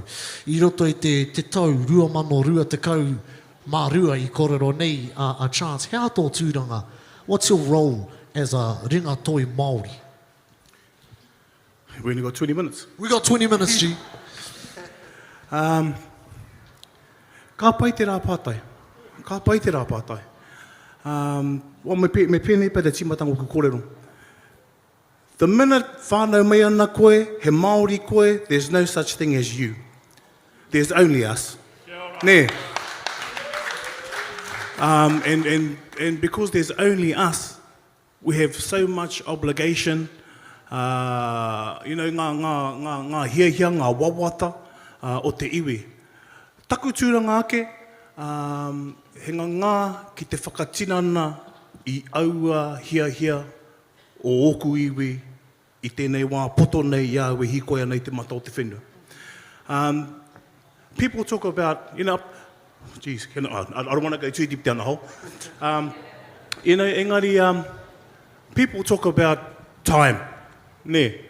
Time is, you know, we've got to hurry up. Time. Ne. But what is time but entropy and space? Ne. Time carries on regardless of me, and it carries on regardless of you. Whenever our tupuna done anything, they plan things in generations. Ne. So ko tāku I tēnei wā poto nei, is to try and do as many things that I can do to help our kaupapa to take whatever steps ātoi, ā-moko nei while I'm alive so that my kids don't have to take those steps. Koera pia tāku e tū nei. How do we do that? Ma te āwhina. Ma te āwhina I wetahi e noho moho aona. One of the biggest killers, I suppose, in toi, when it comes to toi, is we're huge victims of convenience. And we really, really love and, some of you are going to go home and you're going to go and watch Netflix because it's convenient. Ko pau te wā ko hare tātou tiki videos. Ka mātaki-taki a whānau, ne? If the movie doesn't blow up or something big happens in the first 3 seconds, we skip it to the next one, nera. So, ko tāku, he ata whāngai I ngā paku mōhotanga kei roto iau I tēnei wā nei. Whatever little things I've gathered, he mea whāngai, ki ngā mea e kaikāna ki ngā toi Māori, whatever little they may be. One thing I also suspect is, and my cousin Huriana brought this to my attention, is we tend to throw the word mātanga around like Skittles these days. Ne? Te tera, blah, blah, blah, ko tera, he mātanga moko tera, he mātanga reo tera, he mātanga, Really, ia we noho nei, māku e kororatu ki a tātou, e harau e te mātanga moko. I'm a person that loves moko with all his heart. And every day is a learning day. So ko tāku nei, he kohi I ngā mōhiotanga moko, and all of us sitting up here, I'm not just a moko artist. Ne, ngā toi Māori katoa he mea aroha nui te ehau. A chance ngā toi Māori katoa. A hori ngā toi, so ngā toi Māori katoa, we all of us touch onto it every now and then. So ko tāku noho, my position is, my job in the small time is to gather everything I can do, and just like how the mātauranga was given to me, is give it out freely to as many people as I can, so they don't have to go through the same struggle. To make someone have to suffer because you had to suffer to get it, te ego tera, and ego doesn't help us. So koera tāku I tēnei wā, he kohi, he toha toha. Kia ora tātou. Kia ora, kia ora. One thing he said, kei te he, we're not watching Netflix anymore. We're watching Māori TV Plus. It's on Apple TV now. Mau tāma te hare ki Netflix. That is one of the most terrible sites to try and navigate. No. It's on Apple TV now. It's the app. And while you're there, you can watch Hohua. And our next guy called it on a show called Moko. Pretty cool, because episodes 6, 7, and 8 is pretty much talking about exactly what we're talking about right now. Brother Rob, ka whiwa tērā pātai ki a koe. Hea tō tūranga? E mohi anau, you've evolved I roto I tēnei ao nei, and I've heard you speak about this in the past to like our whānau Rua Mata as well, and I think he pai tēnei wānanga mā tātou, but like, ko mātaki hia koe. I roto mai te kapahaka, rāranga, te mea, kua whanake mai nei, ki te tangata ki te nei tātou I aia nei nā, but hea tō tūranga I roto I te ao toi? Well, I think another mahi o te tangata mai toi Māori is to create social glue. Is to create social glue, because we're good at wehe. We're bloody awesome at it. Actually, we're bloody kei te taumata ki tātou e haere ana. But that's a big part of it, is to create social glue. So koina te o waku mahi. And then how we do that is we create social glue in the places that matter. And mō kuake nei is ki te hunga rangatahi. Ngā pakeke, I love you all, but you had your time. Hey, tika. We give lip service to this thing, ko ngā rangatahi, ngā rangatira o a popo, and we don't actually action it. We don't actually action it. We've got the same people who've been there for years in those leadership positions and leading us down the same path. And the same thinking, the same thinking to solve new problems is not going to work. So, ke tika rā tātou, one of my jobs is to encourage our rangatahi to step into the rangatira role that they're destined for. And whether you like it or not, they're going to sit there. one of our mahi in Kahao and the choir that we set up was to teach them how to be the leader we want them to be. And then to put them into the leadership positions. They run their own ship now. Me and my wife 4 years ago set up Kahao, did everything for them, all their logistics, all the headaches, that one's gone vaping over there, and all of that, all of it. But now they lead the ship. They do the invoices. They say, yes, we're going to that kaupapa. They book the buses. They train the tira. And they say, Uncle, you want to come? And that's where we need to be heading. That's where we need to be heading, straight up. Where the other role that I think I'd like to think I play is devil's advocate for us. Devil's advocate for us. So close your eyes. Some of you had your eyes closed for half this morning. Close your eyes. Now, tomorrow, wake up and turn off all the schools in the country. All of them. Turn them off. No more schools. No more universities. None. As you know them, turn them all off. Now what do you do with your children? Yeah, you freak out. Open your eyes. Morena. Our job is to make you think of the things you think are impossible. And to make you stand up and get them. Because I think Mātauranga as we know it now, as we knew it 50 years ago, is killing us. It's killing us. Our job is to reinvigorate the kura that we know is the proper kura. Hey.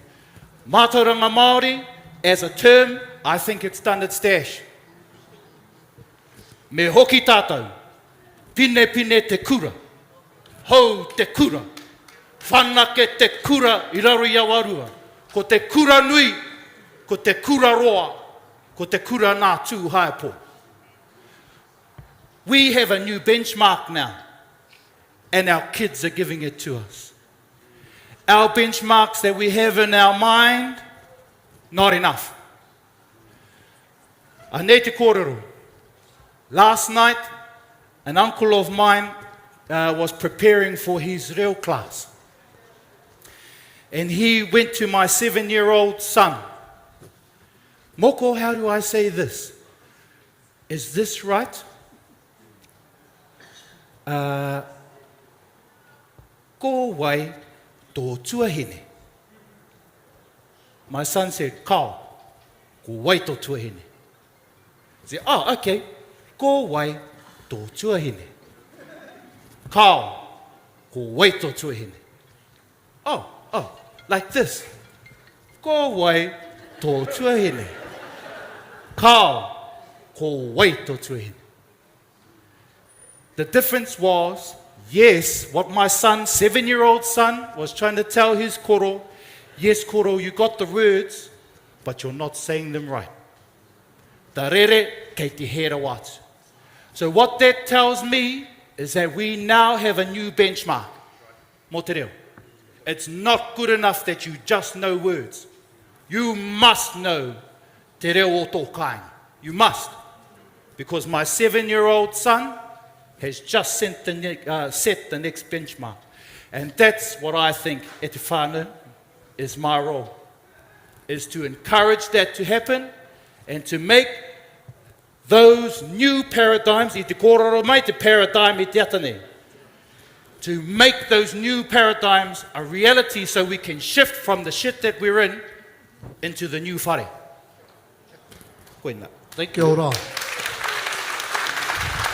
Don't clap, just throw money. Because the funding for arts in this country is shit. $148 million comes to art in the whole country. 148 million. How much does it take to make a Disney movie, my cousin? Yeah, 180 mil. So we can't even make a movie, Te Whānau. And that's spread across. Māori arts gets 80 million, I think, 60 or 80, stretched over 4 years. The rest, everyone else's money gets changed every year. Am I right, David? Yeah. I And don't so like politics, we got to but bank I- on ourselves.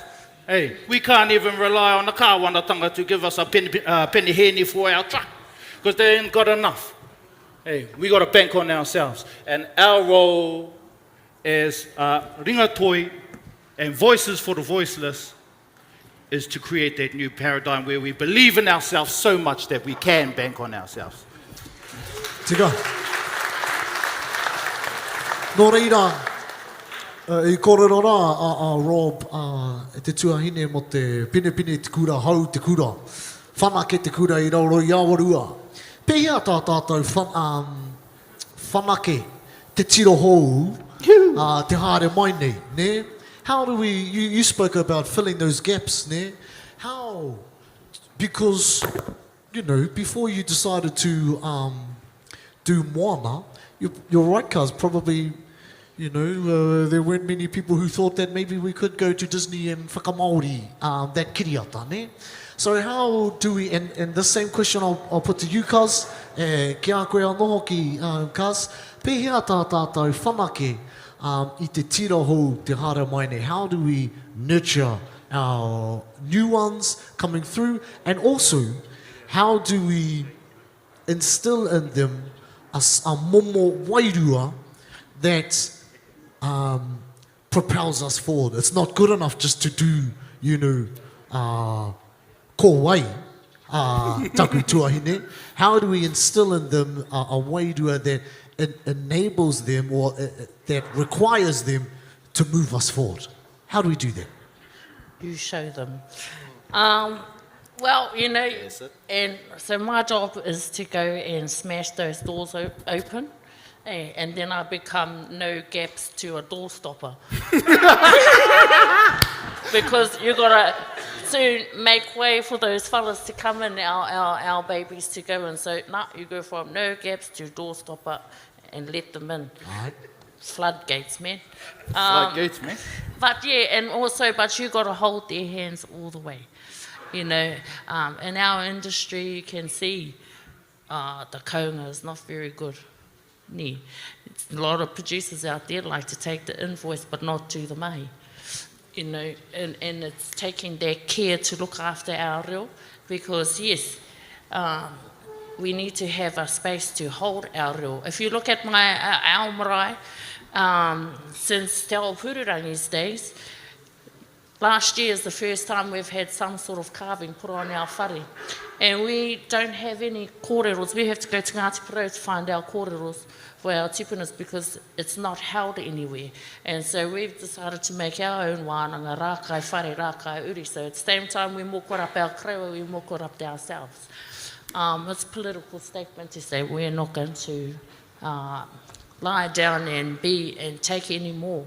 You know, and so in all these spaces, it's choice going over there to Disney. Now they already know who we are with our faces. Kia ora, Rick. Was it we'll a be mission? back for Encanto. Kia ora. Was it a mission? Was it a mission, cuz, going to Disney? Because, you know, ia we tupu ana. Taku māma koe e taku North Star, ne? And ia we tupu ana, there was a little bit of a... Disney was not really the greatest wāhi mo te tiaki I ngā kōrero o te iwi take, ne? So was that a mission going there to be, or was it about going there and colouring in those white spaces, ne? How te wairua ia koe e haere atu ana ki Disneyland? You just got to run those fellas over. You say, yes, you're doing us a favour too much, and then you make their stuff better. Pati, man. And, you know, that's exactly what Taika's done, eh? He's gone in there, and now we've got two mātauingas and Thor now. Yes. Hey, normalising, and, you know, they want more, but the trick is how do we protect more? We got to be in control. Don't just go, yeah, here's our story, here's Maui, and then let them run away and then ko he rawa. And then we have to go, nope, that's the Samoans version. Tahitians. Yeah, that's the Samoans version. But no, you've got to go in there and own the space. But never lose your vision, because you're not over there. It's time for us to piggyback off them. For generations, they've been piggybacking off Indigenous stories, but now it's time for us to go in there. Because it's whānau, like we said, it costs $180 to make a Disney film. Million. And there's 800 people just sketching. Yes. Yeah, that's our whole industry combined. Yes. Cameramen, soundmen, all together. So there's 800 people just sketching the first draft. Then you've got to go into the next building. They're like, just the sound complex alone is about the size of Waikato Hospital. And there's all those people. We don't have that capacity. And we don't even have that money. If you're looking at Māori money, we're getting 60 million. How are we going to make our own animation at that level? So we have to go and whaka-Māori those spaces. Tika. Bro, how whakaro, bro? I mean, you're kind of, Tweedy's going to Disneyland and you're going to Otaki, you know? Tennessee land. So how are you going whaka-Māoriing, for lack of a better term, tōkainga, but also providing a space where you can nurture, but also you can allow your tamariki, your whānau, your next generation to come through as well, bro. How are you doing that? I've said this probably 3 times in the last 2 weeks, but a surf mate of mine used to always say to me, he'd always go, Hori, if you're not living on the edge, bro, you're taking up too much space. And he'd constantly say that to me, and I always go, well, fuck, I'm going to take both. Yeah. So, as creatives, we live on the edge. Sometimes we're provocative in terms of things we might say or do, or, we take risks, but at the same time, we take space wherever we do that. And if I'm able to do that in my little taone of Otaki, and show our rangatahi, who are rangatira, how that's done, then I think as an artist, I'm doing my job. But if we want to go big, I think global is massive. I think here in Aotearoa, for Māori, we have such a strong hold of our culture, and to show those other Indigenous people that kōrero and how that thing's done over there would be amazing. Yeah, bro. Mean. Yep. True, brother. Yep. Tēnā koe. Have you got anything to add to that, cuz? Of course I do. So... Kupu Sniper. Kupu Sniper. So I'm going to jump on the end of what Rob was saying there in terms of kura. So here in Rotorua, last year we had an exhibition called Tuakana Taina, and this was to ascertain the impact of COVID on our artists, so that we weren't working in an isolated way. We brought us all together, and from that, Te Kurapai cartel was forged. Now, Te Kurapai, we take our name from the kōrero of, He Kurapai Ngā Mahina. Actually, 2 of the other trustees are here today. That's Hohua and Carl. The 3 of us are in control of Te Kurapai. And what we're about is telling Te Arawa stories with Te Arawa excellence and Te Arawa ways, and making sure that we maintain that as much as we can. Now, we've been deliberate, or I've been particularly deliberate, about only having 8 artists in Te Kurapai at this point. And why is that? Because why do we want a mile wide and an inch deep when we can have, an inch wide and a mile deep in terms of what we're talking about with tohungatanga with our work? Now, those 8 artists are Joel and Corey Masters, the twins, absolute gangsters of what they do. There's Kerea Mataiapa, total innovator. Of course, there's Carl as our tohunga raranga whatu, and the brother here as our ringa tāmoko. We also have the brother Murray Bidwa, and I think the only other sister in the Ropu is Jamie Rolliston, and that's because Jamie does the palatable version of what I do. So we needed someone to balance that out, whānau. But what we're looking at is making sure that iwi-based practitioners are looked after. You know Te Puia is funded, you know NZ Maki is funded, and you know the Arts Village down the road with all the Pākeas and their little knitting and crochet and whatever they're doing, they're funded, but we're not. So we need to make sure that the iwi-based ones, the ones that are always at the marae, the ones that are doing the dishes, making the fry bread, all that stuff, we're there. And we are constantly there. Politically, we're there. At every single point where artists should be involved, we are there. Because it's our role to listen to all of you and disseminate all that kōrero back. So that's the whole point of the Kura Pai Cartel. Kia ora. Tēnā koe, tēnā koe. We're in the part where I'm asking your fellas questions. Now, e tātou mā. I'm going to read wene pātai. Ne? Hei whaka Māori, hei whaka Māori a whakaaro nei, mā rātou. Hōhua, you're at the top of the list, brother. What are some things you hope to see in your lifetime to show that the road to constitutional transformation is well underway? O whakaaro. Was that question directed to me? Yeah. Well, tuatai ake hea te constitutional transformation. Pātai pai tērā. Land back, bruv, all of it. Ah. Yeah. Ka pai tērā pātai. And I think Chance would probably answer it. No, okay, then how about this, bro? How will you know ka oho koe I te ata, ka tūwhera o karu, ka kite koe I tētahi mea e tohu ana ki a koe, kei te ara tika tātou, kei te ara pai tātou, kei te ara tātou o te tino rangatiratanga. He whakamaoritanga pai te achei? Pēhea, hea ngā tohu e kite ai koe, kua tutuki tērā haere. O ko te tohu tuatahi e ki te neau I oho au. Tuarua? Oho ahane. Koira tonu pēr.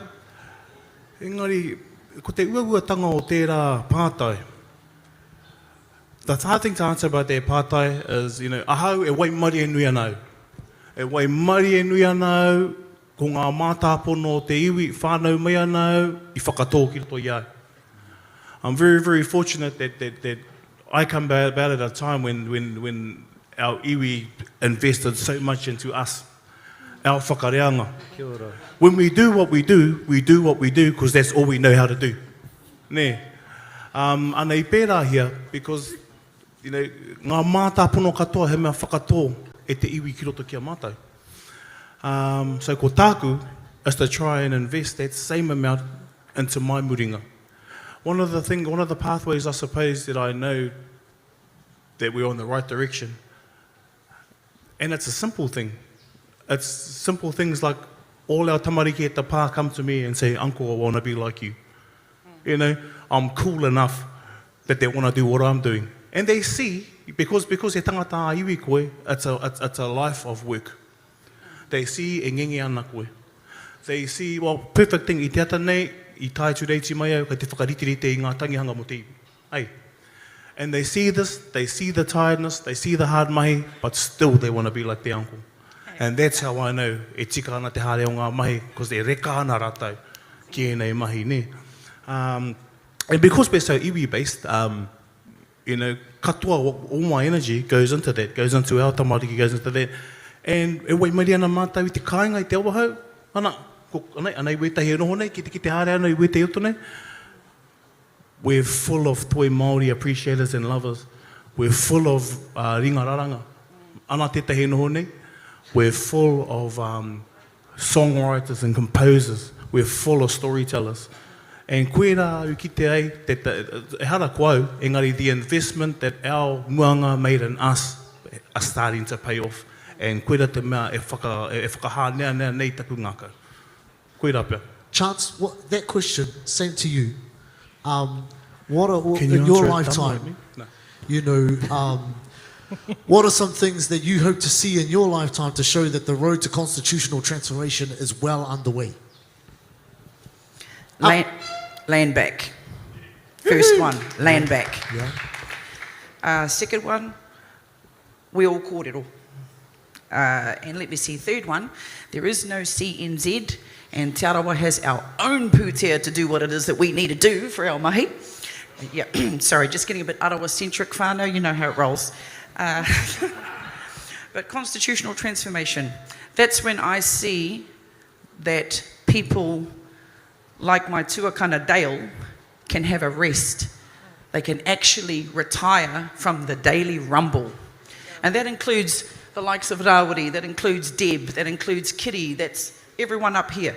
That the rumble for us is over. And the rako has been passed on, and it's a nice, pretty, shiny, sparkly rako, and our kids can play with it rather than be destroyed by it. You know, rather than, oh my God, this rako is huge, this is going to scare the crap out of me, rather than that we can go, oh sure, next.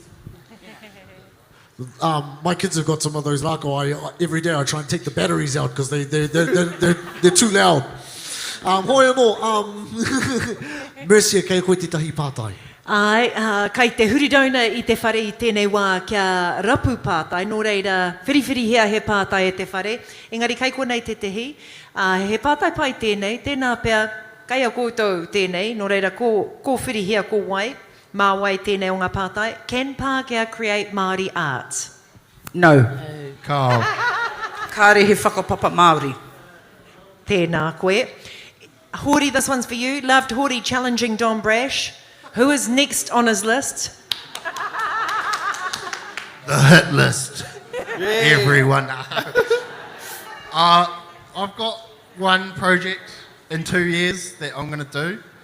And yeah, a Pākehā whala came into the shop the other day and was like, well, talking about the Queen and, you know, surely when she dies, we cut ties. And I was like, well, before that,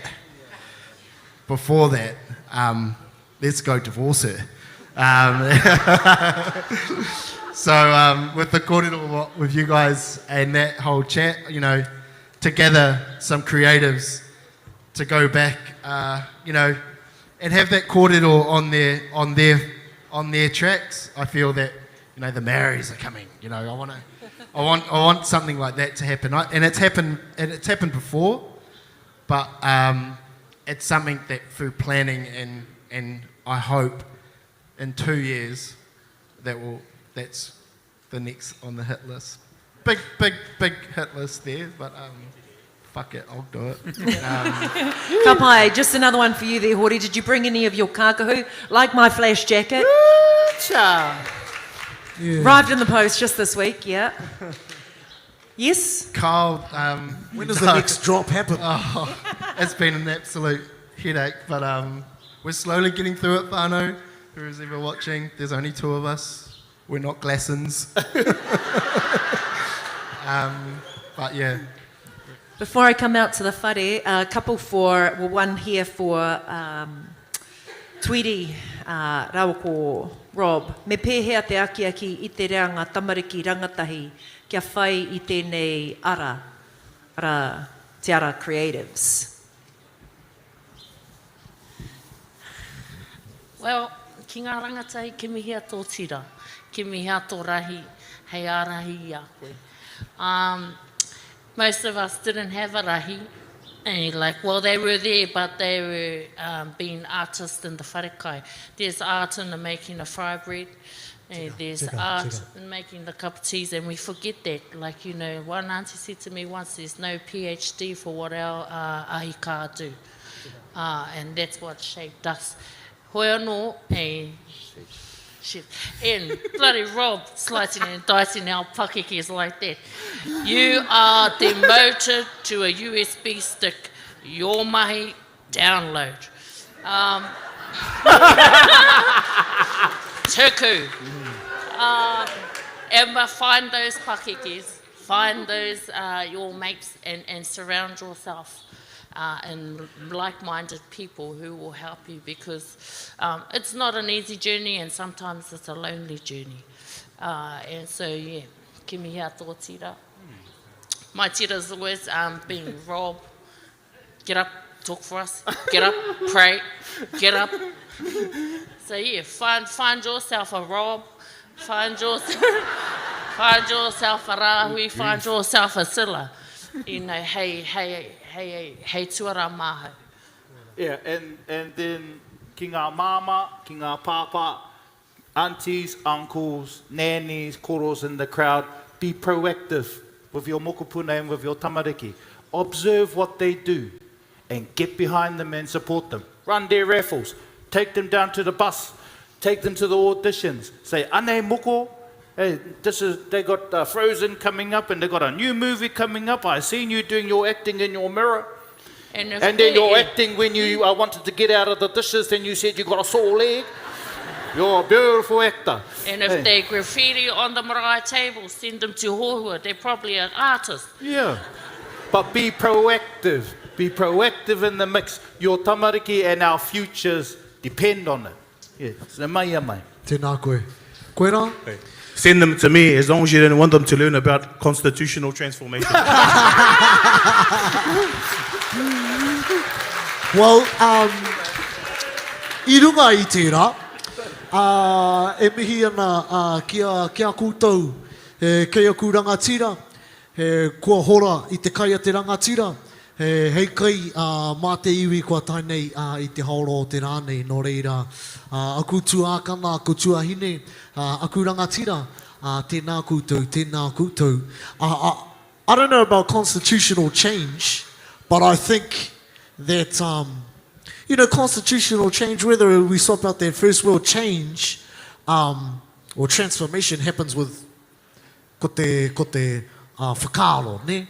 Ka tīmata I te whakaaro, ana ka nāwai ka puta, he kaupapa nāwai ka puta ko ngā hua, te mea, and it's like what you were saying, it's generational. Nō reira, ko tā koutou mahi te rānei, he hora I enei whakaaro, tai hoa ake nei, nāwai, e kore pēr tātou e mōhio e kite I tēnei wā, e ringi ko te wā o ngā tamariki e noho nei, hei reira pēr ka kitea te hua o a koutou kōrero I tēnei rānei. Nō reira, huri no I tō tātou whare, that's us, e tātou mā, tēnā koutou, tēnā tātou. Kia mōhio hoki te whare, ai ka timata te kai, hei te haurua mai te kaumārua karaka. Nō reira he wāwātia, tēnei ka hoki mai anō ki konei whai muri I te tina. Engari ka tā hoki koutou te hikoi atu kia āhua, ko te whare taonga ki konei. Yeah. Go and visit the Āhua Gallery while you're here, and if you're heading out for kai, if we can go out those doors, please. Beautiful. Kia ora rā, tātou.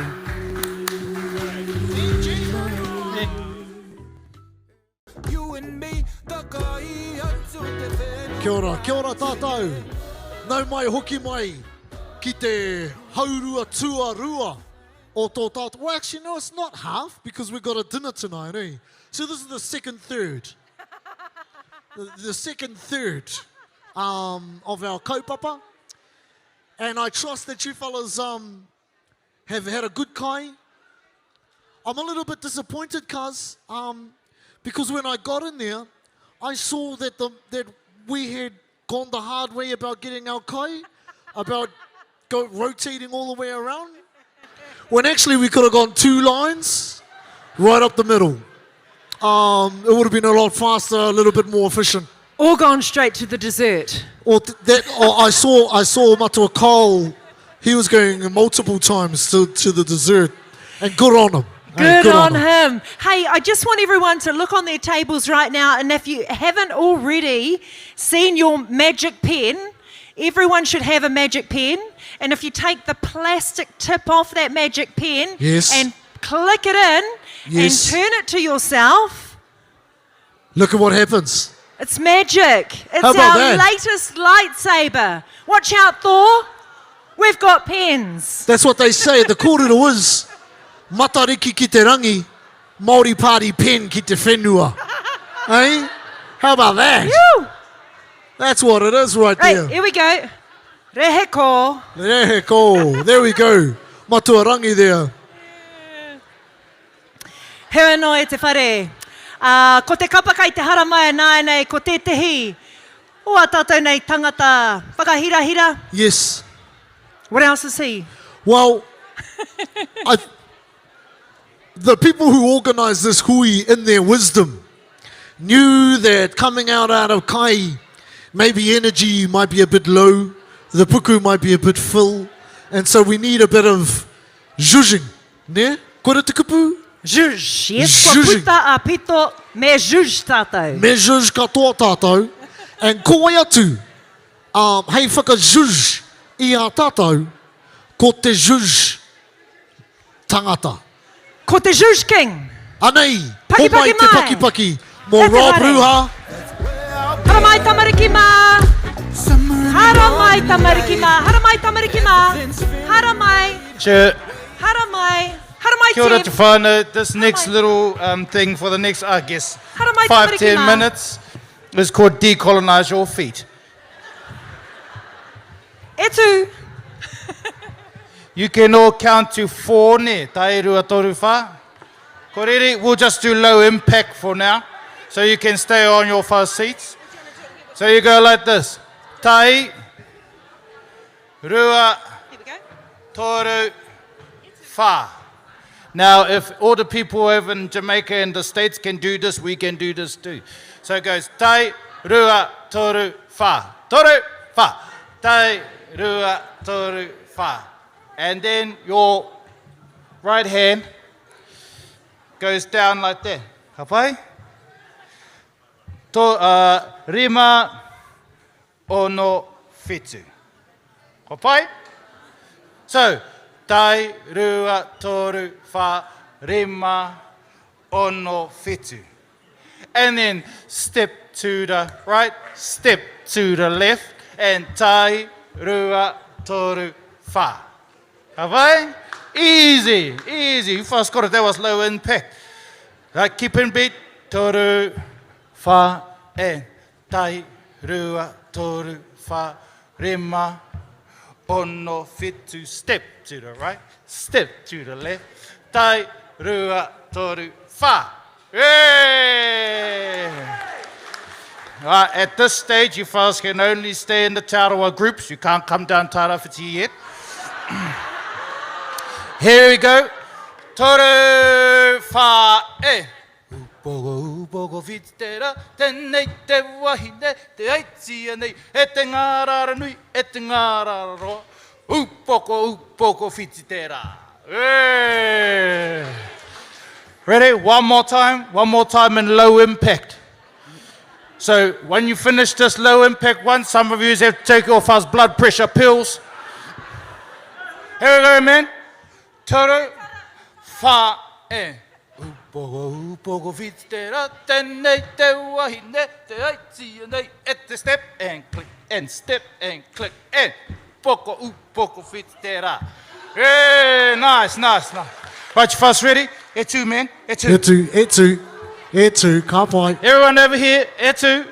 I've been watching this corner over here. Bloody fabulous, man. Bloody fabulous. Here we go. We're going to just do it on a low impact again. Just stepping it out over here. Don't get tangled up with your neighbor's feet. Your husband might see you. Here we go. Toru, wha. Upogo, fitera, tenei te wahine. Boom, and step and click, and step and click. Upogo, fitera. How did they do, Tamariki Ma? Not bad. All right, Mr. Soundman. We're going to have some run shrews. Not run through, that's colonized, run shrew. Here we go. Duet this with me. Toru, wha.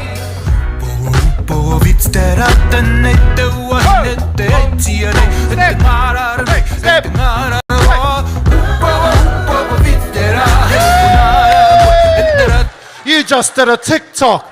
Now we're going to do it for real, everybody. We're going to do it for real. This is the new paradigm we were talking about before. Going to take it over, man. Meche mai. Sound man. Let's go.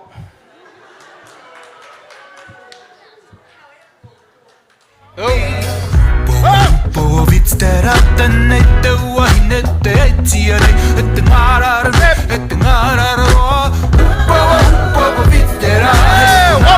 more. Let's go. One more.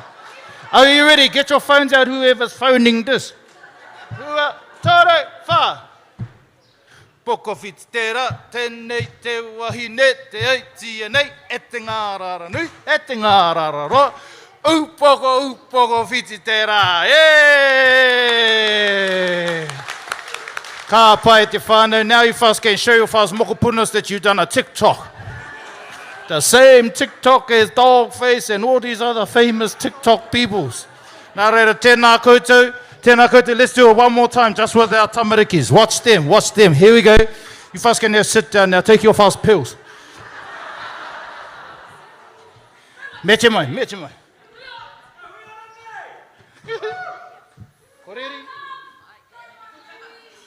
where I'll be.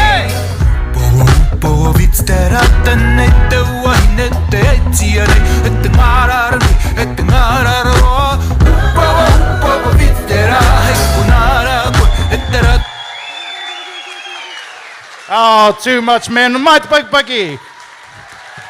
Clap and then show money. They're gonna go to the mall after this, apparently. Ka pai, ho mai te paki anō e tātou mā. Aren't they amazing? When we said, when Rob said we were going to do a TikTok, Matua Rangi McLean asked, "What's the time, Mr. Wolf?" Was that a bit of a joke, eh, Matua? Sorry. Hoi anō, kia hoki anō tātou, ki tā tātou kaupapa, and we've got more kai kōrero coming up. You know, our TikToks, our kēmu, our little whakangaho, they're awesome to whakahoki mai I te kaha ki te tinana, whakaohoho anō I te wairua, kia rite ai tātou ki te rongo o tina ki te kai I ngā kōrero ka puta a ko ake nei. So it's awesome that we're all taking part in our TikToks. It's awesome that our tamariki are seeing us all take part. And it's awesome that our tamariki are also witnessing some of our kōrero that's happening throughout the day. Nō reire, mihi ana kia koutou, o tira kia tātou. Kei a koe, Kaz. Tēnā no tātou. Tēnei wahanga tō tātou. Ko tēnei kaupapa, ko te decolonising actions in action. What can we practically do to decolonise our spaces when we turn up to work on Monday? And I've actually just had the privilege not so long ago of being a part of a graduation of the Masters in Māori and Indigenous Leadership that Che led out. And one of the things he spoke about to his students when they embarked on that Masters program was some of you may not end up being in the same working space as you currently are, because this program will transform the way you think. I'm going to introduce a wonderful aunt of mine, I'm privileged to call her my auntie, to the stage, who is no stranger to this place and space of transformation. Donna Watere Huata of Ngāti Whakau e Ngāti Porou, Ngāti Hine and Ngāpuhi descent is the current Māori Climate Commissioner and has been a staunch advocate for Te Tiriti o Waitangi and an equally fierce opponent of ongoing colonisation and racism toward Māori. Ko koe tērā, aunt. Donna became the first registered Māori psychologist and in this role witnessed government policies and procedures harmful to the well-being of Māori whānau, but especially to their children. These experiences fueled her commitment to fighting contemporary colonialism, joining Ngā Tamatoa as a founding member in 1971. I know she doesn't look that old, but cousin, we're here, we know. And publishing the first of her 4 books, Māori Sovereignty in 1984, In these critical but equally exciting times as Māori, Donna will be exploring actions and tools we can utilise to move toward decolonisation, or as we prefer to call it these days, re-indigenisation, and better equip ourselves to approach this in our own space. Nō reira, nei ka mihi kauatu ki a koe, e te kōkara, tēnā koe.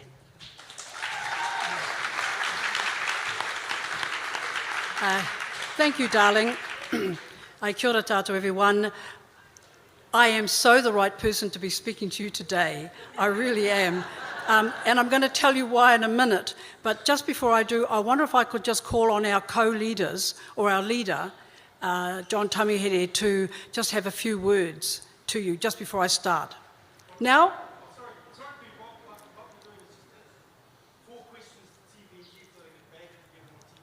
Yeah, no worries. Come on. Huh? Oh, it's done. Oh, okay, great. Where was I? Okay, so I'm very excited to be here. Thank you, Benedict.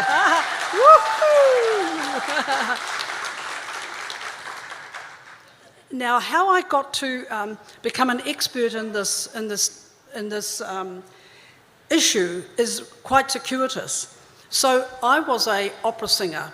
My mother met Kiri's mother at a concert in Gisborne, where I was staying up in Tokomaru Bay at the time. And Kiri came on and she sang, she was magnificent. She's 7 years older than me. And then I came on, and because none of the boys wanted to be in Auntie Ngoi's kapahaka group, I was the entire bass section. And you could hear me. And Kiri's mother turned to my mother and said, "What a voice." I mean, it was loud.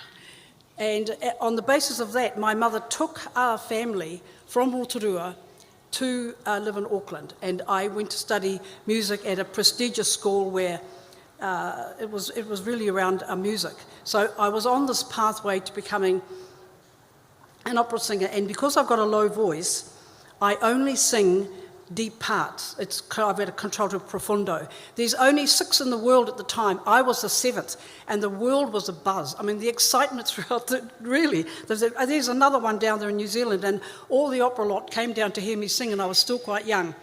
But what had happened is that you had a lot of mental illness problems in opera. And for especially in my voice, because we only play witches and hags. We murder the prince and steal the baby. So in order to prevent this happening to me, because 2 of her former pupils had also been hospitalised with mental issues, she sent me to university to do 1 paper, psychology. And I loved it, I really did. And when my father went to prison and I was looking around for another career, I thought, well, I loved psychology, so I'll go and do that. And that's how I became Māoridom's first psychologist. I was sent to South Auckland where I was I was the first Māori psychologist in the country, and I could see that someone was making policy that didn't fit our people. I mean, it was just like dumb. It was just as stupid as it is now, but maybe worse. And I had the bright idea, why don't I go down to Wellington, work with chief executives and senior management from government agencies, and actually show them the genius of the Māori world, show them the beauty of Māori thinking, and get them to understand the trauma of colonisation, and get them to develop better policies. So I did. I resigned my job and went to Wellington and began doing what we called in those days bicultural training. It was really anti-racism training. And I worked hard at it, and we had some successes. I had 33 government departments as my clients, and of those, 20 set up Māori units. This was my big plan. If I could get a Māori unit into every government agency, get them a 5-year budget, then my work is done. I could just forget about it. If I could get some policies as well. So anyway, that's what I did. So 20 of the 33, and we managed to get 2 DepSecs. One was in conservation, and Piri Shasha was our first DepSec. We got one in foreign affairs. We had lots of Māori put in the Tier 2 and Tier 3 levels. So, you know, I felt at the end of, I think it was 8 years, that I had achieved something. And lo and behold, it was not 5 years had gone by before almost everything that we had achieved had been dismantled. It was like a shock. I mean, how the hell did that happen? The Māori who were hired were still there, but one by one, the positions were downgraded into second, third, fourth tier. The budgets disappeared. The staff that they were meant to have disappeared. The focus on the Māori strategy that was there when I was there disappeared. And so it was really a wake-up call. And by then, this is really hard work, dealing with racists on an intimate basis and getting paid really well for it.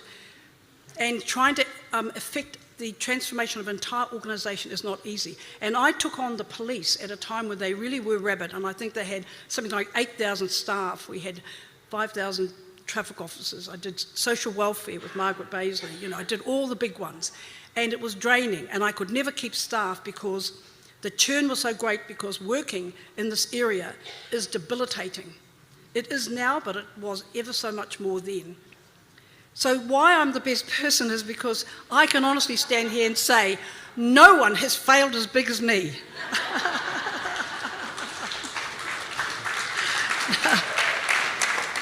And it's the lessons that I've learned from that failure. I thought, gosh, what could I have done better?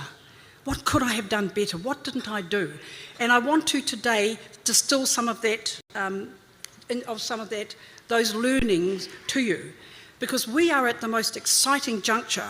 We're at the tipping point where, you know, things that I talked about 50 years ago are actually now almost within our grasp. And you are the generation that's going to make that all happen for us. There are 3 parts to this. You can't just look at what you do at work. You've actually got to look at what's happening in the home as well. Because, you know, when I started in Ngā Tamatoa in 1970, there were only a handful of us. And of those, most got burnt out quick. People would come and go. We had a reunion recently and there were, you know, a lot of people there. But no one stayed very long. They'd stay for 6 months, a year, 2 years, and then they would be shattered and they would leave. And I have to say that one of the reasons that I was able to stay was because I had a few things going for me that many others didn't. And I put them down here. I had a settled home life. I had a network of like-minded people, you know, people like Hana Te Hemera and Sid Jackson and, you know, Linda Mead. I was surrounded by people who thought like me. So my kind of thinking, far from being radical, was normal. I had someone who thinks you're terrific. Well, you see, I was blessed with a Aroa mother who just loved me to bits, as Aroa women do love their children. And she made me feel like I was the most intelligent, beautiful child that ever was born. And that's really great because all you need is one person to think you're special and you can do anything. And then, you know, lucky me, I chose a husband who thinks the same.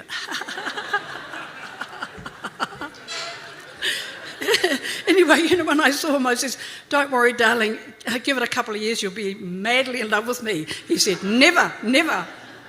Because he was tomo to me. He was a most unwilling partner. But sure enough, 2 years, honestly. You know, anyway, that's really important, to have someone in your court that thinks you're wonderful. The ability to withstand layers of hostility. You know, when you go into this limelight, you are going to be beset. You know, you couldn't find a more harmless person than Matt Tukaki. I mean, what a darling.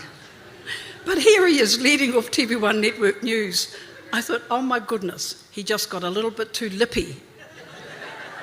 And that is exactly what happened.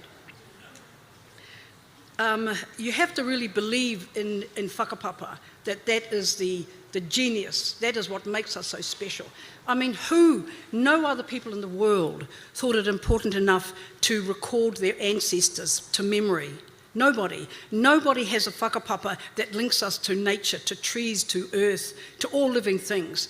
I mean, only genius people could come up with a concept like that, and that's who we are descended from. You got to have a sense of humour, because sometimes the things that racists say to you are beyond belief. You've got to have a chuckle.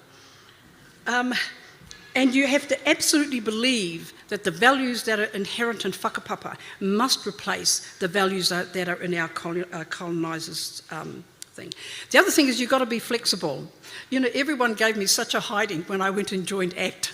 But, you know, Auntie Edie and I thought, oh, we'll give it a go. You know, whatever. I mean, you know, fool us. But, but, you know, look, the thing is, don't worry about it. Just give it a go. Our darling Hilda, I tried to find last night, I wrote her a poem shortly after this. I was in the quad and I witnessed her taking on these drunk fools.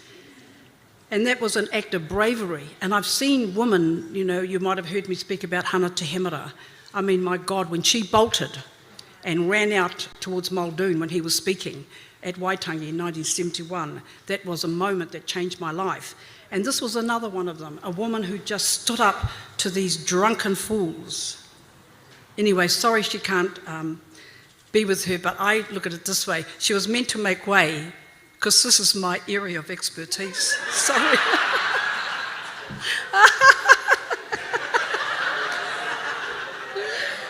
Anyway, she'll get a chuckle out of that. Now, the other thing that you have to do to create a safe space at work is you've actually got to get political. And that's why you're here today, and that's why I'm here. And really, this is our moment. This is our moment. If we can break through in this next election in 2023, you know, and then the one after that, we are home and hosed. Because to give them their due, the Māori Party Labour Caucus, stung by the attacks of our two MPs, really have done an incredible job in comparison to any other Māori caucus that we've had. Their great achievement, and people don't know it yet, is that they have put Te Tiriti o Waitangi, not the Treaty of Waitangi, but Te Tiriti o Waitangi. You look at Section 4 of the Education and Training Act, and there it is, honour Te Tiriti o Waitangi. You look at Section 9 in this Act that they put through in 2020, and it specifies for principals what they have got to do to honour Te Tiriti. I mean, honour Te Tiriti. You and I know what that means. Judges know what that means, and it just takes some brave soul to go to court to get the ruling that opens the floodgates for us all. But I thought, you know, I had a picture there with me and Tariana. But you know, politics say, I thought, oh, gee, she mightn't be in favour. I better not put that one in. But when we had the march in my office, we started getting the 500 members. So that campaign to get the 500 first members of the Māori Party started in my office. And Tari asked me to be on the first campaign committee, because I've been through a few campaigns. And I just want to say to your campaign team here, it's really important that you get your key messages and get them early, and socialise them to your members so everyone's on the same page. You can't, and what happens when you leave it too late is everyone, especially the candidates, go off doing their own things, and that happened at the last election. Anyway, I tried to tell this particular candidate, if you can't stay on message, you better to shut up. Now, the thing we've got to do, you know, when after the land march, there were 24,000 that they had the names of. 24,000. Where are they? Well, we, the people in this room, have got to go find them. We have got to bring every one of them back, and their families, and more. So the task for everyone in the room is to build our party membership, and there's no better way to do it than to go and stay with people in their homes. You actually go and stay with them. You'd never stay in a hotel or motel. And you get them to invite their family and friends over just for a cup of tea, and you talk about the vision of the Māori Party. You need to hold a hell of a lot more local events than were held at the last elections. You need to start asking people for help. I mean, look, I've been through all these elections. I've been on so many campaign committees and actually helped campaigns win. No one ever asked for my help. So, you know, wah wah.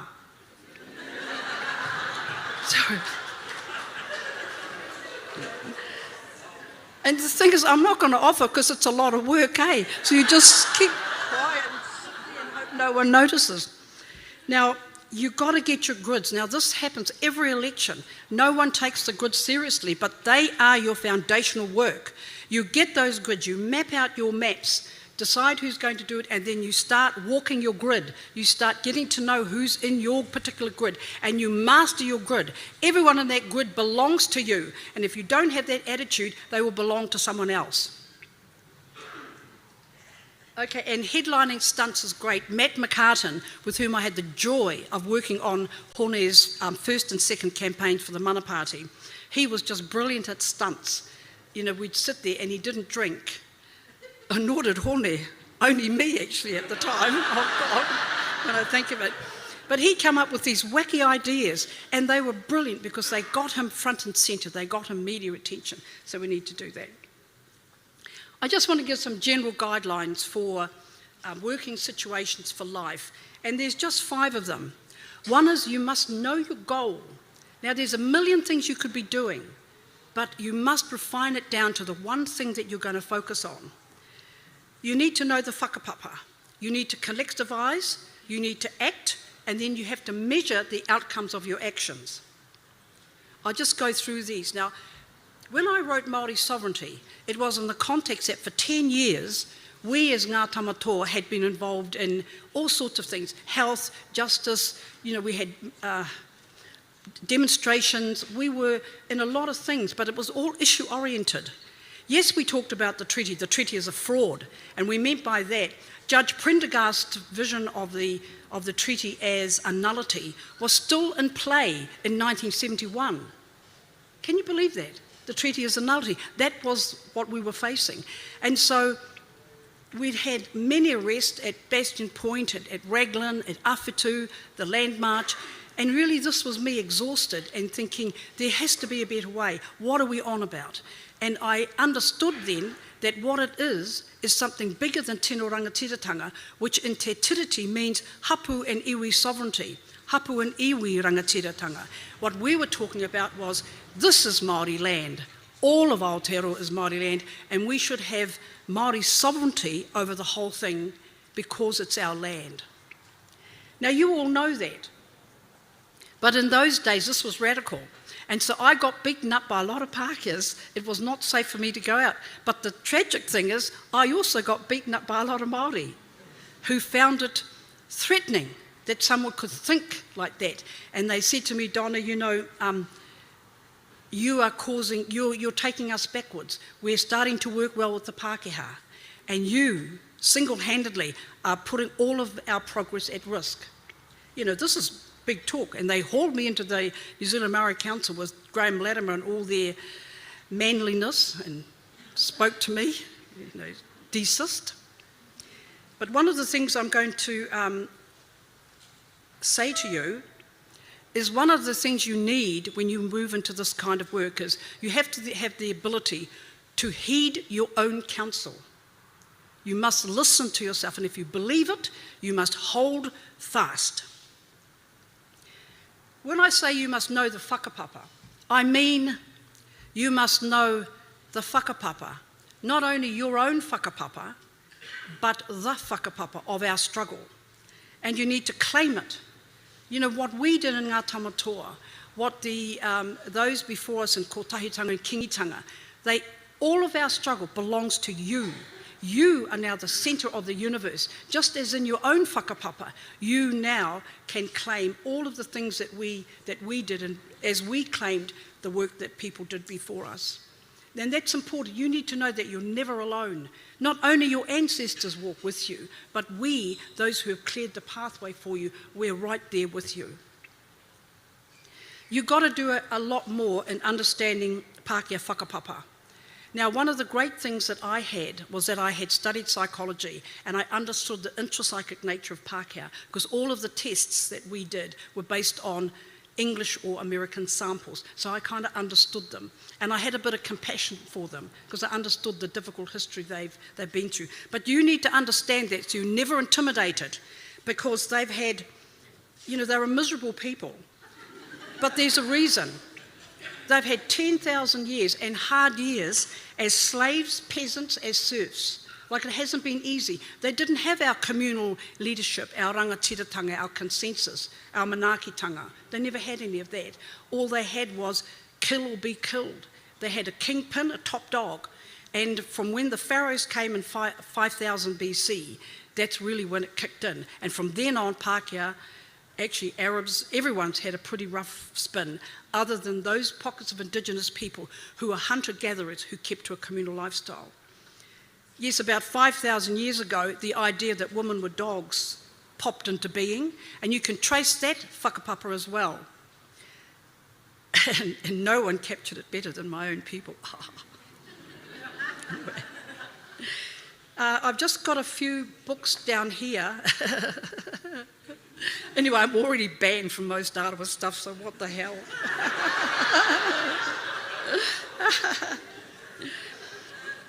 The great thing is we're not missing much. Okay. The Origins of Totalitarianism is really important. That book, because what it shows is that the miserable, those who are the objects of misery, become the doers of misery, if you know what I mean. So understanding that they've had 2,000 years of repression and then they turned around and do what they're doing to the Palestinians is really important to understand that so we don't go down that track. And A People's History of the World is the best short summary of we've been on this earth for 100,000 years. 90,000 of them we lived like Māoridom lived, in communities with consensus and in harmony, with rangatiratanga. And it's only really in the last 10,000 that we've had this top dog, kill all, I own it all, you own nothing kind of attitude. Anyway, the good news is that when Pākehā marry Māori, our DNA kills theirs.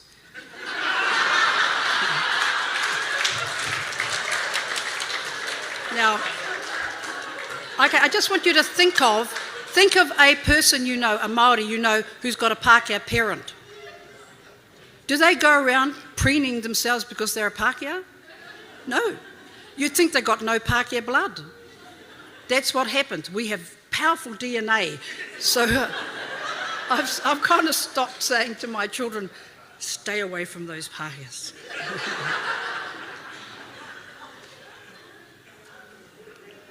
Now, just this last point on this is that you have to understand the psychology of the oppressor because they win. Everything we've done, kohanga reo, we built a movement on nothing.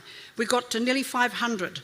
The government put kohanga out of TPK or Māori Affairs into Ministry of Education. Within 1 year, half had closed. Half of them closed. We had a brilliant success with Kura Kaupapa Māori. So brilliant that when we got to about 50, Trevor Mallard, the Minister of Education, said, no more Kura Kaupapa. He said, we don't have enough teachers. That was rubbish, but they shut our movement down. Then when we had the wānanga, the wānanga o Aotearoa, and it went up 15,000, 17,000, 20,000 students, and did a magnificent job at attracting, giving second chance education to our people. And then Awanuiarangi started and Raukawa. Next minute, when Ngāti Kahungunu and Te Arawa put in their bids for a wānanga, no more, they said. The shops closed. So every time we make headway, they smash us down. And you've got to understand that everything you do is going to be unpicked by them. And you can't do much about it other than you must be aware of it and then do what you can to go back again. You mustn't give up, you've just got to keep going. And you will get to a point where you do get an iteration of what you're wanting that stays. And on this one, you must understand Te Tiriti o Waitangi. You must know what the tribunal is saying about it now and what the courts are. I mean, you look at that Mangatu decision. I have rarely had such a happy moment. Well, not quite, but the point I'm saying is I was just bursting with joy and happiness when I read that the Supreme Court had awarded Mangatu 200 million and said that yes, the Crown should have given them back the trees, and that had implications for every other treaty. But who can fight for 10 years, lose in the High Court twice, the amount of money that Mangatū had poured in, simply because, as the CEO told me, he said, they annoyed me. Oh man, I want more Māori men like that. Jeez. Anyway, that was fantastic, and that you should read this. It's got implications for everything we do in the public service and outside of it going forward. We have to collectivise. You know, we're all colonised in some way or another, you know, and me included. You know, we all have that, we're brought up with it and we think it's normal. And, you know, the best way of dealing with that is to work in collectives. And you're much more powerful within an organisation if you join together with others, even if it's one other person who thinks like you. So collectives are great. This picture here is a mana wahine. I used to run these black women's groups. So I wasn't very popular with the menses back in those days because I was trying to empower women to say no to domestic violence. And this was one of them, but how I got it through my department was I called them assertiveness training. Like literally, I got big funding for my assertiveness training courses. I had more going through my South Auckland assertiveness training courses than all the training in the country put together. Anyway, and Hilda was on one of my courses. A whole lot of these great women today, that all they need is the opportunity to be with others who think like them. You empower one another. You believe in one another. You need to be with people who see your beauty. And that's where you find it in our collectives. The other thing is you've got to verify your processes. A lot of things that we do today, we think they are Māori, but actually they're just a colonial version. They're not Māori at all, and you need to be verifying that. The other thing you do is you've got a plan. Look, without a plan, you don't get anywhere. And you've got to put a lot of effort into doing that. Now, you're a lot of young people here, so you've got a lot of time to get this going. You must fail. The more you fail, the more you learn how to succeed.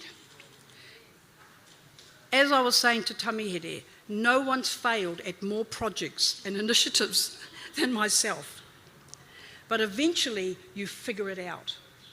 Eventually, you kind of wise up and you're learning with every action. But what you can't do is not do it because you're too shy or you think you might fail or what will people think of you. You simply have to do it. Lay complaints, take the Crown to court, go to the tribunal, disrupt proceedings. Like if you've got a senior management, then you must disrupt, stand up, bang the desk, disrupt, make a noise, occupy the space. Okay, this is what I read as a psychologist. They said what men do at meetings is they take up a lot of space, they spread out. Well, you can see I'm pretty poto, and I got little arms, so it was a bit hard for me, but man, did I get there early, put my books all around, and I'd go like this. And then it says gestures, and when they interrupt you, as they do always interrupt women, you got to hold your hand up like this, and if they keep doing it, you go like that. Oh man, and it works. So I'm just giving you a tip, woman. Occupy the space. Keep your counsel. What that means is believe in yourself, believe in our ancestors, believe in your family, and keep going. You know, Sir Toby and I are having the greatest fun of our lives at the moment. In 1984, we both went to Hui Taumata, which was about finding a new direction for Māoridom. And I had been approached by Merata Mita and Pouwhare to bring the issue of Māori television to the floor. I was there to talk on literacy, of which I am the expert. And I decided that I would do it because they were so impassioned and they didn't have a vehicle. I was actually given a speaker spot. So I did that. And then we were able to persuade the chair to set up a Māori broadcasting group. And Toby was put as the chair of that group. And he spent 18 years in the chair, largely thankless, but he did achieve, you know, and he and I Te Māngai Pāho. We had 23 radio stations. We got the funding up every year. And it was a quiet little action. But, when I look at the work that he and I are doing now, man, we're really cracking it, We just signed our MOU, signing on Tuesday, MOU with the Ministry of Education, because we thought, let's take them to the tribunal under urgency. Yep, okay, he says, let's do it, Donna. And I'll talk, you write. Put it in. Next minute, we've got mediation, and we've actually got most of the things we asked for are coming our way. So it will be the first tribal settlement of its kind. Anyway, it's a lot of fun. I'm just saying, you keep going. Tātoba is 83, 84, and I'm 73. But really, we just enjoy ourselves so much, plotting and scheming how we're going to... anyway, we recorded him, and those sayings are in his book, and you're going to be surprised at how our chief talks about the Pākehā and all his bad experiences that he's kept bottled up in his puku for bloody 80 years. And it's all going to come out of this book, so buy a couple. The one thing I would have done, had I known how important it was to measure the outcomes of the work that I did. I didn't. And we need to. When we say that Māori boys are more likely to be arrested, more likely to be charged, what we want to know is the names of the police who do that, who arrest them and who charge them, and compare that with other police. We now have the data, the software to do that. We need to start doing it, because not all police are the same. Not all judges are the same. We need to know who are the judges who are more than 6 times likely to send our boys to prison than others. And let's measure them. We can count. We're not stupid. Let's start doing it. Well, the Crown's not going to be very happy, but within the legislation, the treaty clauses, I think, is enough of a lever for us to be able to do that. And I just read the Te Tiriti o Waitangi Compliance Commissioning report that came out in late June, and they've developed a framework that I thought was really quite stunning. So we can do this. It's just a matter of making our mind up that we will. Oh, that's it. All right, I was just going to show you. There's me and Tame, young, a bit nervous looking, at Waitangi in 1971. And there we are at his exhibition, where he had, the artwork was the entire area where they had been, where their land had been taken, and all the stories. And he had art painted for each one of those sites, and we went out. And I just thought, wow, how magnificent that this is what Tame is doing, using his creative forces to still tell our key messages. Anyway, kia ora tātou everybody. Someone was supposed to go like that when I'm 25 minutes. I feel like I've gone over. You definitely haven't, Auntie, but paki paki mai e te whare. Bang on!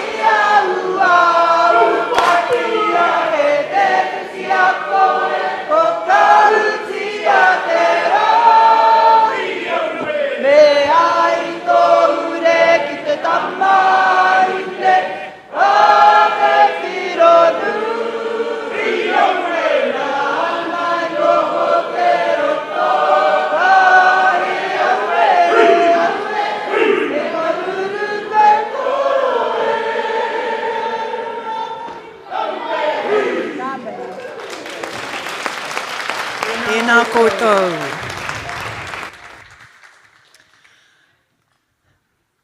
DNA is definitely something that has been cropping up across our kōrero whakapapa as well. Occupying the space. Wow. Yes, and we've got more awesome kōrero to come. We do. E hara i te mea, ko mimiti te puna kōrero i konei. A rā no atu ngā kai kōrero e haere mai ana. We've got another panel discussion to further our wānanga. Ko o Mercia kei te hara, kei te whakahaere i tēnei wāhanga. Hoi no, he karanga tēnei, ki o tātou kai kōrero, ke haere mai, ki runga ki te atāmira nei, ki konei noho ai, wānanga ai. Ko tēnei wahanga. Arā, ko te decolonising actions in action. Kia maumahara hoki tātou. What are we going to do to decolonise our space when we arrive at work on Monday? So, hara mai koutou katoa. I've got a full crew up here. Let's see if everyone's got a seat and I'll jump in wherever I need to. Oh, like right about here in the middle. Alrighty. So I will let everyone introduce themselves, but I'm really, really grateful and really privileged to have tēnei tira kai mua i a tātou. Nō reira, ka tīmata ahau i a koe te whaia. Mere ana. My name is Pania Newton. Kia ora tātou katoa, ngā mihi kia tātou katoa. Oh, wow. Kei te uri ahau o Ngāti Porou me ngai tā manuhiri rongo mai wahine, Ngāti Kahungunu e Ngāti Wai. We better not forget the invasion from the north. My name is Meriana Pittman. I'm a decolonisation educator, treaty educator, domestic violence educator, but I think today we're talking about decolonisation. Kia ora tātou katoa. Tēnā koe e te whaia. Tēnā koutou katoa, he uri tēnei ngō Ngāti Porou, i te tātoka mama, te whānau tūwhaki iri ora tōku apu, i te tātoka papa, te whānau hine tāpora, ko Julia Amawa Whaipōti tōku ngoa. I'm a mokapuna, tīpuna, and look after my boss, Rua Taupari, who's 1.5. And contrary to my ingoa for our reo, and Ngātis out there who know Whaipōti, contrary to the whakapapa of that ingoa, so it's created when Tāpara Ngāta ran for Parliament, and means to chase votes. I think the person was the political inside and outside the kāwana. So kia ora. Tēnā koe. Kia ora tātou, ki tōku tūranga waiwai, ko mātiti te maunga, waiwai ka te awa, ngā tira te hapu, te whakatohia te iwi. Anō hoki tēnei uri no ngai tūhoi, Ngāti Kuri, me te aitanga māhaki, ko Janelle Dimas Kure tōku ingoa. Tuatahi mai he māma hau, e rua ku tamariki. Koira te momo o tēnei kaupapa, te Pāti Māori, hei whakatipu te reanga i Pākenei. Engari ki tā te ao mahi, ka mahi au ki te ranga i hauora. Tēnā koe, darling. Huri atu ki a koe, prata, hai. Hui, tēnei o ngā tāne kai wainga i ngā wahine. Ka pai a. Tēnā koutou, te whānau o te Pāti Māori, ko toi kai rākau tōku ingo e uri o te kohu o tūhoi, me Waikato, me whakau e hoki. No reira, ke te mihi ki a koutou. I am a product of Donna's Spread the Māori Seed policy. A hybrid, where my father Tame went and found the blondest Pākehā that was in Ruatuki at the time. And yeah, kia ora. He kone au. Kia ora. So that DNA story is true then, eh? Kia ora tātou, hiwirangi te maunga wai apu te awa, Ngāti Oe Pohatu te iwi, ko Salaruha taku ingoa tēnā koutou, mihi ana kia koutou te arawa waka, pōhiri nei a mātou ki konei, ki te Pāti Māori anō hoki, mō te whakahuihui i a tātou i tēnei rā, tēnā koutou. Tēnā koutou katoa, hey, and I'm just looking down over here, we've got a whole lot of registration packs over here, enroll whānau, because Toi Kairako and myself are going to be standing again, and I see a whole sea out here of potential councillors for their local electorates. Nō reira, kia kahara, Māori seats.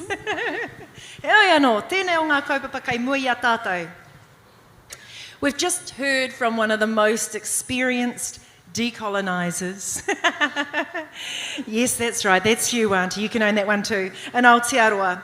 And we've also heard some incredible gems. So one of the questions that I'd like to start with, just to unpack this kōrero, and possibly I'll start with you, Silla, and also come to you, Janelle, because we're both Tietanga Mahaki.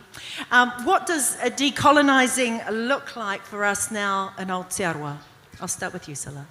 Yeah, I hate that you started with me actually, because to be fair, I'm privileged. So I'm the generation that got to feed from the hard work of people like Auntie Donna and Tameti. So to a certain degree, I feel that decol isn't even a part of my vernacular. I have some vernacular, but decol was probably not one of the words. And I think that's because for the longest time I have been the recipient of an indoctrination or narrative. And the narrative has been handed to me through my toi Māori, which is haka.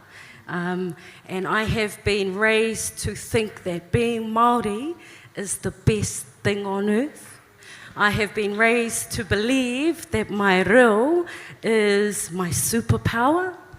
I have been raised to believe that tāne and wahine and everything in between, if they work in complete collusion with each other, can achieve anything for the next generation.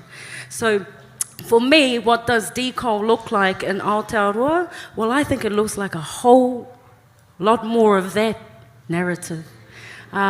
So what I'm going to say is if you want to raise a nation of tamariki Māori who believe those things, look out, because we'll be raising a nation of monsters, and I have 5 of my own to attest to that statement.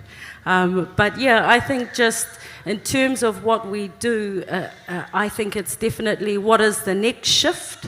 So if the shift in the generation above me was having the conversation about decolonisation, I kind of feel like I might be picking up from the next conversation. And that's about how do we do more how do we do more of the things that instill the belief that we have in ourselves. And I don't want to be cliche, but believe in you, believe in me, believe in Māori. That. How do we do more of that? Tēnā koe paira waitu tērā o ngā whakautu. Ai, paki mai. Because man, I was inspired just with that. And koe rā no hoki e te hi o ngā kōrero. You might have heard me and heard others around the room today talking about the re-indigenisation. And for some of us, it is a re-indigenisation, and it's actually standing firm in that space of being Māori, kia Māori ai te ao, kia Māori ai tō tātou nei tirohanga whānui. Heoi anō, kia koe Janelle. Well, I think whatahi ki taku tūranga a he mama ahau. And just to share a kōrero, last week I haere mata ki te mataki te Lion King Reo Māori, and toru noi ho ngā tangata ki te wharekiriata, mea mai taku tama, why is there only a few people? Oh, ko ngā tangata Reo Māori noi ho ki roto. Does that mean we have Māori superpowers? And koera tāna, so ka tipu ia me te mōhio he superpower te ao Māori, engari, te pāpauri o te ao ki taku tamaiti, kua ngaro i aia tana Reo Māori. So ki i aia I tipu ake ki te rua tauwana pakeke, until he was 2, I Reo Māori anake. A month ago, he said to us, I've lost my Māori. I want to get my Māori back. Tamaiti, whātau noi ho ana tana pakeke, and kei te mōhio ia ki te momo o te ao Māori, kei te ngākau māhaki ia, ngākau nui ia ki te ao Māori. So when we talk about decolonising, it's about providing opportunities, no matter where you are on your journey, that we can just take hands and walk our whānau home. Kei tēnā ho mātou ki tāma ki makaurau I tēnei wā, he ahi tere mātou. We're not ahi kā at our kāinga, We don't go home to the marae every tangihana. We don't even get to toil our own land. We don't pick up the tea towel. And I think, wera momo, that's decolonising. Being okay to go through the waharua of your marae every time you've been away from home for ages. Hoki ki te kāinga, be okay to meet your wharenui. Be okay to go find the tea towel. They've changed drawers, you've been away so long. But me ki me, whanaungatanga ki tētahi, ki o whanaunga, ki o iramutu, that's decolonisation in action. And he mama i tēnei wā, nā te mea, kei te rongo koutou he reo Māori tāku, and kei te tipu taku tamai tiki te ao Pākehā. He mama i tēnā, engari, koera tāku, hei mahi, hei whakahoki i aia ki te kāinga, hei hikoi ki tāna taha, hei hikoi motuhake mutunga kore ki te ao Māori. Tēnā koe o tira, tēnā kōrua ai. Kai te rongo hau i tēnei o ngā kiriata ara ko te Kingi Raiona. When we went to watch it the other week with my whānau, I took all my kids, and all my kids are adult kids, and that, but they grew up with the English version. And I'm not a nan yet, e hara kua te te o ngā kuia. I'm waiting, time is ticking. Might need a TikTok for that one. But I couldn't help but sit there and think to myself, how excited am I going to be when I eventually have my mokopuna, because this version will be the only version they know. Hey, koera te mihi atu ki a koe tuiri, but that is how cool this is going to be. We are going to be growing generations of our tai tamariki, having been a teacher in the past, where I will no longer see my students who came out of kura, raised their kids in kura, and went home and spoke Pākehā to them. But I'm actually going to ask Miriana now around this question: what does decolonising look like for us here in Aotearoa? Kia ora tātou. Yesterday was my birthday and I turned 70 years old. Yeah. Hari huri tau kia koe, hari huri.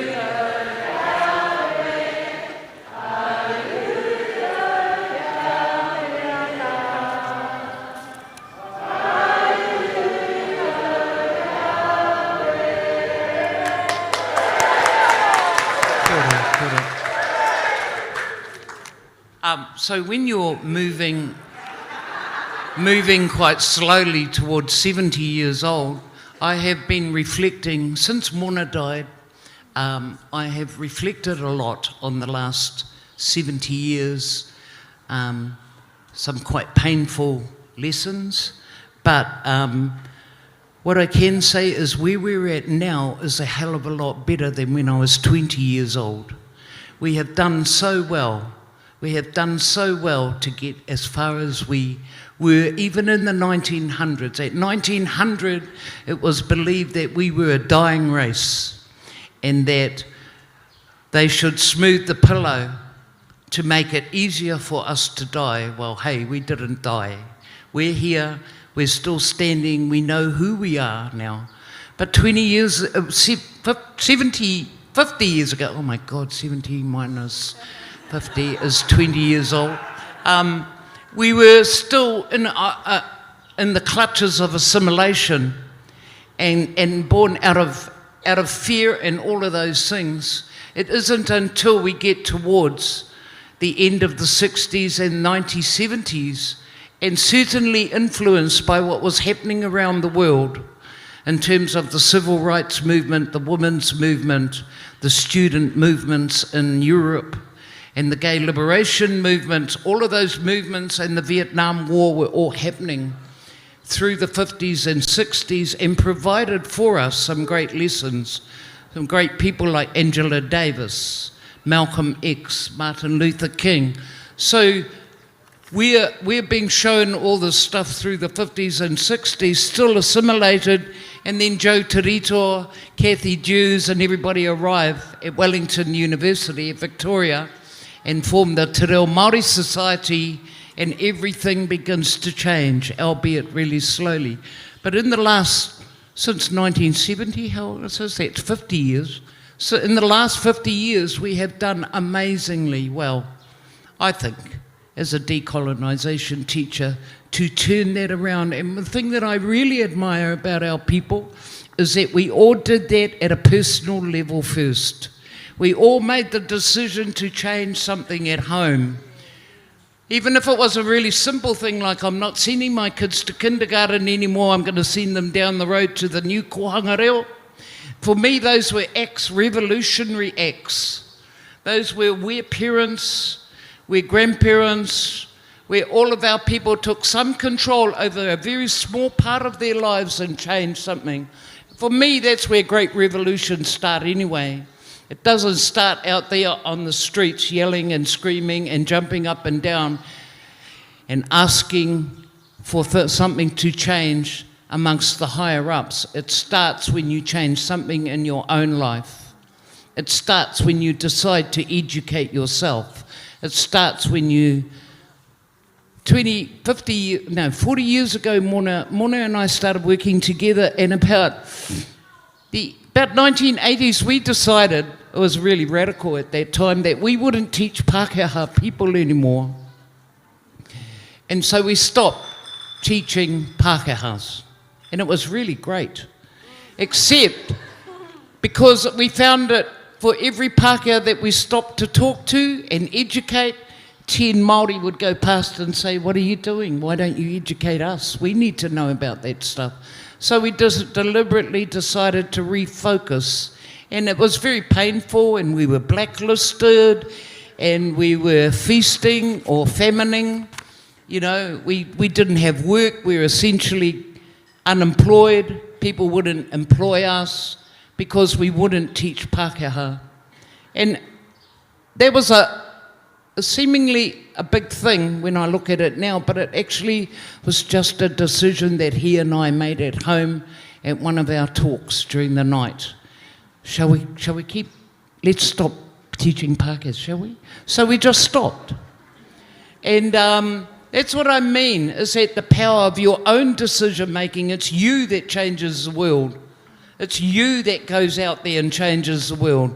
It's not and that collective consciousness that we have around change, that we have around those small things, like the education of our children. It becomes a collective consciousness. Next minute, we're all doing it. So I think we have done remarkably well, but I still think that we have to do a lot more work. One of the things that I really bemoan is that I deliberately, politically educate my mokopuna and my children. I've got 6 greats, 12 grands, and two children. And I deliberately, over the years, educated them politically, told them the true history. We would be driving past land, and I would say, see that land over there? That was stolen by this person at this time under this piece of legislation. Now we go past and my mokopuna says to me, that's that stolen land, eh, Nan? Yeah, no, that's it. Yeah. Those sort of really normal things that you can talk about at home, those are the things that change the world. Deciding that you will buy your things that you want from Māori owners, from people who produce Māori goods, that you will go back and you will relearn te reo. You will learn te reo Māori. Now, that's one of my big failings, but like all failings that I have, I stay away from my failings. I can't do it. I'm a bit like Hana. You know, I remember Huirangi telling me once that 4 times he tried to teach Hana how to kōrero Māori, and it would just go dong. And I said, I can identify with that, Huirangi, because it just goes dong and then it doesn't go anywhere else. So, you know, but I leave it to people like Robin, Silla, and people like that who are at it. And so I don't do things that I can't do. There are some great lessons in us just doing something simple, changing something simple in our lives. What we might wear, what we might eat, which doctor we might go to, which midwife might we go to deliver our mokopuna, what kōrero we might have, how are we going to spend our time, where are we going to spend our time, who we support and who we don't support. So for me, I think that we've come a long way, but I think we have a long way to go. But you know, at age 70, I just know that some things won't be. There is no great time where we all can stand up and say, hey, I'm decolonised, we're here, we've done it. It's an ongoing process. And the burden of these generations, I love the generations that are coming through. One of the things about working with Moana was working with the incredible number of young people that we decided to mentor. And I think that's the responsibility of our generation, is to stand behind those young ones like Veronica, Safari, and all those young people who are so brainy. They're so brainy. They're so clever, and they are such good speakers in both reo. So why not just get in behind them and tautoko them? And that is, I think, at age 70, I think that's where we need to be going, all you ageing icons in the room. And not try and make ourselves into something that we're not. So kia ora tātou. Tēnā koe te whaia. Just picking up on the start points and what we're going, and the behaviours that we stop. I'm actually going to turn to you now, Toi, and just from a council perspective too, I know that here I acknowledge our members from Te Tatau who are also represented here as our partnership model and partnership board that we have alongside our Rotorua Council.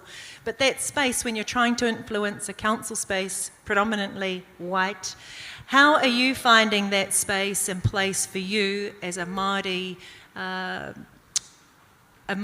councillor on the regional council? And what steps have you taken to endeavour to decolonise that space?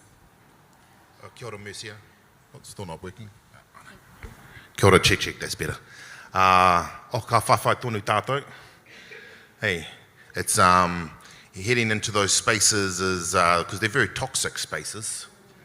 They're full of microaggressions, and you know, it was just the other day, one of my fellow councillors said to me, "Oh, Toi, we can't forget about the other 60%." And you have to keep your calm in those spaces. And I did manage to get out, well, kia ora, we haven't had the privilege to forget about the other 60%.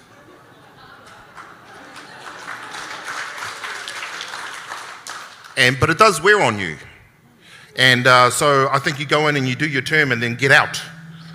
Because it's not a place to sit to, whakamahana te turu. You have to go in, do your job, play your part, and then move on and do something else. And I think after a dose of local government, I just want to head back into the arts, into mahi toi, to refuel the spirit. But we do have to go in and have to continue those battles, because actually that is the cold face of some of those. We're not legislators at local government level, we are regulators. It's actually how it rolls out on the ground, and especially in the water space.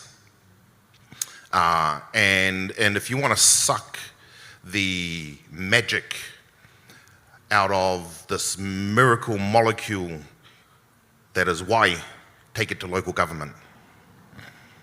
They will just make it into policy, and they'll just, turn something that is the epitome of water and make it maroke. Like magic. Yeah. And so you go in and you realize when you head into those spaces too, you got to go out to your, and this is the interesting thing. That's why I'm here. I'm glad I'm here at the Pāti Māori. You have to go out to your constituency to seek the social mandate to represent. And then you go in there and you realize that you realize you're up against a bureaucracy. That's the reality. That's the machinery of it. That's where it's come from. And you're talking about teams of very smart people who are very well paid. You know, you think we're the fat cats there at council getting the big paychecks. Here. That's not the case. You are probably the lowest paid people inside of the organisation. You are community representatives, and it is your job to sit there and to keep the bureaucracy in check. And there's teams of them, and they hide what they do within agendas that are 1,400 pages long. And you're expected as an individual to sit there and to wade your way through very technical stuff to find those little hidden gems. So I think I have one more term in me. Because I think you're obliged, you spend the first 3 years going in and learning the ropes and learning where some of the levers are, forming relationships. You have to build relationships. You can sit there and throw rocks at their faces and achieve nothing. You know, one of those little minor things that we have managed to achieve, kia ora te taru, I've got one of my, the constituency councillor for Okure, kei konei, te taru White, who sits at the table with me. We, you know, we play good cop, bad cop, or, you know, sort of passionate younger fella with statesman, elder statesman sort of tag team, which is good. He'll paraphrase what I say in a statesmanly manner, and they'll go, oh, yes, yes, yes. So I thought, you know, we'll go in and you're best to form relationships and make some shifts. You know, one little thing, it's kind of symbolic, like the bro Rawiri getting, you know, with the tie in Parliament. We managed to get the policy shifted that the Tino flag flies every day next to the New Zealand flag and the Bay of Plenty Council flag, rather than just on Waitangi Day. So ia rā, katu tērā flag. And it might be just like a small symbolic thing, and it is symbolic, and I think it is a beacon of the mahi that is yet to be done. So I'll have one more term. Now, I actually feel, I was saying to Te Taru before, I think my patience and tolerance is worn thin, and I might start banging the table a little bit more now that I coming up to my second term. Been talking to Rawiri, maybe we take the Pāti Māori to the table and maybe seek the endorsement of the Pāti Māori to stand under the Pāti Māori ticket. I'm endorsed. Oh, kia ora. You're a new candidate for Bay of Plenty Regional Council for Te Pāti Māori. Toi kai rauka, kia ora. Kia ora, kia ora. And therein we have his official launch. Kia ora toi. He anō, ka huri ana nei ki a koe, Julia. You are no stranger to the media cycles and constantly advocating for law reform and equality in Aotearoa and the mahi that you do as a lawyer, advisor to the Children's Commission and spokesperson for Just Speak. You would have seen firsthand the impacts colonisation has had on our people. Tell us about the challenges we face as Māori in decolonising Aotearoa, and where do you think we need to be investing our energy? Kia ora. I think one of the ongoing successes and struggles of colonisation is that it chucks us into lanes where we might be fighting within a lane and we don't have the time to be strategic or wānanga collectively as a whānau. So whether or not we've got whānau who go into Parliament, aha ko te Pāti, you know, we've got Māori inside, we've got Māori who are protesting on Parliament, we've got Māori who are working within the ministries, all of that, whatever it is, we've got Māori teaching.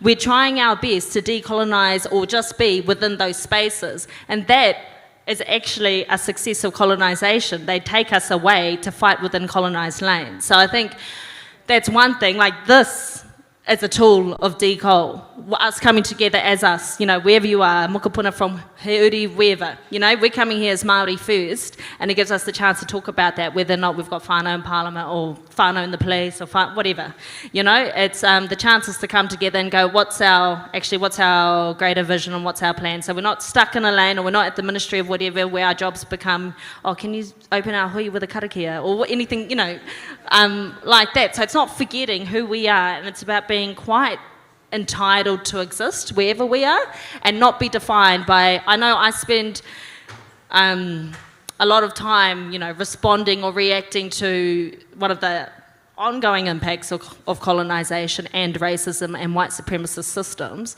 and that is our whānau inside prisons, or our whānau who are taken from who are severed from our whakapapa, all of those negative statistics which are known to us but they don't define us. But those are the stories that that are just the normalised, this is what being Māori actually looks like. I mean, I remember when I was in law school in the second year, and I didn't know this, even though I've had whānau in and out of prison or whatever, and I've had a dad who's a police officer, I just didn't know this. You know, I was in a class of mainly Pākehā talking about why Māori are criminal, and then I was like, what? We're cool, you know, we're good. And then also like, oh, but why are half our whānau in prison? Why are half the numbers in prison our whānau? You know, that kind of stuff was surprising to me, and it should always be a surprise to us. It should always be not acceptable. It should always be not enough. You know, like it should be horrendous. And I never forget the first time I had that feeling when I saw that. I was like shocked, and I never forget that. We cannot normalise that as like something that is just the way it is. We must keep working until it's not that, because we are not that as a people, and we can't be defined in those ways. I think some of the, you know, we benefit from all of the mahi of you know, our rangatira that are still with us and have come before us, like Papa Moana. I've been trying all day not to have a tangi because I don't want to think about that. I just want to do the mahi, or Miriana and Ned, Te Mea, whoever. There are many of you in this room.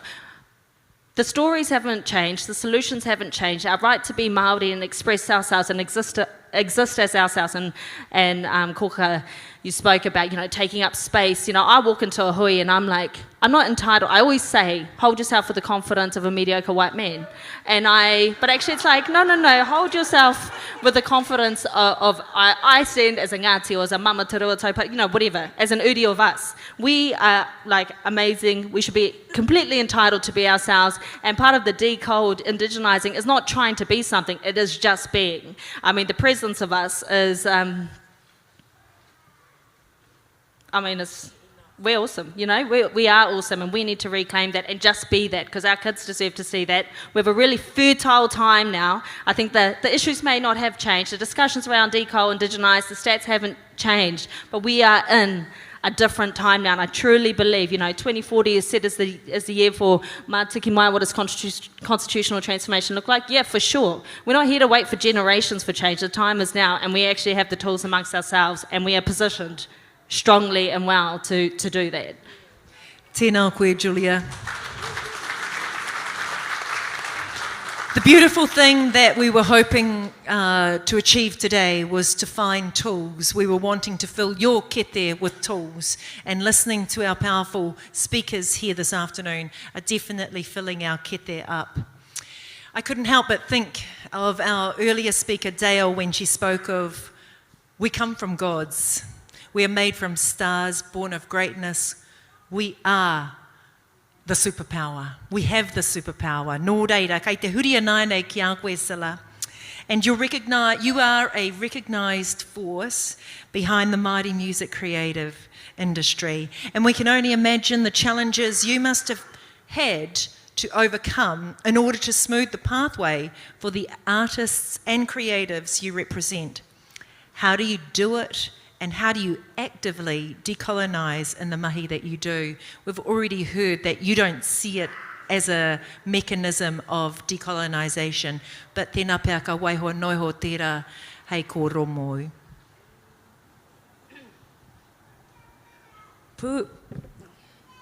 Puriti a tō mana, tō Māori tanga e. This is a mishmash. And then it goes, Puriti a tō mana, Māori motuhake.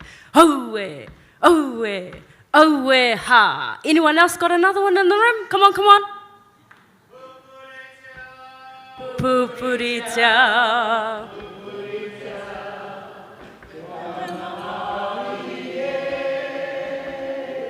One more, we're going for a trifecta here. Pupuritia tō mana, motuhake, So I think first and foremost, that's all lies what you just said about me. I really am just a kōroiroi in the things that I do. But I just want to say it goes back to that indoctrination. Like I believe that in my DNA. We talked about the DNA. Puritia tō mana Māori motuhake, I believe that. And I believe that is the key. And how I did it does not really matter. Because I am you and you are me. And I think what the really important question here today is, how are you going to do it? And the stuff that you do. So can I have the liberty, because I am a bit of a performer and a creator. You can do anything you like. Okay, so I just want to, you've all been sitting here today and you've been listening, and I can hear on the tables, you know, there's been stuff that's inspiring you and this, that and the other. I'm just going to come to a random table, if that's okay. And I know you've all been writing things down, like a single thing today that really resonated with you, and that felt like it was something you wanted to take into what you do. So if you don't mind, I'm just going to come to a random table, probably the one that looks like they least want me on their table. The ones that are hiding their books now. And I'm going to ask, but I'm going to buy you a bit of time. And the reason why I'm going to ask is I think the important thing is not how we do it. I think the most important thing is why we do it. And I thought for a second, as Auntie Donna, and I'm going to claim you as my auntie because I'm a pāhau from Tūpārua, Auntie Donna. So I'm going to claim you. But I just wrote something down as you were speaking, because I thought to myself, well, if I'm going to ask others what their why is, I better articulate my why. And just as a disclaimer, this changes depending on which way the wind blows, because I'm entitled to that creativity. But this is my why, because I believe in you, I believe in me, I believe in Māori. I believe that our creatives, our taonga tuku iho, are a vessel and a fleet of vessels that we have at our disposal, that they are the key to unlock our uniquely Māori way of thinking and believing. My why is that I believe that provides a blueprint for global well-being. My little Māoritanga.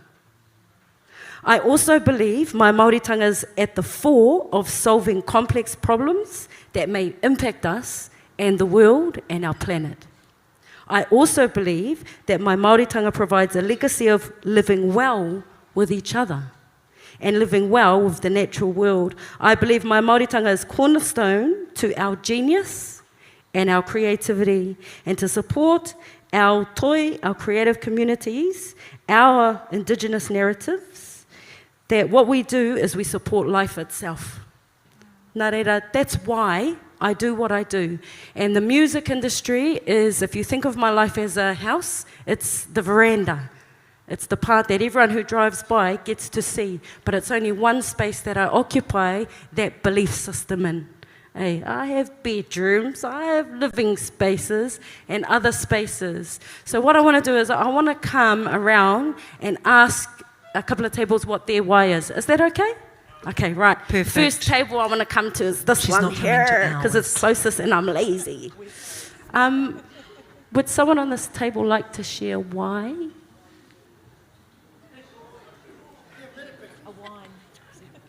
E te koka, e koka mere, ka tukuna te rākau ki a koe.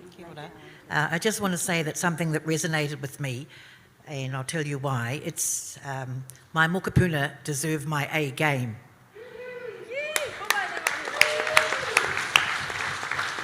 And I think it resonated with me because there's been some slippage over the years.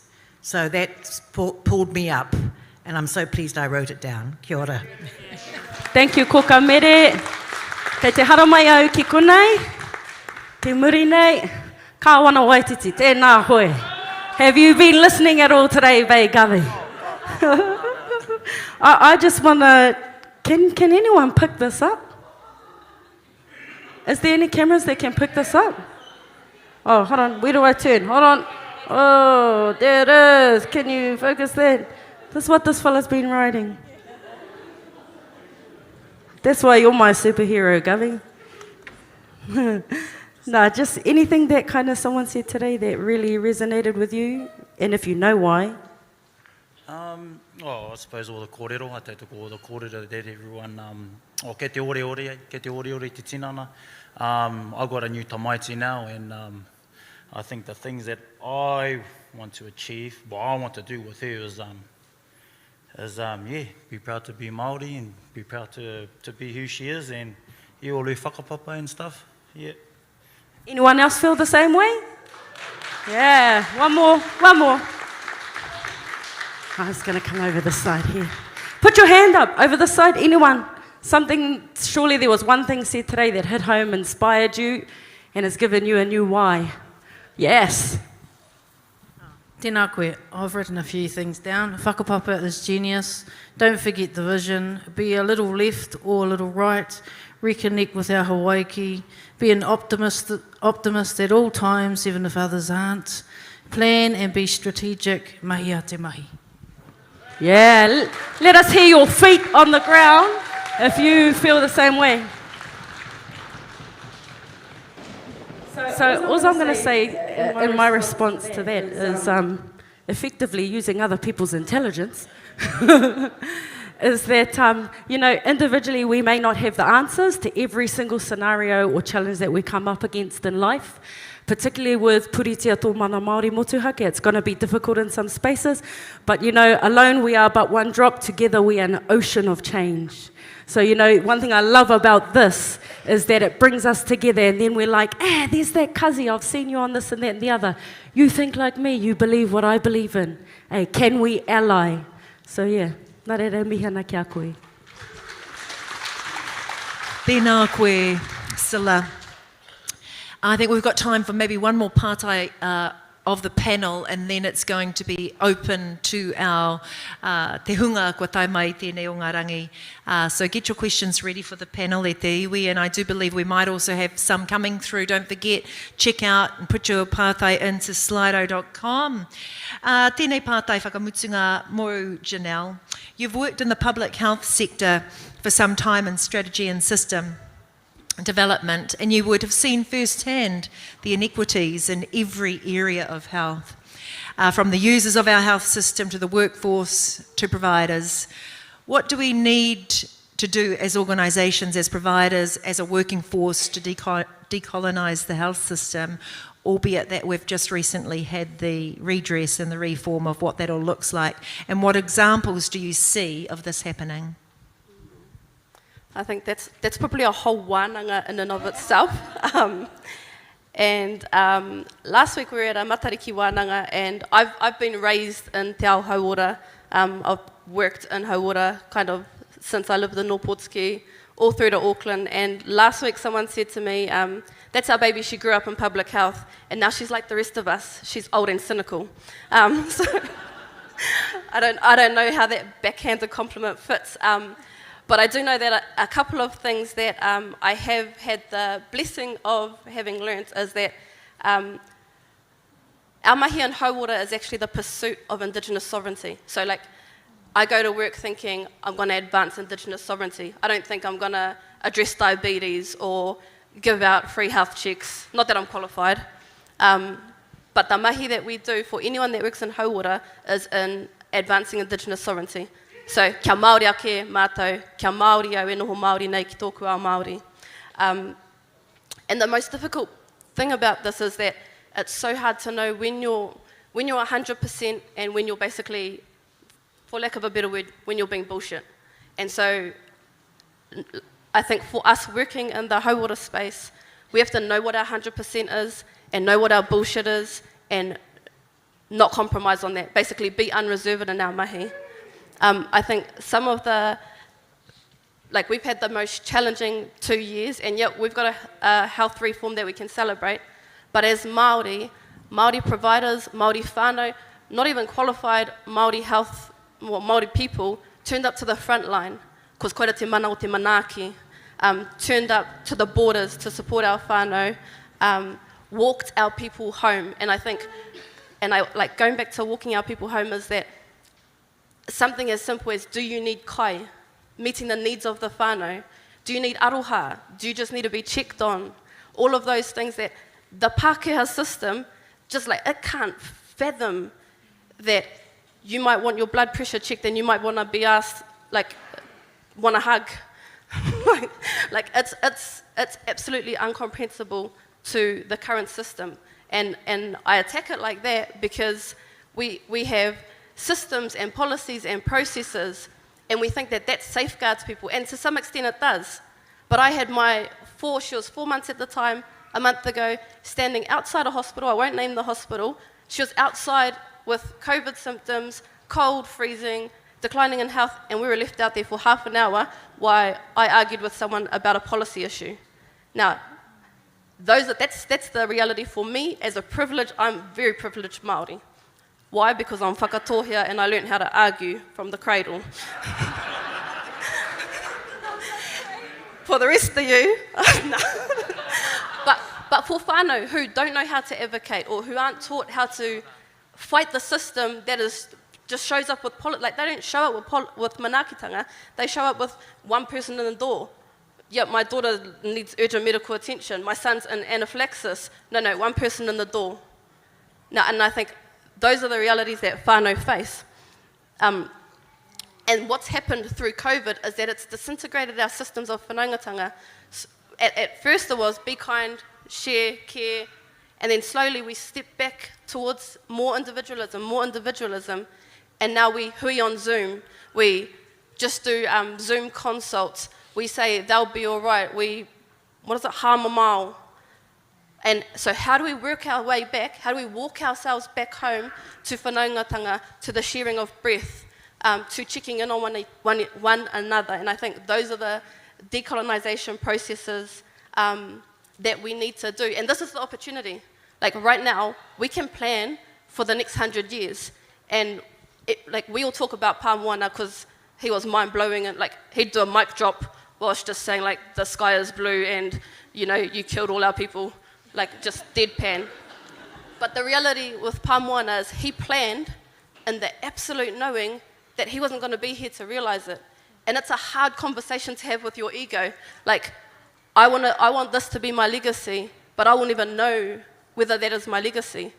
And I think Whaimiriana doesn't really know me well, but she mic dropped to us a few years ago saying, my greatest aspiration is that my mokopuna will laugh at how feeble my dreams are. Now, if my mokopuna think my dreams are so, my nan was just so closed in her thoughts, that means that they've expanded 1,000 times beyond me. And Whaimiriana's mokopuna 1,000 times beyond her. What's that in a 100-year plan? What does that look like? And I think the decolonisation process is a conversation with our ego first and foremost. I will not be here to realise whatever that mana motuhake looks like, but my legacy and my immortality through whakapapa, that's the legacy. And I think that's not hauora. We're all going to the doctors on Monday when we get a cold or when we get COVID. We're all still going to do that stuff. But having those big conversations, and even just looking out, I'm just going to rant for a little bit, looking out, everyone here, I don't even know if you're all Pāti Māori, but I hope you're all matike mai. And I mea mai a hohua, I ohoa i te ata nei. I woke up this morning, well, maranga mai Aotearoa. Let's have these conversations. Let's meet on a bridge, have the conversation, whatever it is, and map our way forward. Hauora is the benchmark now because we've got health system reform, which happened on the 1st of July, but nothing happened, realistically. But te painga o roto i tēnā is that Māori still showed up for whānau. All Māori providers, all organisations, they still showed up to meet the needs of their whānau. And I think if nothing changes, me Māori tonu mātou. Let's go and meet the needs of our whānau. Let's meet on the bridge and have those conversations.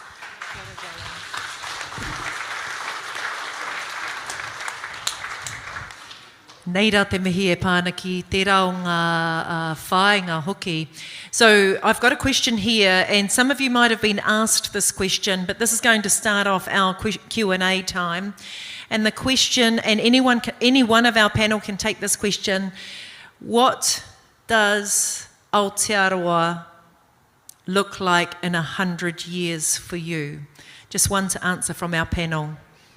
Mena ka Māori ai te ao I nai nei, I nai atonu nei, what does our Aotearoa look like in 100 years? Kai awai, te whakautu. Actually, it's one of the things that I've been reflecting on. I have got 6 great-grandchildren. And I really worry about things like climate change, their ability to survive, food sovereignty, food security, and all those sort of things. And I worry about whether or not whatever it is that we're teaching them now, does it make them tough enough and resilient enough to be able to make it through the next 100 years? And so I'm not quite sure. I tried to stop myself from being freaked out about it. You know, I really think about whether or not whatever we're teaching our children, is it going to be, are they going to be able to survive the next 100 years? Are they going to be able to stand up and talk for themselves and to maintain who it is that they are over the next 100 years? It might be fantastic that they know this, that and the other, but they can't grow anything in the ground, or they can't go fishing, or they have no fishing grounds, or they have no lakes, they have no rivers to get kai from. So what is it? I kind of can't get to the next 100 years. I've got to kind of worry about the next, I don't know, 20, 15, 10, however it is that much I've got left, and try and instill in the ones that I have now, because my second lot of grandchildren are coming through now. And I think that their parents are doing a great job with them, but I find them really soft. I've got another word for it, but I don't think you can say it here. Well, actually, I might. Soft cocks. Tēnā koe whaia. They're really, really soft. And they don't know how to argue. And they don't know how to say no, no, no, no. I mean, 25 years ago, my second grandson, Rawiri, his name is Rawiri, he's named after Rawiri Paratini, but his second name is Paratini, he's named after Paratini Ngata, his tupuna. Rawiri Paratini came home from school and said to me one day, he used to go to this little country school called Puketapu, Nan, I want to change my name. And I went, why? I love your name. And he said, because my principal here, he gave me, I got an award today, and he called me Rawiri Paratini. And he said, and Matua Kore, that's his older brother, Matua Kore came up and said, they're talking about you. You have to go up to the stage to get your prize. I don't want to be called Rawiri Paratini anymore. I want to be called David. I said, nah. Nope, you can't change it. It's your name. It's who you are. That's where you're from. You just have to grow balls. Go back tomorrow and tell your principal, my name is Rawiri Paratini. But he won't listen then. I said, well, don't tell me. Go back and change it yourself. He went back over the week, over the next 10 days, over the next month. I'd say to him, how's it going at Kura? How's your principal? Has he got your name right yet? And he kept saying, no. He's still calling me Rawiri. And I said, you just hang on in there. That's your name. That's who you are. It defines you. Don't you ever allow anybody else to define who you are. You keep going back, you keep going back. It took about 6 months. One day he came home and he had a prize in his hand, and he said to me, Nan, he got my name right. He said, yeah. And who did that? Not me. I could have gone there and did a big haka and said to the principal, what are you up to, jock strap? That was his name, Jock. So I used to call him Jock Strap because he was a stink headmaster. But I didn't. I made Rawiri go and do it. And I think sometimes we don't. Are we going to make it to the next 100 years? Through the next 100 years, if we don't teach them to stand up for themselves, to stand up and have the argument, all we have to do is get in behind them and say, I'm there with you. You go for it. But you know, if we don't teach them how to be strong and be resilient, what will happen to them? If we don't teach them to put up their hand and go, no, you can't talk to me like that. No, I'm not listening to you. No, you're wrong. A couple of months ago, another mokopuna came in and had been to a workshop and said, hey, Nen, you know our land was lost? I said, no, not lost. I'm sick of people thinking that our land was lost. Where did we lose it? Where did we lose it, my boy?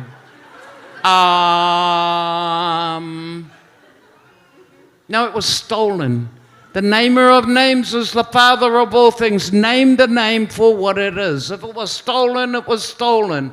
Lost means somewhere on the way to somewhere, sometime on the way to somewhere, we lost it.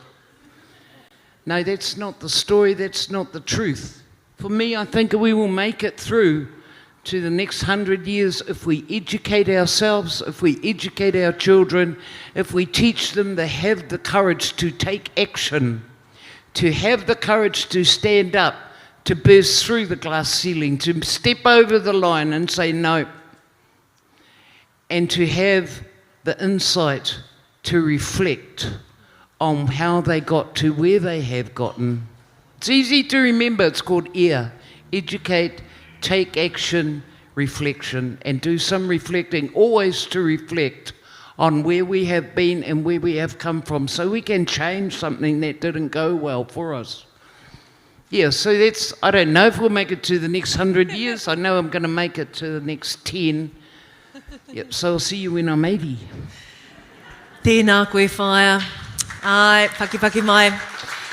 The reason that was one of the questions going around the room was not so long ago, one of our kaumātua here in Rotorua, he was asked that question, Ratu Tibble, and what he actually phrased it around 200 years, and he saw a Māori Aotearoa where Reo Māori was actually the dominant language, we were the dominant people, and I Māori ai te ao. So speaking in that aspirational space and place too, I'm mindful that this sometimes affects me, and I'm looking at one of the questions up here, and whilst it might have been a question for one of the earlier panels, I think it still applies to what we're talking about now, which is around the imposter syndrome. And ka karawhiua tēnei o ngā pātai ki a koe toi. Have you experienced this? I mean, that is a true process of colonisation at the end of the day, the imposter syndrome. Have you experienced this, and would you say this is a result of colonisation? I think feeling imposter syndrome is possibly the result of being a human. Because I know lots of Pākehās who suffer from it, truth be told. As a hybrid, I used to have a show called the Half-Caste Broadcast. I was the last full-blooded half-caste broadcaster.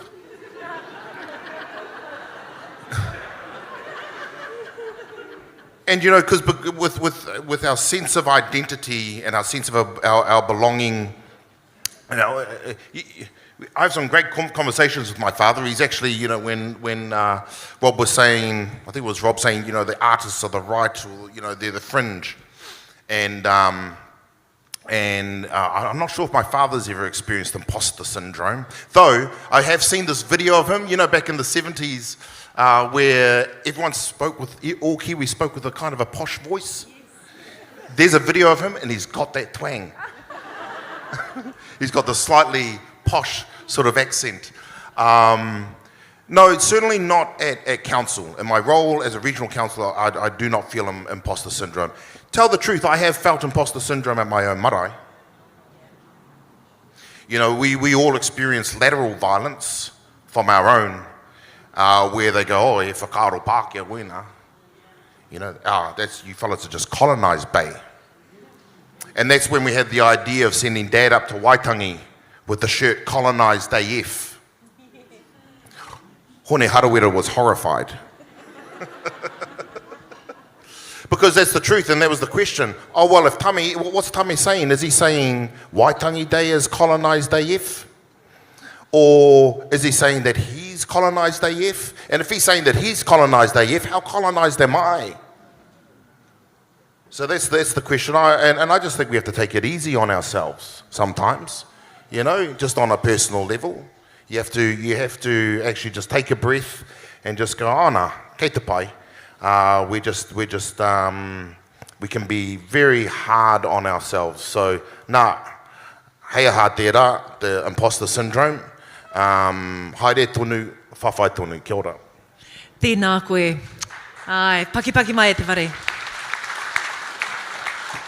It is actually really funny, like when you're sitting at the council table, and I do look out here and I see other people that sit at various governance or council tables too, that imposter syndrome, I don't once think like that. However, I sit in wānanga sometimes and I'm like thinking, what the heck am I even doing here? Man, the words are just flying over the top and I have to write my notes and I go home and I go, what the heck is this? This is almost like another language. But when you're in council, man, and you are, well, luckily here in Rotorua, one of 4 Māori councillors, nō nei, mana whenua, kia ora, mere peka, you know, it's a very different conversation and your mindset is there for your people.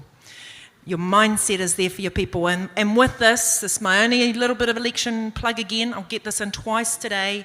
If you are considering standing for one of the Māori seats in your local government area, make sure you do. If you're eligible to sit on the general seat, make sure you do. Make sure you're getting out there and getting our people registered and ready to vote, because this is our process of changing the system from the inside. Apai? So e orite ana hau ki aia, ai ka tua noa hau I tēnei tau, because we need Māori voice there. And we need Māori voice there because we need te tiriti there. And more importantly, we need not only our tiriti voice there, but we need here in Rotorua, our Rotorua Fenton Agreement honoured. So our time is coming. He anō kai te tiroa hau ki te whare. Shay, is it about time to wrap it up? E te whanaunga? Ai, ko tai ki te wā. E te iwi homai te paki kia nei tāngata. They've done amazing. This is lovely way of saying e heke. He hasn't got a song for you? Has he got a rap? Homai te paki, these fellas are awesome. Stay there, Silla. What we're going to do is we're going to change it up a little bit. We're going to change it up a little bit. We were scheduled to have Rawiri Raiwatahi ko Deb ki te kōrero. But what we're going to do is we're going to make this a little bit more interactive. And we're going to make this a little bit more of a 4-people MC sort of wānanga with you guys. So, ka hara mai a Rawiri, ka hara mai a Deb Kirunga nei, no mai hara mai kōrero, hara mai. Sure.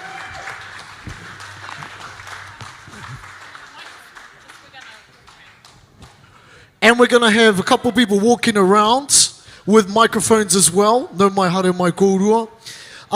And so what, I guess, here you go, cuz. Ane, Monica. So, what this is an opportunity for, e noho, ma, bro, e noho, kia ora tātou, kia ora. Hare koro ki Wanganui, ko koro ngā whetū. You alright? Alright. Oh, aroha mai. No, so I guess what the question is, while Rawiri and Whae Deb here are figuring out what it is they're actually going to be talking about, kei te whakahoki I te rākau ki a koutou, and I'm looking at, maybe we'll go, Monica, to this table right here. I'm going to ask someone on that table, what are you fellas, out of today, tēnei tepu kei kora, out of what you've heard today, what are you going to change when you go into mahi on Monday? You know, to start the process of re-indigenizing or decolonizing or whakamauriing, ne? Tō wahi mahi, tō wahi noho, aha tūraini. Well, someone on this table. Who's going to go? Maybe proud to be Māori t-shirt. There we go. Karawhiua, how tō kōrero, cuz? Tēnā tātou. He māma noiho. Kia tū mai he Māori ahau I roto I aku mahi katoa. Me te mōhio anō rā. Ka kawe anō ngā āhuatanga I tuku nei hoa mai e ngā mātua tūpuna. Tīmata mai te karakia. Pērā anō tā mātou ki roto I te hoi pera. Ka whakahaere he anō etahi karakia wātia mo te wāhanga arotau. Nā ngā pēhitanga o tēnei mate karauna. Ko ia tētahi anō mahi. Hei paihere I a tātou. Nā kaimahi o tērā uru. Kātahi ka kawe anō ngā whakaaro o tētahi o ngā whānau I mate. I raro I tērā tū āhuatanga o te whakamomuritanga. Ko ia tērā ka kawe a mātou kaimahi ki aia. Tangihia tērā o ngā mate hioi anōra. Tukua te koroa iaroha ki te whānau, ki te kuia nāna anō ia I kimi, I whai, I tērā wā, I mua I te tuku I aia ki tōna wākainga ki roto o tai hapera. Kia ora. Reira, ko I anō, kia Māori anō te paihere, kia Māori anō ngā tikanga, kia Māori anō nā karakia I roto I tērā mai. Ko ia. Tino pai tō kōrero, ahua uaua tērā kōrero anō, ki uaua ke noho Māori ngā wā katoa. Hoi no tēnā koe, we're going to go to this side, and we'll go to that table right there, eh? From today, okay, from today, what have you learned that has inspired you fellas to make a change in your everyday life about how to re-indigenize your space, your wāhi noho, tō oranga? Someone on that table, cuz. We're over there. Karawhiua. What was your name? Josephine. Whereabouts are you from, Josephine? No te pakipakitanga hene te moa, engari noho ana ki te Papaioria. Te Papaioru. Beautiful. And what are you looking to change on Monday? Or even today, tomorrow? School holidays, but he tūmai ki hou ka tīmata hei tuahanga tuawha ki tō mātou kura. Beautiful. Nō reira he whakamohio atu ki oa I tōna tīmatanga, o I mua I tōna tīmatanga. Anei ke te hiahia o ngai Māori I tō kura, o te iwi, o rangitāne, anei ki a mātou hiahia, and you will be accountable to us at the end of the day. Koera. Kia ora. Beautiful whā. Tēnā koe I o kōrero. Hoki mai ana ki a koe, I got the word from Whai Deb here, kei te hihi ia te kōrero. What do you want to say, Whai? I think first of all we want to rawari and I want to mihi to everyone that's here because you are starting the movement of us normalising our kōrero about decolonisation. And even though I think today we had a room full of decolonisers, activists, artists, master artists, optimists, change champions, and I think somebody introduced himself as a sniper. Kapai. And then today we also heard amazing stories of resilience from the youngest to the oldest. But one of the things that was really cool about today, on top of everything else, is that, and Rawari will share some more, is that every time somebody said the word white, and then they would go, white. And I'm thinking, what are they saying? Every time we said the word white, you either apologised or you went really quiet, which I guess is a tohu about how polite we are about making others feel comfortable about what we've been so uncomfortable having to live with for a real long time. And so I want to mihi to everyone, to our panellists that brought all that kōrero and whispered the word white. I don't think I've ever heard Hori whisper before in my life. But the thing is, although he swears more than any other bloody panellist that we've ever had, but that's Te Taihawauru for you. But one of the things I do want to, and Rawari and I would like to do, and Rawari will say something too, is actually we want to make sure that you go away with something from today other than listening. And what we do want to do is actually you don't get to leave here without contributing to what is it that you're going to do on Monday. What is it that you're going to take away from this, and how is it that you're going into your space? Now, whether that space be a mahi, whether that space be a grocery store, whether that space be a kura, what is it? And what we want to do is send Che and a few of our others, our kaimahi that are here who've been hearty for the last few weeks getting all this ready. And then we want to actually write down what it is that you are going to do on Monday, Tuesday, Wednesday, whenever your week starts, to decolonise your space. Ka pai? So we are going to, and so no one gets away with it. We're not going to just single you all have to contribute. So if there's like 8 people at this tepu, we're expecting to see 8 answers. Then what Rawiri and I want to do is grab some of them and share them out. If you're bereft of ideas, which I would bet that no Māori in this room is bereft of anything, is that we will then share and help. So you can use that as your tools to leave from here. Ka pai? Is that what we meant to do, Kiri? Because she's nodding. So Rawiri, that's what we're doing, eh? Ouch. Yeah. So what we want to do is if you could, you've got pads in front of you, which have got this awesome logo on it, Te Pāti Māori. What we want you to do in the next 10 minutes, whānau, because we know we've got to wrap it up really quickly, is we've got Fallon, we've got, she's written it down. Can you yell it out, please, Fallon?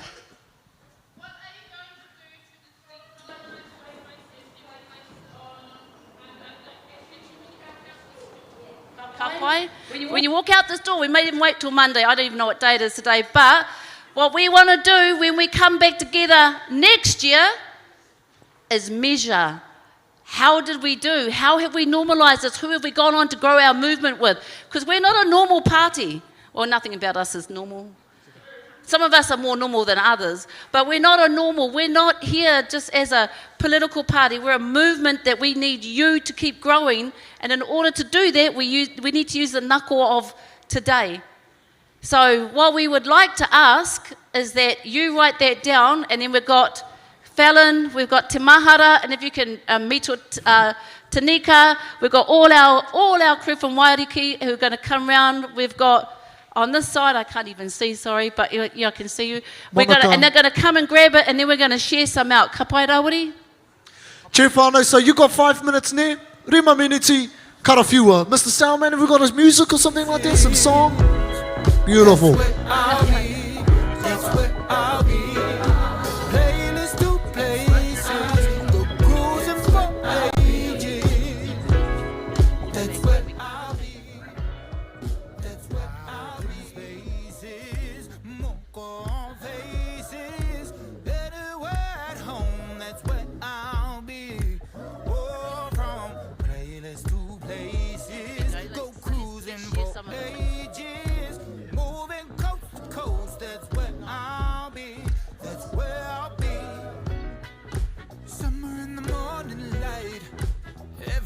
Feeling right, waves in the distance calling me home again. Back to the mama, down to the moana. You and me, the koi up to the venuba, singing. When the choir sings.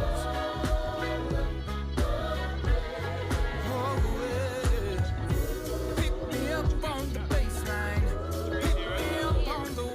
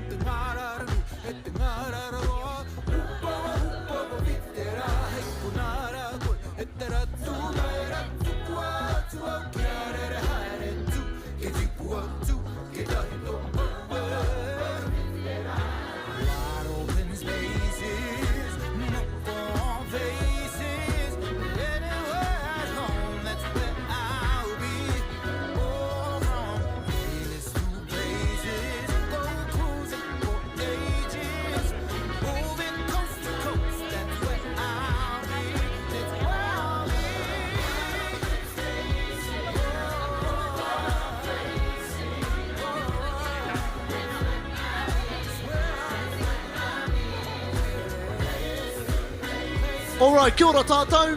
Hopefully you've had enough. What we're going to do is we're going to just go back to what we were doing. I'm going to go to a table. Monica's going to pick out a table. Fallon's going to pick out a table. Our other tuahine with a microphone's going to pick out a table. We're going to read one out to Rawiri and to Debbie. They're going to do a little bit of a synopsis of their whakaaro of what you fellas have said. Then they're going to give their own opinion about what they're going to do in their mahi on Monday. And then they're going to wrap up our day. Ka pai? Nō reira, who are we going to start with? We're coming over here. Oh, thanks. Monica's going to start. Monica's going to start. Who have you got with you, Monica? Ko wai tō ingoa, what's your name? Ko Kathy Takawango. Yes? What are you going to do? Okay. I'm going to go home and learn how to use my Facebook and share everything that I've got today on there with all my whānau and my friends. Beautiful. I'm going to come over here. Ko wai tō ingoa, bro? Ko Nikuri Masacha tōku ingoa, ko te whānau arua taupare. Kia ora. Woo! Okay, you've got a few notes. I would recommend you choose one and read it out to us, e hoa? Waiata and whakawhanaungatanga. Waiata and whakawhanaungatanga. We got one over here. Beautiful. Where are you? Where are you? Over there. Monica's over there. Ko wai tō ingoa? Kia ora, ko Erika Warren tōku ingoa. Yes. How tō kōrero? Aha kua ko au tētahi kai ako ki rote te rumaruma ki tētahi kuraki waihi, te kura pūtahi o waihi. Kei te whakaaro au mō aku akoranga ki rote te akomanga. Nō reira, te nunga o te wā he māma ki te whai haere i nā whakaaro, kāre pēr he whakaaro Māori. Kia ora. Kāre pēr he whakaaro Māori, nō reira kia whaka-Māori, kia tirohanga Māori aku akoranga mo te wahanga e heke mai nei. Tika, you got 2 weeks, eh? He rua nā wiki. Hioi anō i roto i tēnei wā paku nei i te whakaaro au mo te whare tapawhā, nō reira kia whā nā wahanga. Kia tīpako hia pia kia kotahi o nā kaupapa e hāpai ana i ērā wahanga. Me kōrero ana whaia mere ana e pāne ki te kai. Kāri au tētahi tangata whakatipu kai. Engari, mo te wahanga e heke mai nei, me ako au. Me ako au mo te hua o enei tamariki, mo nā whainga o enei tamariki. Hioi anō, i tēnei wiki kei te haere au ki ahi tereiria, ki te kite i taku moko, nō reira te rātua tahi, hei te rāhina i heke mai nei, kei te tango au i te hi pukapuka Māori. Kia ora. Ki ahi tereiria. Nice and practical. Ka pai, tuahine, who have you got? One from one of our rangatahi. Yes. Ko wai tō ingoa, Kaz? Normalise using Māori greetings within everyday life, for instance, you go to the shop or on the phone. Yeah, just being proud to be Māori. Beautiful. Tēnā koe. I like that one. Now over here, we've got our tuahine. Ko wai tō ingoa? Ko Therese Ford, aho. Therese Ford. Now, the reason why I came over here because it's quite a lengthy thing that she's going to implement onto her day. It's like 2/3 of a page. So what have you got, and what are you going to do on Monday? On Monday, I'm going to speak with the Ministry of Education and let them know that they have no legitimacy without Te Tiriti, because I don't think they know that. And then I want them to tell me how they are going to undertake actions that will meet my expectations for Māori revitalisation and reclamation. Ooh. Who is they? Who is they, the ministry? Yes, Do you work in Wellington or something? No, but I work for an organisation that has a statement of work contract with the ministry. Beautiful, beautiful. Monica, one more, and then we're going to go to Fallon, and then we're going to go back to Rawiri and Whaia Deb. Who have you got over there, Kaz? Kia ora, ko Mark Maniaputuahai, no kanei. I've put down a little list of, firstly, make only mokopuna decisions. This is a repeat, stand in the space of a mediocre male Pākehā. Ask myself every day, am I perpetuating colonisation and colonised views? To stand in the mana of my tupuna unapologetically, to build resilience in my kids and mokopuna, and to promote Te Pāti Māori. Kia ora. Kia ora. Our final one, Fallon on this side. Who have you got? Ko wai tō ingoa? Kia ora, ko Lillian taku ingoa. Lily? Ai. He Pākehā no Kotirana, no Ingarangi, no Airani, nā reira. Tēnā koe. And may I add, you've got a cool jacket. I saw you earlier on today. Great jacket. The Karawhiua. brand, the people, kia ora to the people, the brand. As a privileged position of being a teacher at a predominantly Pākehā school, I get a place to teach and weave in a section in one of our units about Te Mana o Te Ingoa as a response to Whaia Dale's mokopuna having to fight for his own name being pronounced correctly, and how and why to pronounce Ingoa Māori correctly in a way that's empowering and not shaming for ignorance, but 182 years late, so kia tere is the balance that we'll be trying to give as a teacher there. Kia ora. Tēnā koe, tēnā koe. Well, tēnā koutou i a koutou whakaro. It's awesome, and it's kind of, this type of kōrero is kind of challenging, because, it requires us to have a little write down, and then, yetahi wā, we can write a little kōrero down and just waiho ki te taha. Or we can do what I think everyone was challenging us to do, actually hiki te mānuka and implement some of these things. Ia te rā. Nō reira mihi ana ki a koutou i āta tuhi etahi whakaroro, i etahi mea hei mahi mā koutou. But in a way to bring it back to you fellas, and whakahoki i te rākau kōrero ki a kōrua, what are you going to be doing, bro? Because what Toi was talking about te mahi I roto I tētahi mihini against the system kua roa e pehi whakararo ana I a tātou. What are you going to be doing? I mean, you already do heaps, but tētahi atu mea, tētahi mea hou, mā tātou. Well, I took my tie off. I might as well take my pants off in there. We're a muddle. No. But you can leave your hat on.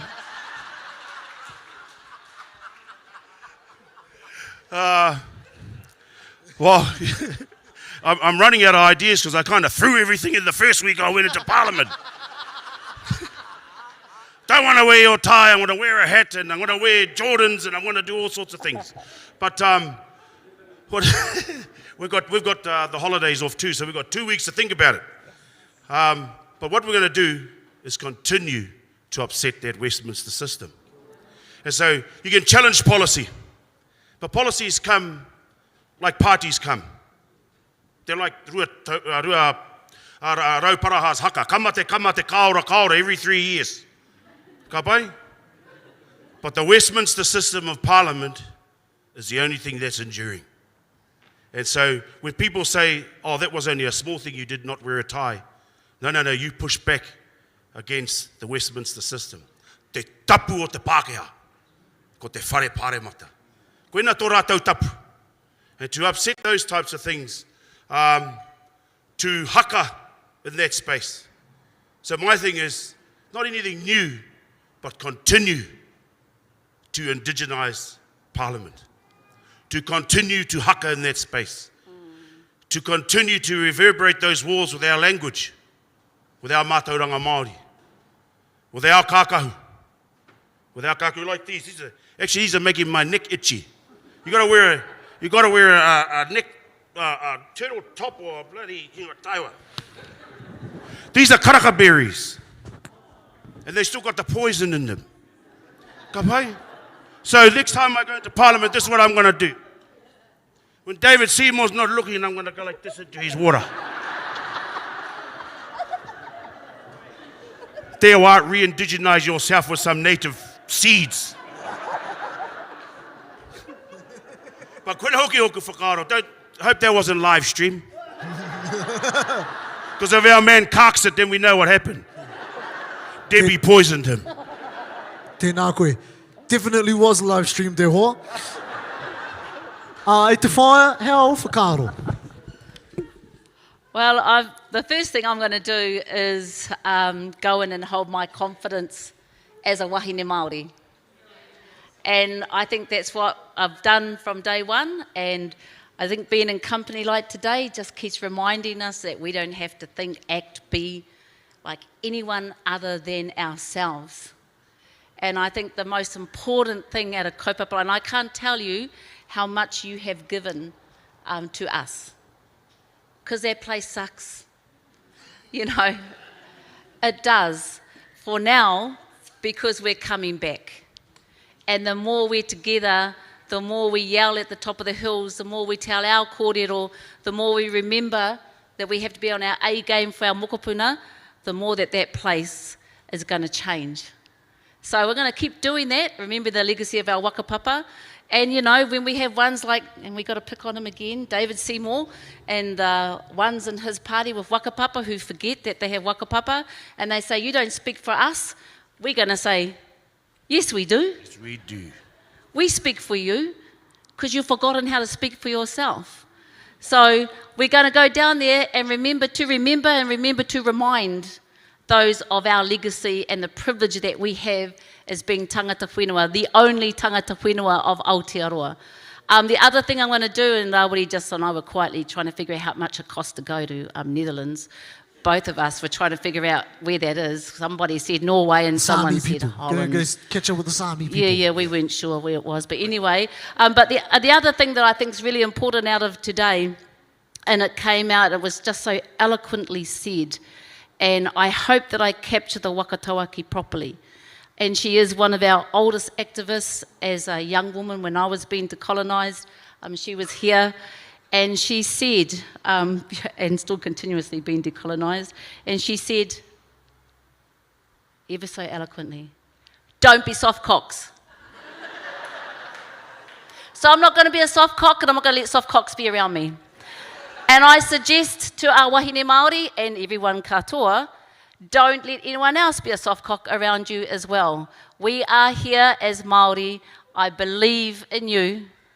We ask you to believe in us and to believe in Māori, to be proud to be Māori and to be unapologetic. That's what we'll keep doing, unapologetic Māori. Ka pai.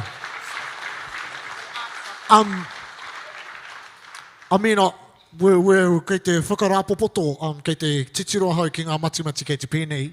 But I mua I tō kōrua whakarapopoto I te rā.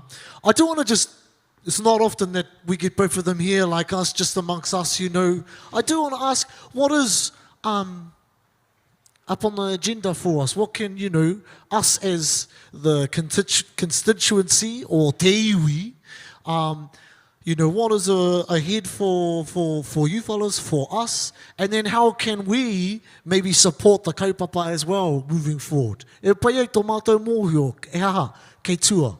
E ngā marama, ngā wiki, e tū mai ana. Pai tēnā pātai. I think what we've got to understand is that Te Pāti Māori doesn't make up our dollar of oranga. We're only 1 cent in that dollar. All of you represent another cent of that dollar in whatever sphere you work in. And so we must be always searching to increase the cents in our dollar. Because a lot of the time we make no sense. Ka pai? And we make no dollar. And then sometimes we're 20 cents short of a dollar. But just the example that our oranga doesn't lie in one space. Our oranga lies in Kohangareo, 1 cent. Our oranga lies in Kapahaka, 2 cents. Our oranga lies in Kurakaupapa Māori, 3 cents. Our oranga lies in Te Pāti Māori in the political space, 4 cents. Our oranga lies in whānau ora, 5 cents. And we need to keep building our cents to get to our full dollar of oranga. Koe na hoki taku kōrero. So we must continue to re-indigenize the spaces we sit in. We haven't got time to decolonize and pull down those buildings. Time is running out. Our mokopuna deserve our A game. Time is running out. We must re-indigenize the spaces we are in right now. And our whakapapa doesn't respond to words like surrender. And that's the kōrero I got out of Dale today. Our whakapapa does not recognize the words like surrender. I don't recognize that word surrender. We're two people in a room of 120 other MPs, and we will stand for you, for our mokopuna, look them in the eye, and we will utter the words of the haka that our tipuna have given us. We will pukana, we will whātero and pātero at the rubbish that they have served us. And no longer will we hakari on their kai. No longer will we allow them to infiltrate us by coming into our communities and hearing their empty promises. No longer will we allow them to send Māori into our communities to do the same. Those days are gone. We must believe in ourselves. We must create our own waka to enjoy the benefits of our dollar of oranga. Me pera pea te kukoro. So we've all got a job to do. This is not all eyes on Debbie and I. This is all eyes on each other. And we don't have the luxury of fighting on one front. We must fight on all fronts. We must fight on all fronts. Kia ora tātou. Don't read any Malcolm X books. Yeah. He rings me in the middle of the night with his latest chapter of Malcolm X. But I think the thing is, on that note, it is about us and recovering. I heard this really good comment, recovering our relationships with each other, with our taiao and to our future. And JT said at the very beginning that, do not practice the politics of poverty. Do not practice the politics of poverty because it affects our relationships and how we view each other. We're the solutions. And he also said, I did listen to you, JT, sometimes, Māori disagree on a solution. Māori, we just disagree on a solution. Pākehā disagree on a problem. So we don't have to capsize anyone else's waka. All we need to do is get people off ours and focus on ourselves. So this is about how we recoup our relationships, how we hold each other to account, how we sit there and get past our own egos and correct each other. That's a big deal because we are the solution to our own future. We just have to really believe in ourselves and don't cancel out anyone else's kōrero, anyone else's vision, anyone else's lack of vision on us. So there's been really awesome kupu, and we've got everything recorded so you can go back and look at it later. Think about some of the pearls of wisdom later. But the reality is, it comes down to us. And the paradigm for us to shift from the shit and to shift into our own whare. It's always been in us. We just have to remember to hear our voice and see our faces over everyone else's. That's what it's all about.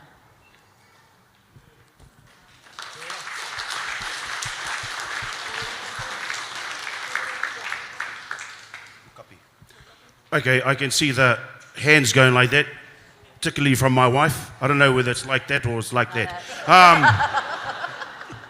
But anyway, it's probably the latter. I do want to say, Hikama, it's been a wonderful, awesome day. And we need to be able to have more of these, to be able to have these free kōrero. Have these free kōrero. I haven't been to a conference where we've been free to kōrero like this. That's bloody awesome. And so, just on that, I want to thank our wonderful MCs for doing an awesome job and keeping everything running. The lovely Mercia Yates and Tupac himself, Che Milne. The other one is all our kaimahi. I want you to give them a big round of applause.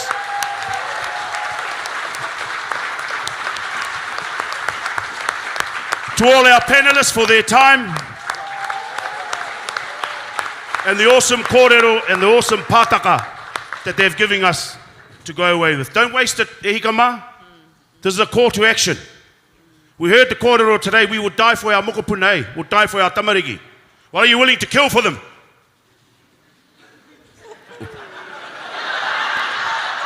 Sorry, that was just a call to action.